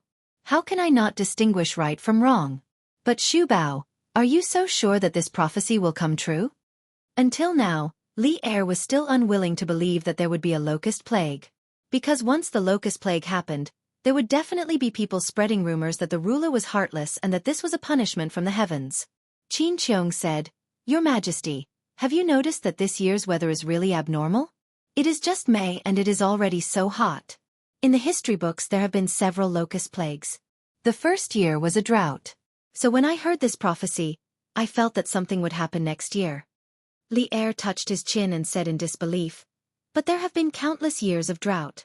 I have never seen so many locust plagues in history. Seeing that he could not persuade Li Er, Qin Qiong hesitated for a moment and gritted his teeth. Your Majesty, according to Li Zixuan, spiritual master Ling Su had another prophecy a few years ago. Li Er instinctively asked, what prophecy? Your Majesty, that prophecy came true on the 4th of June last year at the Xuanwu Gate. Silence. The entire hall suddenly fell into a strange silence. Only Li Er's heavy breathing could be heard. Qin Qiong frowned and held his breath. His expression was serious as he stood to the side with his head lowered and did not speak. Li Er's eyes were red as he stared fixedly at Qin Qiong. The Xuanwu Gate change. There was someone who dared to mention the Xuanwu Gate change in front of him. If it was someone else in front of him, Li Er would definitely not hesitate to have someone drag him out and behead him. But the person in front of him was Qin Qiong, the second brother Qin who had saved him from danger many times in the past. Qin Qiong was the only general among Li Er's trusted aides who did not participate in the Xuanwu Gate change. Later, the court officials all thought that Li Er would completely ignore Qin Qiong because of this. But they did not know that Qin Qiong's position in Li Er's heart had never been shaken. After a long time, Li Er flicked his sleeves and turned around. He shouted coldly, "Come, summon Li Zixuan into the palace." Yes. Chapter 134. Li Residence. After Li Zixuan finished his breakfast, he called for Hu Jing and her brother. After the two children came yesterday, they had been very careful and well-behaved, afraid of causing trouble for Li Zixuan. Mrs. Li had heard about the two children's experience from her son and was very sympathetic to them. She personally went to Mingyue Xian to give them many exquisite pastries. Li Zixuan looked at Hu Jing and said, "You and Guoji, follow Butler Wang to the Imperial Physician Department to find Taoist Sunday. I'll go out to do something and then come see you. Don't worry, Taoist Sun's medical skills are superb. He will definitely be able to cure you too." Hu Jing smiled sweetly. "Thank you, young master." "Don't worry, young master, my brother and I will be fine." Hu Guoji scratched her head and laughed. "Hee hee, young master. Don't worry, Guoji. We'll take good care of sister." Li Zixuan patted Hu Guoji's head with a smile. When this chubby child giggled, Li Zixuan couldn't help but think of Dabai from the movie Super Land Troopers in his previous life. This kind of giggle was always able to bring an inexplicable warmth to one's heart. "Uncle Wang, please take good care of them." Wang Zhong clasped his hands and said, "Young master, don't worry." Li Zixuan nodded and Wang Zhong left with the two siblings. Hu Jing turned around and waved goodbye to Li Zixuan with a smile. Li Zixuan smiled with relief and turned back to the west courtyard. He changed his clothes and prepared to go out. He planned to go to the workshop today to see how the carriage was doing. This carriage took him a lot of effort. Just as he walked to the door, he saw Cheng Chumo and Li Chengqian walking together. The two of them met at the entrance of the workshop by chance. Li Chengqian came today mainly to thank Li Zixuan for giving him the new wine. This helped him a lot in front of Li Er. Of course, he was also helping to pass on his father's decree a few days ago. Although this decree was a bit of a scam, he couldn't not come. The reason why Cheng Chumo came to look for Li Zixuan was very simple. This guy had nothing better to do, so he came out to play. These days, the Drunken Immortal and the Land of Warmth and Tenderness were extremely popular, which made him and his father extremely happy. Today, he came over to drag Li Zixuan to a restaurant to celebrate. Who knew that he would meet Li Chengqian so coincidentally? Because of his relationship with Li Zixuan, Cheng Chumo wasn't as estranged as before. They even chatted with each other on the way. Of course, the center of their conversation was always about Li Zixuan. When Li Zixuan saw the two of them, he hurriedly greeted them. "Your Highness, Chonyo, you're here. Please come in." Inside the room, Li Zixuan expressed his gratitude. Li Zixuan smiled and said, "Your Highness, there's no need to be so courteous. It's just a few jars of fine wine. It's not worth mentioning." However, Li Zixuan's next sentence made Li Zixuan unable to smile anymore. "All right, my father also said that in the future, the palace's wine will be purchased from your winery. It's just that the price will be 50% off according to the market price." Li Chengqian hesitated for a moment, but still said it. After saying it, He felt a bit embarrassed and felt that he couldn't stay any longer. When Li Zixuan heard it, his old face immediately darkened. This Li heir was really an old hoodlum. 50% off the market price? Why didn't he just rob a bank? Cheng Chumo also almost jumped. His family had 10% shares in the winery. The atmosphere in the room suddenly became very awkward. In the end, Li Chengqian said embarrassedly, how about I ask my father to take back the order? Li Zixuan rolled his eyes and waved his hand, saying, Your Highness, there's no need for that. Our winery will provide new wine to the palace as scheduled. This matter didn't only have disadvantages. It also had advantages. After the land of tenderness and immortal drunken wine became the imperial wine, it was equivalent to having an invincible protective umbrella.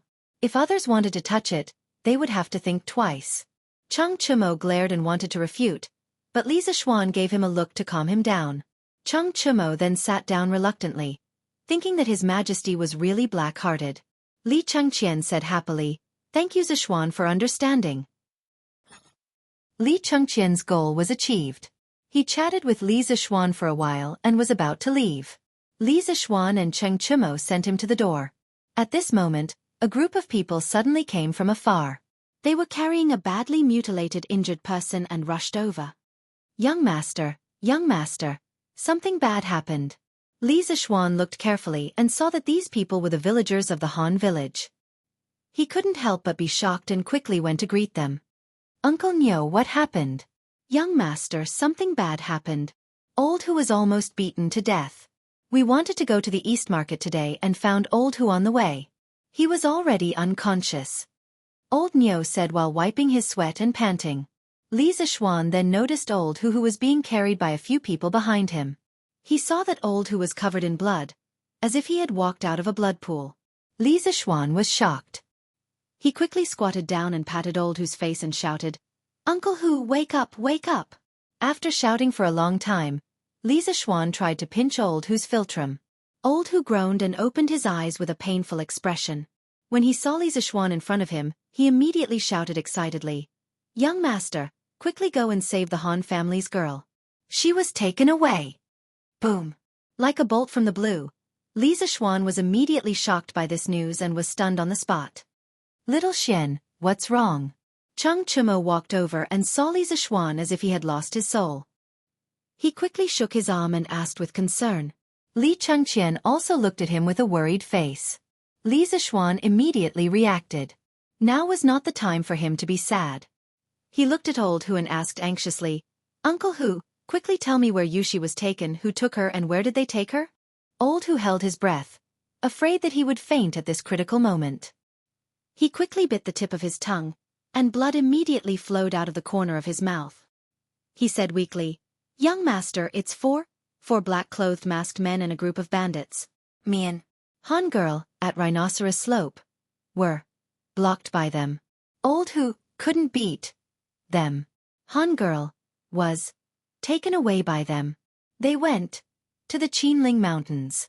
Young master, quickly go save. Before Old Hu could finish speaking, he fainted again. Ridiculous, little Xian. Don't worry. I'll go back now and ask my father to send someone to help you find her. Han Yushi is now Uncle Qin's adopted daughter. I believe Uncle Qin will also send someone to help you. Cheng Chumo understood the whole story and immediately shouted. Li Chengqian also said, These bandits are too arrogant. Zixuan, don't be impulsive. I'll go back to the palace and report to my father. I'll send the Yulin guards to help you find her. Li Zixuan's heart was in a mess. The woman he loved the most had been taken away. He only wanted to kill someone at this moment. He wanted to save her. Even if the other party had thousands of experts, he was not afraid. He still wanted to go. He couldn't even protect his own woman. What kind of man was he, Li Zixuan? Your Highness, I'll have to trouble you to send Uncle Hu to the Imperial Medical Department. I'll go save Yushi. His voice was bone-chilling, without a trace of emotion. After he finished speaking, he went into the house to take the wind-chasing sword. Ignoring the dissuasion of his two good brothers behind him, he mounted his horse and was about to leave. Then he heard a sharp voice from the side. Lord Li, His Majesty summons you to the palace for an audience. Quickly follow me into the palace. Li Zishuan fiercely slapped the horse's belly. He ignored the attendant who delivered the decree and rushed out like a gust of wind, leaving only an angry roar. I don't have time. The attendant was so scared that he fell to the ground, not knowing how to return to the palace and report the decree. Li Chengqian hurriedly had people carry old Hu to the Imperial Medical Department and called for the captain of his personal guards, Wuxia. Quickly mobilize all the Imperial guards in the Eastern Palace to assist Li Zishuan in investigating Miss Han's whereabouts. Yes. Wuxia bowed in agreement. Then he quickly called for 2 personal guards and ordered them to protect the crown prince. He mounted his horse and returned to the Eastern Palace to mobilize the troops. Sigh. Li Chengqian shook his head and sighed. This was the first time he had seen Li Zishuan lose his self-control. He was afraid that this Miss Han was really important to him. He hoped that both of them would be safe and sound. Cheng Chimo anxiously stamped his feet and said goodbye to Li Chengqian. He went home to find his father for help. Chapter 135. Taiji Palace. Your Majesty. The messenger who went to deliver the decree to Li Zishuan bowed to Li Er, trembling in fear as he did not know how to report to Li Er. Where's Li Zishuan? Li Er frowned and asked unhappily. Your Majesty, Lord Li. Lord Li said he's not free. The messenger felt Li Er's blade-like gaze and hurriedly told the truth. Of course, he omitted the first 2 words of Li Zishuan's sentence. Although Qin Qiong, who was standing at the side, remained calm on the surface, his heart was in turmoil. He thought to himself that this Li Zishuan was really bold. Li Er slammed the table and said angrily, Impudent, this brat is simply lawless. Men. Qin Qiong knew that something was wrong and was about to plead for mercy when another servant hurriedly came in and bowed. Your Majesty, the Crown Prince requests an audience. Li Er suppressed the anger in his heart and said, Let him in. Yes. A moment later. Greetings, father. Li Er acknowledged and asked, Chengqian, what's the matter? Father, I'm here today for Li Zishuan. Li Zishuan had just left. As a friend, he naturally had to help him clean up his mess. Otherwise, the consequences would be unimaginable. Humph, you still dare to mention that brat to me. I summoned him, but he didn't even dare to come. He's getting bolder and bolder, Li Er said angrily.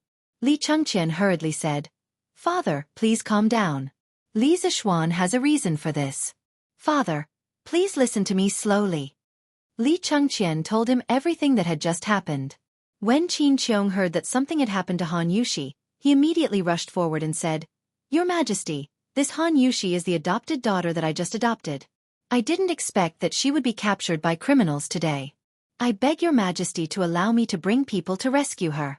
Li Er said in surprise, Xu Bao actually adopted a daughter. Qin Qiong nodded anxiously and said, Your Majesty, I just acknowledged it yesterday. Li Er saw the anxious expression on Qin Qiong's face, and knew that now was not the time to ask for details. He said, Xu Bao, you are injured and cannot go. Men, summon Duguxian. Greetings, Your Majesty. Duguxian, clad in radiant armor, cupped his fists at Li Er. Li Er ordered, Duguxian, take 1,000 featherwood guards and immediately search for Han Yushi's whereabouts in the vicinity of Mount Qinling. If you encounter bandits who resist stubbornly, you can kill them without mercy. Duguxian said awkwardly, Your Majesty, I don't know Han Yushi. Li Er thought for a moment and said, Go to the Imperial Physician's office and bring an uninjured Han villager with you. Have him search with you. Yes. Duguxian cupped his fists and left. Wait. Li Er glanced at Qin Qiong and added to Duguxian, You must ensure the safety of Han Yushi and Li Zishuan. Although he was angry at Li Zishuan, he did not want Li Zishuan to die. He also admired Li Zishuan's talent. Yes, Your Majesty. Your Majesty, I wish to return home and send my men to search. Your Majesty, please allow me. Qin Qiong said with a sorrowful expression. At this time, there was no time to continue discussing the locust plague. Thus, Li Er nodded and said, Xu Bao, take care of yourself. Go. Soon, only Li Er was left in the hall. After thinking for a long time, he shouted, Summon Li Junxian. Then, a valiant young man in martial attire entered the hall. He bowed and said, This General Li Junxian greets Your Majesty. Li Er nodded and told Li Junxian about Han Yushi's capture. Then he ordered, Junxian, take 500 cavalry and investigate the background of these bandits. How dare they cause trouble near the capital? This general obeys the decree. At the same time in the Cheng residence. What? You said that Han Yushi was captured? Cheng Yaojin's eyes widened as he exclaimed. Yes, father. Quickly send someone to search for her. Your son is about to go crazy from seeing little Xian. Cheng Chumo said anxiously. Cheng Yaojin said, of course we have to search for her. She is the adopted daughter of second brother Qin. In the end, she is half my adopted daughter. How can I just stand by and watch? After saying that, Cheng Yaojin rushed outside the house and shouted, Zhuang Qi. A few seconds later, a man came in and bowed. Master. Cheng Yaojin said, Zhuang Qi, immediately take all the guards in the residence and search for Li Zishuan in the Qinling Mountains. If he needs your help, do as he says. Yes, master. Zhuang Qi cupped his hands and accepted the order. He was about to go out to search for him. Wait, father, I'll go with them. Cheng Chumo said anxiously. He remembered how cold-blooded and violent Li Zishuan was like a demon from hell. He was worried about his good brother. If he did not go personally, he would not feel at ease. Cheng Yaojin nodded. All right, Chon Yo, you go first. I'll look for Xu Bao and come later. Cheng Chumo and Zhuang Qi immediately mobilized their men and headed for the Qinling Mountains. Qin Manor.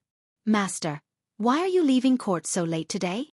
Madame Qin asked when she saw that the other officials in the square had already returned home. Qin Qiong was full of impatience. He did not have the time to chat. He hurriedly said, Madam, we don't have time to talk about this now. Han Yushi has been captured. Little Xian went to search for her alone. Both of them are in danger. I have to rescue them as soon as possible. Madame Qin was shocked at first, then she was endlessly anxious. Yesterday, Qin Qiong told her that Han Yushi had agreed to acknowledge him as her godfather. Madame Qin was overjoyed from the bottom of her heart. She and Qin Qiong only had one son, Qin Huayu. Although before giving birth, she hoped that she would give birth to a son, after giving birth, she would greedily think about how good it would be if she had a daughter. Han Yushi was obedient and strong. She was also the daughter of their benefactor. Madame Qin was very satisfied to be able to take in such a daughter. Therefore, she asked the servants in the manor to clean the entire manor early in the morning, inside and out. She was waiting for Han Yushi to visit her. In the end, she received such bad news. Master, you must not let anything happen to our daughter. Madame Qin sounded like she was about to cry.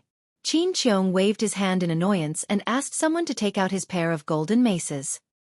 He walked into the courtyard and shouted, Ding Quan, quickly gather all the guards in the manor and follow me to save them. Qin Qiong could not care less about his injuries at this moment.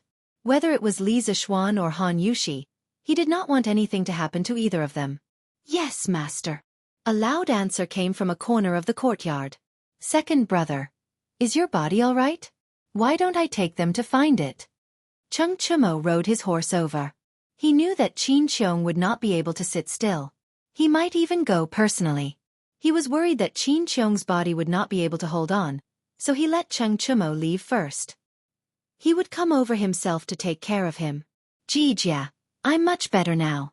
It's fine. Time is of the essence. Let's set off quickly. Qin Qiong waved his hand and said anxiously. Cheng Chumo was naturally not a wishy-washy person. He saw that Qin Qiong's complexion was indeed much better than a few days ago, so he laughed loudly and said, Good, I can finally fight side by side with second brother Qin again. I want to see which group of bandits dare to bully us. Go. Qin Qiong was also full of heroic spirit. He flipped onto his horse and held his golden maces. He shouted, Follow me. The dozens of guards behind him mounted their horses one after another and loudly answered, Yes. They were all old soldiers who had followed Qin Qiong into battle. At this moment, they felt as if they were on the battlefield again. A bloodthirsty killing intent gradually spread out in the field.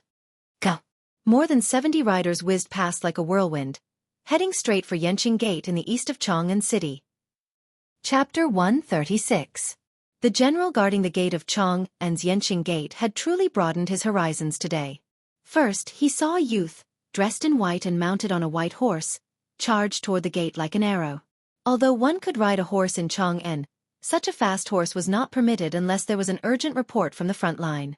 Just as the general of the city gate was about to extend his lance to stop him, he met the young man's cold eyes. Immediately, a chill rose from the bottom of his feet. In that moment of hesitation, the young man had already rushed out of the gate and disappeared without a trace. The general immediately felt that he had lost some face. After cursing at the youth, he returned to the gate to drink tea. A little while later, he saw another group of soldiers, several hundred in number, charging toward him. Upon questioning them, he realized that they were Eastern Palace guards. Frightened, he hastily let them pass. 15 minutes later, a large group of soldiers, led by a young general, charged toward Yanqing Gate. The general took a closer look and estimated that there were around 1,000 soldiers. He couldn't help but be shocked, wondering if there was another battle going on. Why would the imperial court send so many soldiers? Only when the group entered did the general realize that the leader was a Featherwood Guard commander. After examining the token, he immediately let them pass. Once the 1,000-some soldiers had all left the city, he couldn't help but wipe away the sweat on his forehead. Just what day was it today? This lineup was truly frightening. But the following scenes left him completely numb. First, Li Junxian came with 100 of the Great Tang's most mysterious horsemen. Then, the Demon King's eldest son came with 70 to 80 powerful guards. Finally, he saw the ailing Duke of Yi ride a horse to Yanqing Gate with the Demon King of Lu Guogong. The guard at the city gate pinched his thigh hard to make sure that he was not dreaming. He could not figure out what had happened that had alarmed so many big shots in Chang'an. Chang Chumo had told Li Zixuan that Chang'an only had a few things happening throughout the year. If there was even the slightest rustle of grass in the wind, those who paid attention would definitely know. Today's Chang'an wasn't as simple as a rustle of grass in the wind. Those with a little status would immediately find out what was going on. Bu Zhengfeng, Yuqi Jingda's home. Jinda, I heard that Xubao and Jijia went out of the city together. It seems they are going to search for Li Zixuan and a girl. Yuqi Jingda stroked his large beard and said solemnly. Niu Jinda nodded and said, I've also heard about it. Jingda, Xubao's body has yet to fully recover. How can we just watch with folded arms? Why don't we bring our family generals and lend him a helping hand? Yuqi Jingda laughed heartily and said, That's exactly what I was thinking. Speaking of which, us brothers haven't fought side by side for a long time.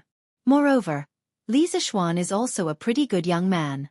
Who knows how many people have been saved by the curved plow he invented? Azure Dragon District. Young Master, the army in Chang'an has been deployed everywhere. His Majesty has even sent out hundreds of riders.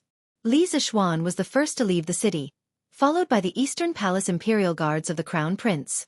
Then, Chang Yaojin, Qin Qiong, Yuqi Jingda, Niu Jinda, and other military generals have also led their families out of the city. In the courtyard, Lu Yun reported the unusual movements in Chang'an City to Wang Renbiao.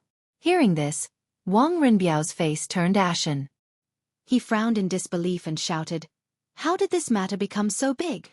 Han Yushi is just a peasant girl. It's fine if Li Zixuan is crazy about her, but why are these military generals also? Lu Yun carefully said. Young Master, it said that Han Yushi is the adopted daughter of Duke Yi yesterday. Wang Renbiao's face suddenly froze. After a long while he said in a deep voice, We can't let second brother continue to mess around like this. He's going to harm our entire Wang family. Where is Yao now? Young Master, Miss Yu Yao is following Xiao Ying and the others. They are going to the Bloodwind stronghold. Wang Renbiao's face changed and muttered, Second brother is actually mixing with such desperados. This is simply ruining the family's reputation. Quickly send a message to Yao and ask her to do her best to assist Li Zixuan and save Han Yushi.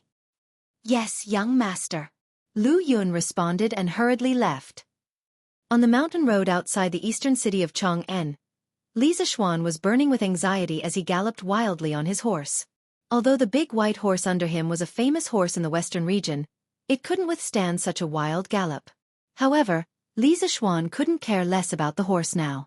He just wanted to find Han Yushi quickly. If he had known that something like this would happen today, he would have taken Han Yushi back to Chang'an, and yesterday even if he had to forcefully snatch her. Unfortunately, There was no medicine for regret in this world. Thinking of Han Yushi's gentle personality and peerless appearance, Li Zixuan only hated himself for not taking the initiative to pursue Han Yushi earlier. Then, she would have stayed in the Li residence and this kind of thing wouldn't have happened. In less than a quarter of an hour, Li Zixuan had already arrived at the Rhinoceros Slope, which was 10 miles away from Chang'an City. He saw 4 or 5 pools of blood on the ground and many traces of a fight. It was enough to show that the battle was fierce. Previously, he had heard from Han Lijing that Old, who had also been a government soldier a few years ago. Judging from the traces of the battle, Old Hu's kung fu was probably not weak. It was just that 2 fists couldn't fight against 4 hands. Before Old Hu fainted, he said that the group of thieves took Han Yushi and fled in the direction of the Qinling Mountains. Li Zixuan raised his head and looked at the vast Qinling Mountains in the north. He couldn't help but feel despair in his heart. Where could he start looking for such a large mountain range? The more delay, the more danger Han Yushi would be in. Li Zixuan had never been so desperate and anxious as he was at this moment. He was unwilling to give up and shouted to the north, "Yushi, where are you?" The roar lasted for more than a mile before it gradually subsided. The pedestrians on the road heard the roar and stopped to look in this direction. Li Zixuan vented the depression in his chest, adjusted his mood, and mounted the horse. No matter how big the Qinling Mountains were, even if he had to search for a lifetime, he would find Han Yushi. At this moment, a ball of object flew towards Li Zixuan's face. Although the speed was fast, Li Zixuan didn't feel any killing intent. He tilted his head and used his strength to grab the ball of object in his palm. "Who is it?" Li Zixuan looked around and saw that there was nothing around except trees and weeds. He paused and looked at the object in his hand suspiciously. He saw that it was a silk cloth wrapped around a stone. Li Zixuan threw away the stone and opened the silk cloth. He saw the words on it, "If you want to save Han Yushi, go to the Bloody Wind Stockade of Mount Mang quickly." Li Zixuan was suddenly shocked and hesitated. He didn't know if the person who delivered the letter was purposely making a diversion to distract him or was sincerely helping him. After hesitating for a moment, Li Zixuan gritted his teeth. He had to risk it. Having a specific location was much better than him running around like a headless fly. He threw away the silk cloth and walked to an open area. He found a passerby and asked for the location of Mount Mang. He rode his horse and galloped over. Chapter 137. Giddy up! On the mountain path to the southeast of the Qinling Mountains, Li Zixuan whipped his horse and galloped wildly. The white horse beneath him seemed to have sensed his master's anxiety. Its 4 legs were crisscrossing at an extremely high frequency, kicking up a trail of dust. Li Zixuan's mind kept thinking about Han Yushi's smile and the words on the silk cloth. Bloodwind Stockade. Bloodwind Stockade. He could not help but murmur. At this time, he felt that Bloodwind Stockade sounded very familiar. Suddenly, he quivered. Wasn't the previous owner of this body accidentally knocked off the cliff to save a woman from the bandits of Bloodwind Stockade? According to his memory, these bandits were extremely vicious. They even dared to kill people. If Han Yushi fell into their hands, wouldn't she be in great danger? Thinking of this, Li Zixuan became more anxious. The horse was urged faster and faster by him. Suddenly, the white horse under him neighed tragically and fell forward. Li Zixuan quickly flew down from the horse. After stabilizing himself, he saw that the white horse was panting heavily and its front legs were retracted. It seemed to be injured. Li Zixuan quickly went forward to check carefully. He found that the horse's front hooves were nailed with thorny vines. Li Zixuan touched the white horse's ears and said softly, "You've worked hard today. From now on, you can follow me and enjoy your life. You stay here first. When I'm done, I'll take you home." The white horse seemed to understand his words. It shook its head on the ground and gently touched Li Zixuan's palm with its nose. Li Zixuan gave a knowing smile and patted its head. Using the cloud-piercing steps, he rushed towards Empty Mang in the north. Time was of the essence and he did not have the time to find another horse. He could only rely on his Qing Gong to hasten his journey. At the foot of the North Mang Mountain, a group of bandits in ragged clothes were escorting a flower-like girl up the mountain. "Boss, this little girl is crying and walking so slowly. Why don't you let this little one carry her?" A wretched young man flatteringly said to the leader. After he finished speaking, he couldn't help but glance at Han Yushi's stunning face. "If you dare to touch me, I will immediately bite my tongue and commit suicide. Han Yushi's eyes reddened when she heard this. She had been sad for the dead old Hu the whole way. After all, old Hu had been beaten to such a state. Han Yushi thought that old Hu must be dead. That family, which was already very unfortunate, had now lost its pillar of support because of her. Thinking of this, she could not help but feel a wave of grief in her heart. She cried all the way, almost forgetting the dangerous situation she was in. Along the way, she also discovered that although these people were ferocious, they didn't seem to dare to force her too much, especially the leader of the bandits. He was very wary of the black-clothed middle-aged man beside him. The bandit leader slapped the young man's head and scolded him. Put away your tricks. Do you think I don't know what you're trying to do? If this juicy little girl could do it, would it be your turn? Get lost. After saying that, he kicked the wretched young man twice. The middle-aged masked man next to the bandit leader nodded when he saw this. He turned around and said in a suppressed voice, Han Yushi, you'd better hurry up. Don't stall for time. You should get rid of your unrealistic thoughts as soon as possible. No one will come to save you in this wilderness. My patience is limited. You'd better not force me. Han Yushi's body trembled when she heard this.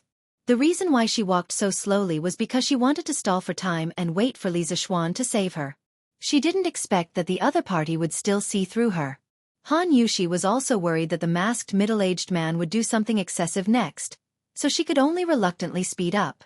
Next to the masked middle-aged man stood a very thin and weak masked man. Han Yushi couldn't tell whether he was a man or a woman along the way. At this moment she heard that person say softly, "I Master Xiao. You see, I'm not interested in women. Why don't you let me carry this fair and tender little girl up the mountain?" After saying that, he used his orchid fingers to poke the masked middle-aged man's shoulder. He saw that Master Xiao was obviously shocked. He was probably disgusted.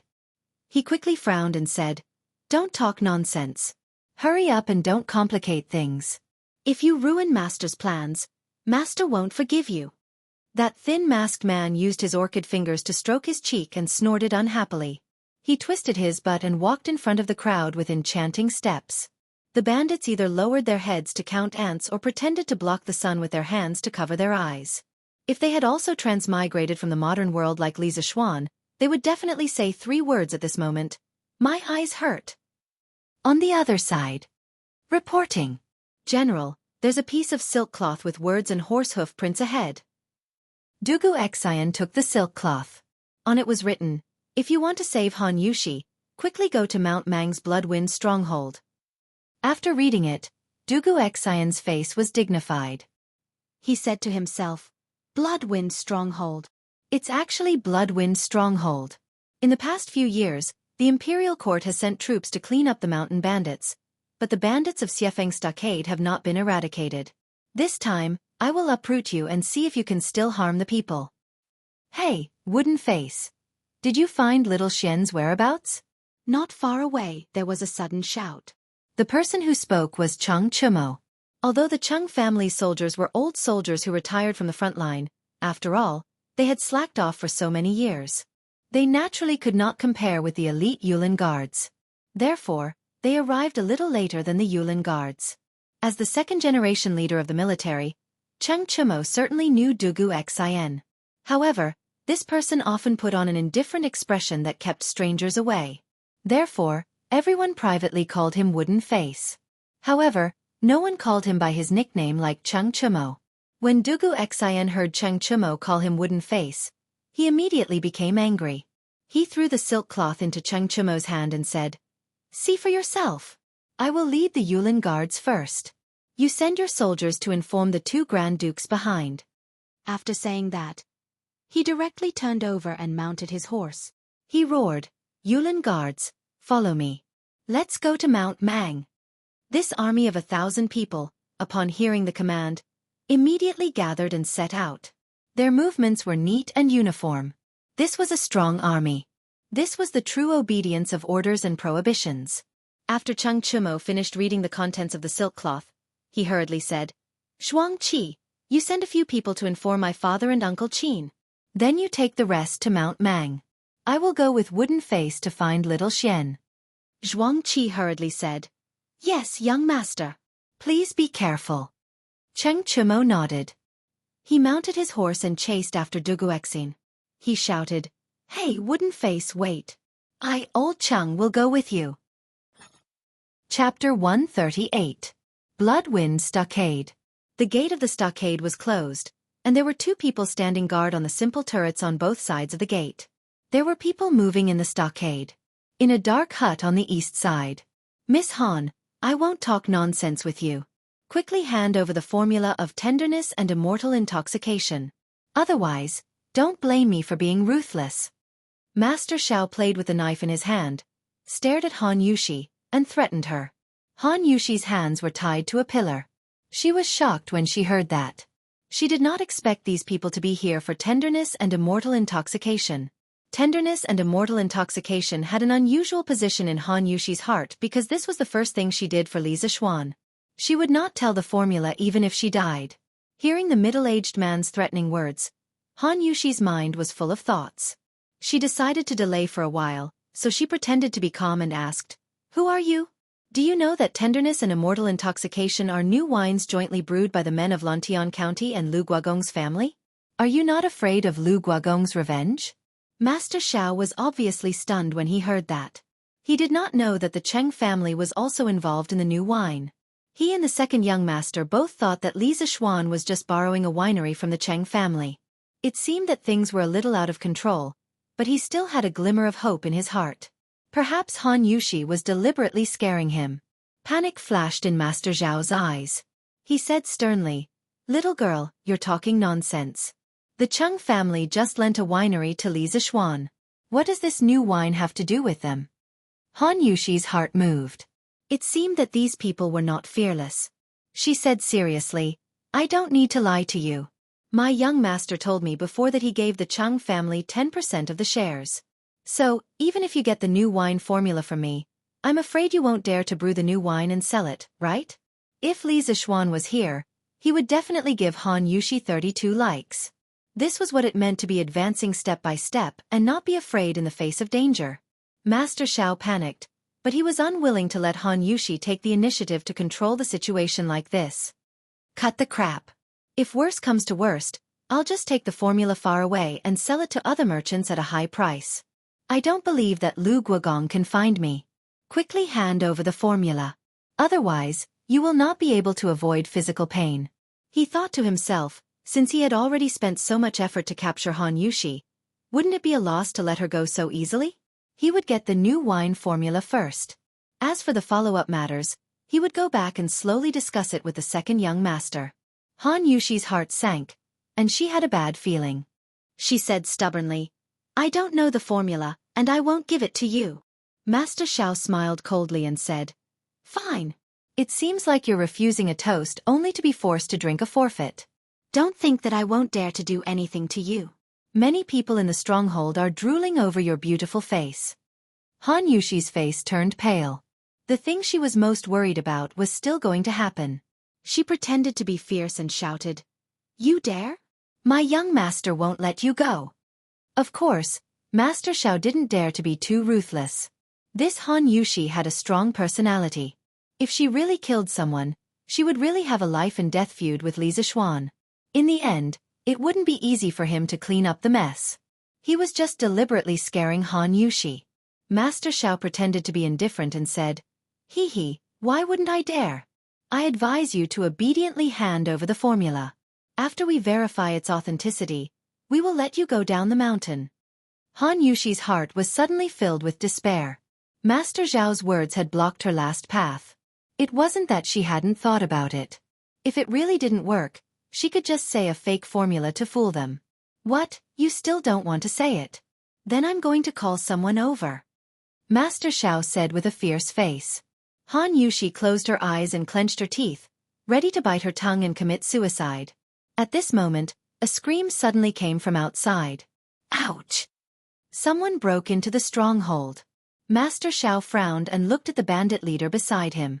He asked, What's going on?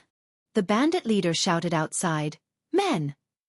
A small follower immediately came in from outside and hurriedly said, Boss, there's a young man outside the stronghold. He's breaking into the stronghold. He even killed a few of our brothers." The bandit leader stared with his bell-like eyes. He stepped forward and grabbed the follower's collar. He angrily said, "You guys can't even beat a little kid?" The follower quickly said with a bitter face, "Boss, that young man's martial arts are too powerful." Master Xiao frowned and said, "Song Tiandao, get someone to guard this door. Don't mess around. Let's go out and take a look." It turned out that the bandit leader was called Song Tiandao. Song Tiandao nodded. After arranging the men, he went to the stronghold gate with Master Xiao and the others. The person who was breaking into the stronghold was Li Zishuan. He ran all the way and finally came to the vicinity of Mount Mang. After spending a lot of effort, he finally found the stronghold. He saw that the stronghold was located in the middle of a lofty mountain range. It was surrounded by cliffs. Only this 30 feet wide stronghold gate could be passed through. It was easy to defend and hard to attack. Li Zishuan took a breath and no longer wasted time. He planned to force his way in. At least he had to see Han Yushi first. He gathered his chi in his palm and threw out 2 pebbles. With his current power, just his hand strength alone had the strength of 1,000 pounds. The 2 pebbles instantly shot out like bullets and sank into the space between the eyebrows of the 2 bandits who were dozing off on the turret. Yes, Li Zishuan did not plan to leave anyone alive. From the moment he heard that Han Yushi was captured, he had been suppressing a killing intent in his heart. Anyone who dared to touch his woman must die. He used the cloud-piercing steps and directly crossed the stronghold gate. After the 2 bandits guarding the gate were killed, they directly fell to the ground. At that time, the bandits in the stronghold were already alarmed. At this time, they saw a young man jumping in from outside the stronghold gate. They immediately shouted and gathered their companions to surround Li Zishuan. Where did this kid come from? How dare he kill our brothers of Bloody Wind's stronghold? Does he want to die? Yes, how dare he come to our Bloody Wind's stronghold to make trouble? Does he want to die? Brothers, chop him up and avenge Doggy and Doggy. Kill. Time was tight. Li Zishuan did not have the patience to listen to their nonsense. There were only 20 or 30 people in front of him. He was confident that he could deal with them. He directly used the 3rd move of the 9 Taishan swords, snow treading. Li Zishuan's footsteps changed cleverly. He waved his sword and attacked in all directions. The bandits only saw a blur in front of them. A moment later, they saw more than 10 bandits covering their throats and falling to the ground, dead. This was the suppression of strength. Facing a group of bandits, most of whom had not even succeeded in chi drawing, Li Zishuan, a master at the peak of chi forming, was like an adult strong man bullying a newborn baby. Today was the first time Li Zishuan had killed someone.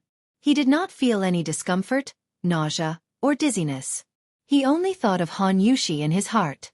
There was only endless killing intent. He did not even look at the fallen bandits. The rest of the surviving bandits were scared out of their wits. Suddenly, a chill rose from the soles of their feet. They desperately retreated, and no one dared to come forward. Therefore, such a funny scene appeared. In the stronghold of the bandits, a young man with a long sword forced a group of bandits to retreat. When Song Tiandao came out, he happened to see this funny scene. Chapter 139. Baimang Mountain, Blood Wind Stronghold. Song Tiandao, Master Xiao, and the feminine man walked out side by side, followed by a black mass of bandits. Li Zishuan roughly glanced and estimated that there were at least 700 or 800 people. His heart sank as he did not expect the scale of this stronghold to be so large. His martial arts were indeed strong, but as the saying goes, 2 fists are no match for 4 hands. Even if he was a master, he could still kill a master. He could deal with dozens of small fries, but with nearly 1,000 bandits, even if he was a master, he would still be beaten badly. Moreover, he had used Qinggong to rush 7 or 8 miles. The true qi in his body was seriously consumed, which made things worse. I was wondering who it was. It turned out to be you, little bastard. I did not expect you to not fall to your death and dare to take the initiative to come to my door. But you came just in time. I, Song Tiandao, will avenge my 2nd brother and 3rd brother today. It was Song Tiandao who came to the front of the crowd. When he saw Li Zishuan, he suddenly felt a little familiar. Looking carefully, wasn't this the little kid who ruined their Blood Wind Stronghold's business 2 months ago in the Zhongnan Mountains? New hatred and old hatred surged in his heart. Song Tiandao stepped out of the crowd and pointed at Li Zishuan and scolded. Master Xiao and the feminine man had not seen Li Zishuan before, but they often heard of him. At this time, they looked at Song Tiandao suspiciously. They did not expect Song Tiandao to have an old grudge with the young man in front of them. Li Zishuan smiled contemptuously. Loser, how dare you be arrogant? If you know what's good for you, quickly let Han Yushi go. Otherwise, I will flatten your stronghold today. When Song Tiandao heard Li Zishuan call him a loser, his face could not help but flash a trace of anger. 2 months ago, the robbery in the Zhongnan Mountains was the shame of his life. Not only did he not get the beauty, money and goods, but he also lost his men and was ridiculed by the Lulin people. When he heard Li Zishuan threaten to flatten the stronghold, Song Tiandao laughed angrily.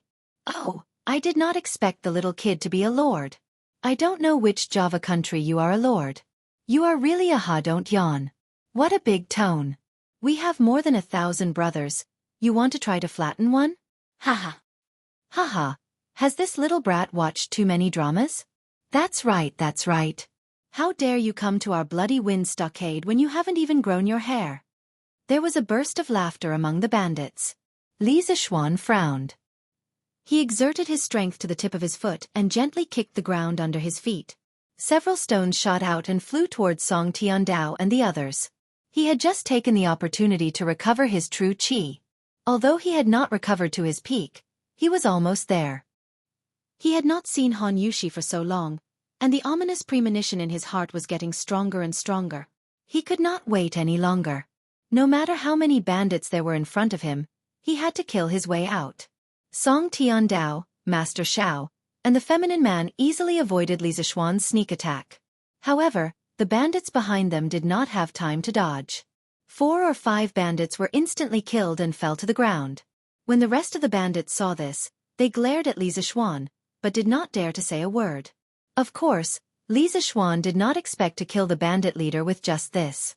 His goal was only to enrage him. When people were angry, they would often lose their rationality. Perhaps the bandit leader would come out and fight him one-on-one in a fit of rage. In his previous life, when he read The Legend of the Sui and Tang Heroes, he often saw that when 2 armies faced each other, they usually liked to fight the generals first. Although he was not sure if there would be such a thing in the real Tang dynasty, he still wanted to try. In a one-on-one fight, he was certainly not afraid of the defeated general. At that time, he might be able to capture him and save Han Yushi. Song Tiandao saw that Li Zishuan dared to kill his men under his nose. As expected, he was furious. He shouted angrily. How dare you? Men, take my broadsword. Little child, you'd better tell me your name first. Otherwise, you'll be a nameless ghost after you die. Li Zishuan saw that Song Tiandao was indeed enraged and wanted to fight him one-on-one. He was delighted. At this moment, he looked at the hundreds of thatched cottages behind the bandits. He did not know where Han Yushi was locked up. He shouted loudly. I am Li Zishuan, the man of Lantian County, who was personally conferred by the emperor. You gathered in the forest and kidnapped my fiancé. If you don't want to die under the encirclement of the imperial army, immediately put down your weapons and hand over my fiancé. I will spare your lives. His shout contained a bit of true qi and traveled far. His purpose was to tell Han Yushi that he was here and to tell her not to do anything stupid. Han Yushi was in the house, like a lamb waiting to be slaughtered. Her heart was filled with despair. Suddenly, she heard Li Zishuan's voice. Her desperate heart was instantly filled with joy. When she heard Li Zishuan say, my fiancé, Han Yushi could no longer hold it in and cried emotionally. She had waited for this sentence for a long time. Finally it came. In front of the stronghold, Master Xiao was obviously stunned. He never expected that Li Zishuan could find Han Yushi so quickly after he captured her in the wilderness. He also did not expect that Li Zishuan would dare to break into the stronghold alone. He also did not expect that Han Yushi was Li Zishuan's fiancé. The situation was getting more and more serious. They only wanted the new wine formula. They did not intend to fight to the death with Li Zishuan. The hatred of snatching his wife was comparable to the hatred of killing his father. This time the grudge was big. Song Tiandao did not have so many scruples. His heart was full of hatred and anger. He raised the 9-eared chain knife that his subordinates carried over and scolded, "Bah, Grandpa, I don't care if you are some bullshasterisk tea master Jew. Last time, you ruined Grandpa's good deed and caused my second and third brothers to be captured and beheaded by the imperial court's dog officials. Today, Grandpa, I want you to pay with your life. Hey, watch the knife." Song Tiandao took 2 steps and jumped up. He aimed at Li Zishuan's forehead and chopped it with great force. When the blade was less than an inch away from Li Zishuan's forehead, Li Zishuan's body leaned back, showing a strange 20-degree angle with the ground. Taking advantage of this gap, he lifted the sword with one hand and pushed the blade away. His other hand gently supported himself on the ground. His whole body drew a semicircle with his heel as the center. With such a fall, a lift, and a turn, Song Tiandao's powerful killing blow was easily resolved by Li Zishuan. Li Zishuan did not stop. He used the third sword of 9 Taishan swords, snow treading. Song Tiandao suddenly felt his eyes blur. Then, he felt that every part of his body was about to be attacked. Song Tiandao was shocked. He did not understand why this little boy's skill had improved so much in just 2 months. He desperately waved the big knife, trying to protect the vital parts of his body. However, he was only at the peak of body refining and had not yet reached the Qi transformation realm. How could he be Li Zishuan's opponent? After a while, he could not hold on anymore. His body had suffered more than 10 minor injuries. Li Zishuan saw that the time was right. He poured genuine qi into his feet and used the orchid butterfly steps, ready to capture Song Tiandao. At this moment, Li Zishuan saw a strange black shadow suddenly flash in front of Song Tiandao. Its speed was so fast that it was not inferior to his orchid butterfly steps in the slightest. He saw the black shadow reach out and pull Song Tiandao out of the battle. Li Zishuan was furious. This person did not follow the rules. He directly used his fastest sword, the 5th sword of 9 Taishan swords, parting the dust. The sword parted the dust and was bleak and cold. It went straight for Song Tiandao's back. Since he could not capture him, he would kill him. After killing so many people, Li Zishuan's killing intent was getting heavier and heavier. Song Tiandao only felt a cold chill piercing his back. He secretly said, "My life is over." The feminine man next to him had no time to save him. The main reason was that Li Zishuan's sword was too fast. At the critical moment, Master Xiao flung his sleeve. An iron ball flew out and hit Li Zishuan's sword. This sure-kill sword finally deviated from its trajectory and only cut off Song Tiandao's left arm. A thick and heavy arm fell to the ground with a clang. Even though Li Zishuan hurriedly retreated, he was still splashed by the blood from Song Tiandao's shoulder. Suddenly, his white clothes turned red. The elegant young master turned into a demon god. Chapter 140. Silence. The bandits were cheering for their leader's bravery, but in the blink of an eye, Song Tiandao's arm was cut off and he almost died. They were all scared out of their wits and stood rooted to the ground. Master Zhao's heart was also in turmoil. He and the second young master had focused on Li Zishuan's ability to make money, but they didn't make a correct assessment of Li Zishuan's strength. They didn't expect this weak youth to have such high martial arts. It was really unexpected. Li Zishuan returned to his original spot and secretly used the Taishan Sutra to recover his internal energy. In the battle just now, he had used up 20 to 30% of his qi. "Leader Song, you can't beat him one-on-one, so you plan to fight together?" Li Zishuan said sarcastically. Song Tiandao covered his right arm and his face was pale. Facing Li Zishuan's sarcasm, he had nothing to say and could only stare back angrily. On the other hand, the skinny man who had just rushed in walked out with one hand on his waist and the other hand on his thumb and middle finger. He said in a sweet voice, "Io, our Lord Li is young and has a high position. His martial arts are also so good. My little heart is beating fast. Lord Ju, why are you so angry? Why don't I accompany you to the front of the flowers under the moon?" Ugh! Li Zishuan was disgusted. He quickly jumped away and scolded, "Damn transvestite, stop. You're neither yin nor yang, hiding your head and tail. I don't think you're a good person either." He didn't expect to meet a transvestite in ancient times. It was really disgusting. The transvestite pointed at Li Zishuan with his thumb and middle finger and said unhappily, "Humph. How can you say that to me? I'm so sad. Do you think I'm willing to cover my face in such hot weather? I'm just afraid that you guys won't be able to walk if I take off my veil. Also, What's a transvestite? Why do you say I'm a transvestite? Ugh, cough cough. Master Xiao couldn't help but retch. He shouted, Flying Snake, come back. Don't mess around. Flying Snake. This person was actually the Flying Snake who went to the Han village to steal wine last time. Flying Snake waved his hand discontentedly and said, Master Xiao, let me interact with this handsome young man. Li Zishuan was furious. He pointed his sword at the Flying Snake and cursed, What bullshit, Flying Snake? You just disturbed my duel with Song Tiandao. Now I will turn you into a dead snake. Li Zishuan had secretly observed that this Flying Snake was only in the middle stage of Qi transformation, but his movements were too strange. As long as Master Xiao didn't interfere, Li Zishuan was confident that he could defeat him. Yo yo yo, since you're so fierce to me, I'll play with you. After saying this, the Flying Snake's aura suddenly changed. He was no longer as frivolous as before. He took the initiative to move forward, and 3 arc-shaped spikes suddenly extended from his sleeves. They emitted a faint blue light, and were obviously dipped in poison. The Flying Snake waved his spikes and clawed fiercely at Li Zishuan's face. Li Zishuan had long been on guard against this person's ghostly speed. As soon as the Flying Snake moved, he had already channeled his strength to his feet. Seeing the Flying Snake's poisonous spikes attack, he dodged to the side, raised his sword, and slashed at the 3 poisonous spikes. The swords and spikes clashed. Metal clanged and sparks flew in all directions. Both of them were sent flying. The chasing wind sword could cut through iron like mud.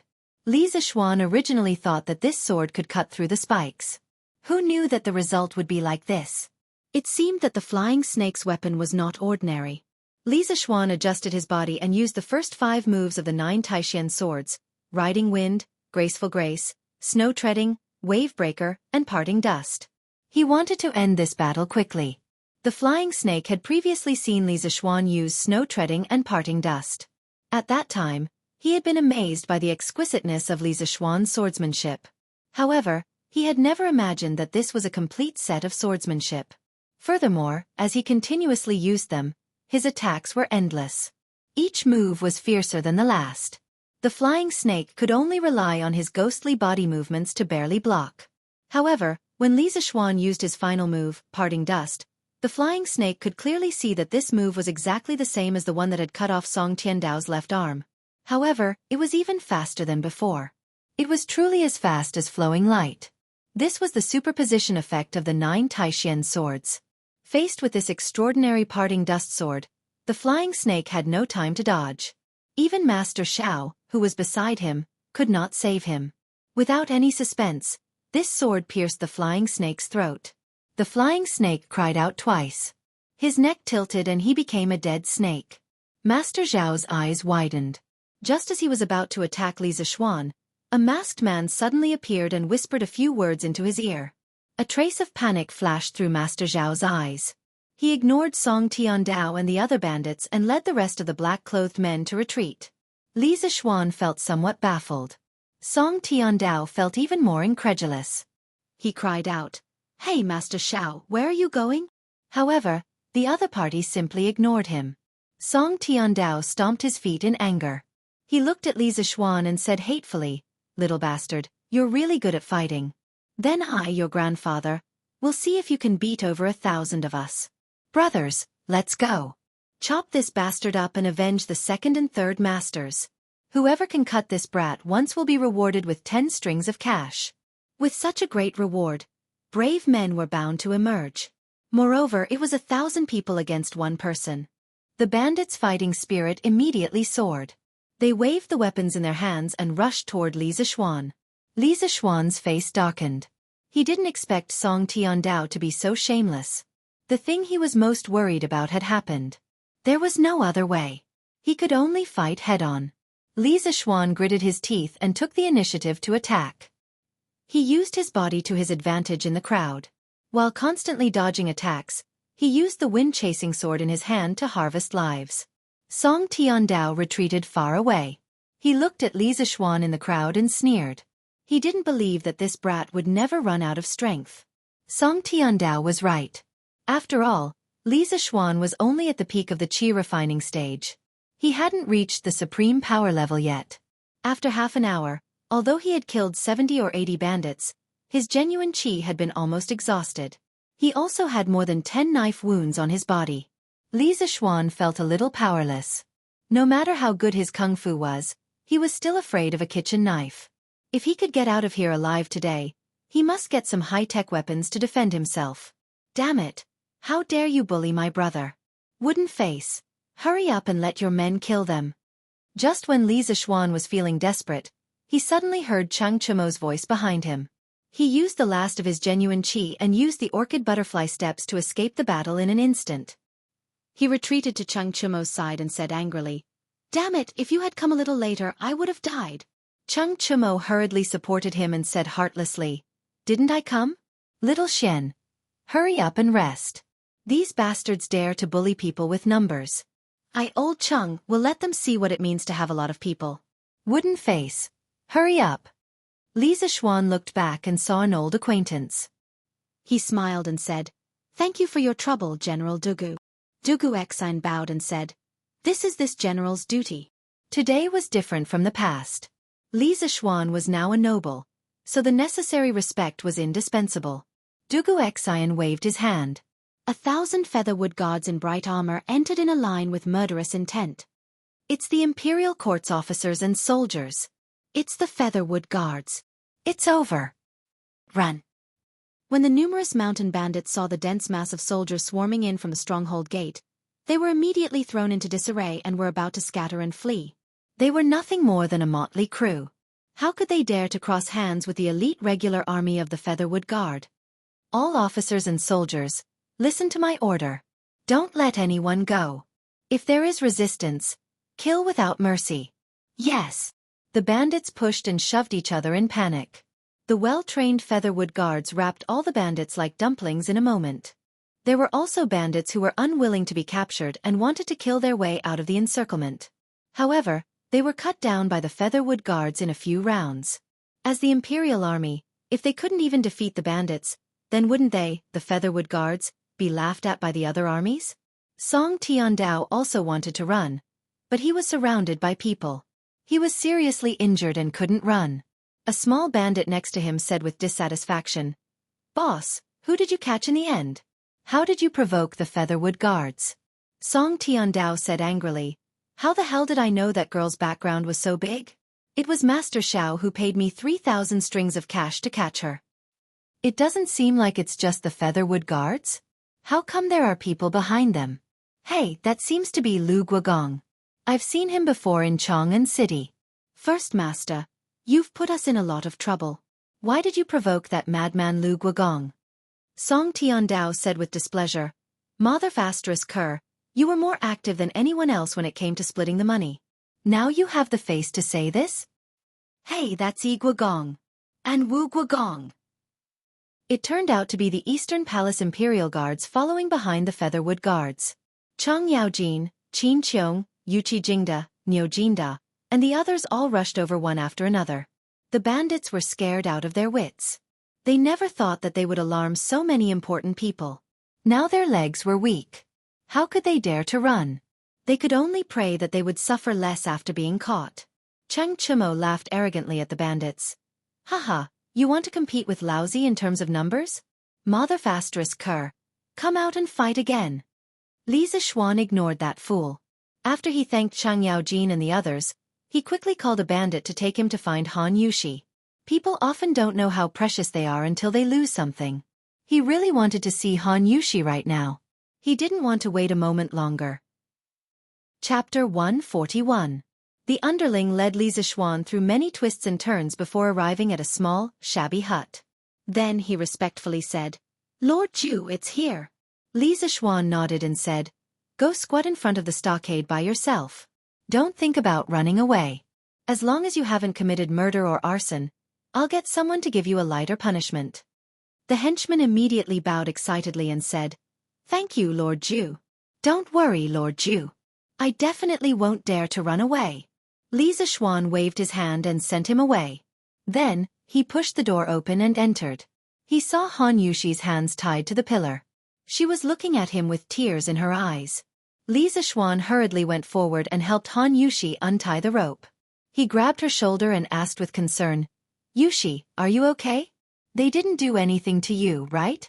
Han Yushi shook her head. She looked at Li Zixuan's tattered and blood-stained clothes. She thought of the person in front of her running dozens of miles alone and ignoring the danger. He went deep into the nest of thousands of bandits to save her. She could not help but say sadly, Young master, why are you so seriously injured? It's all my fault. I caused Uncle Hu's death and young master's injury. Yushi is an inauspicious person. Sob sob. Li Zixuan's heart melted when he heard Han Yushi's crying. He ignored the pain in his arm and pulled Han Yushi into his arms. He said gently, Nonsense. How can you be an inauspicious person? Yushi, you're a fairy given to me by the heavens. At the same time, you're a demon sent to me by the heavens. Han Yushi was obviously stunned when she heard these contradictory words. She stopped crying and looked up at Li Zixuan. Young master, how can I be a demon? Li Zixuan stared at Han Yushi's beautiful face that was still stained with tears.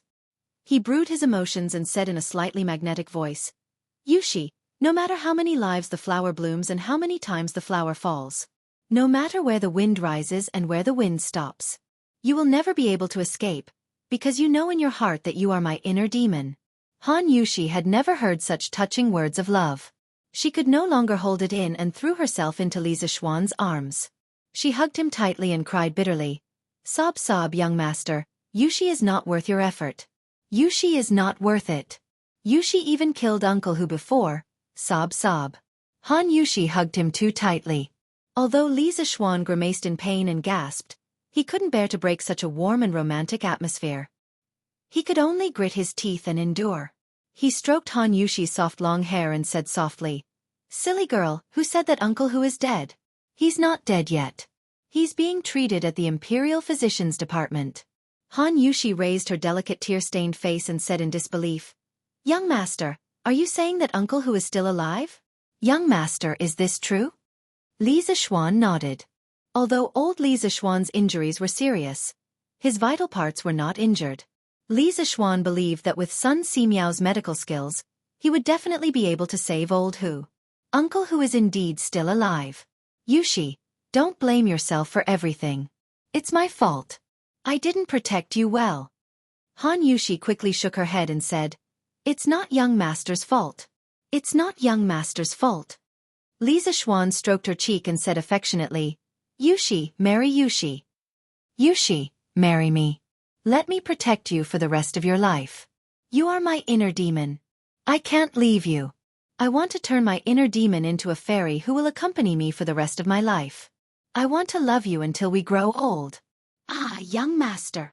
Han Yushi was so embarrassed by such straightforward words of love that her face turned red. With a cry, she plunged into Li Zixuan's arms like an ostrich.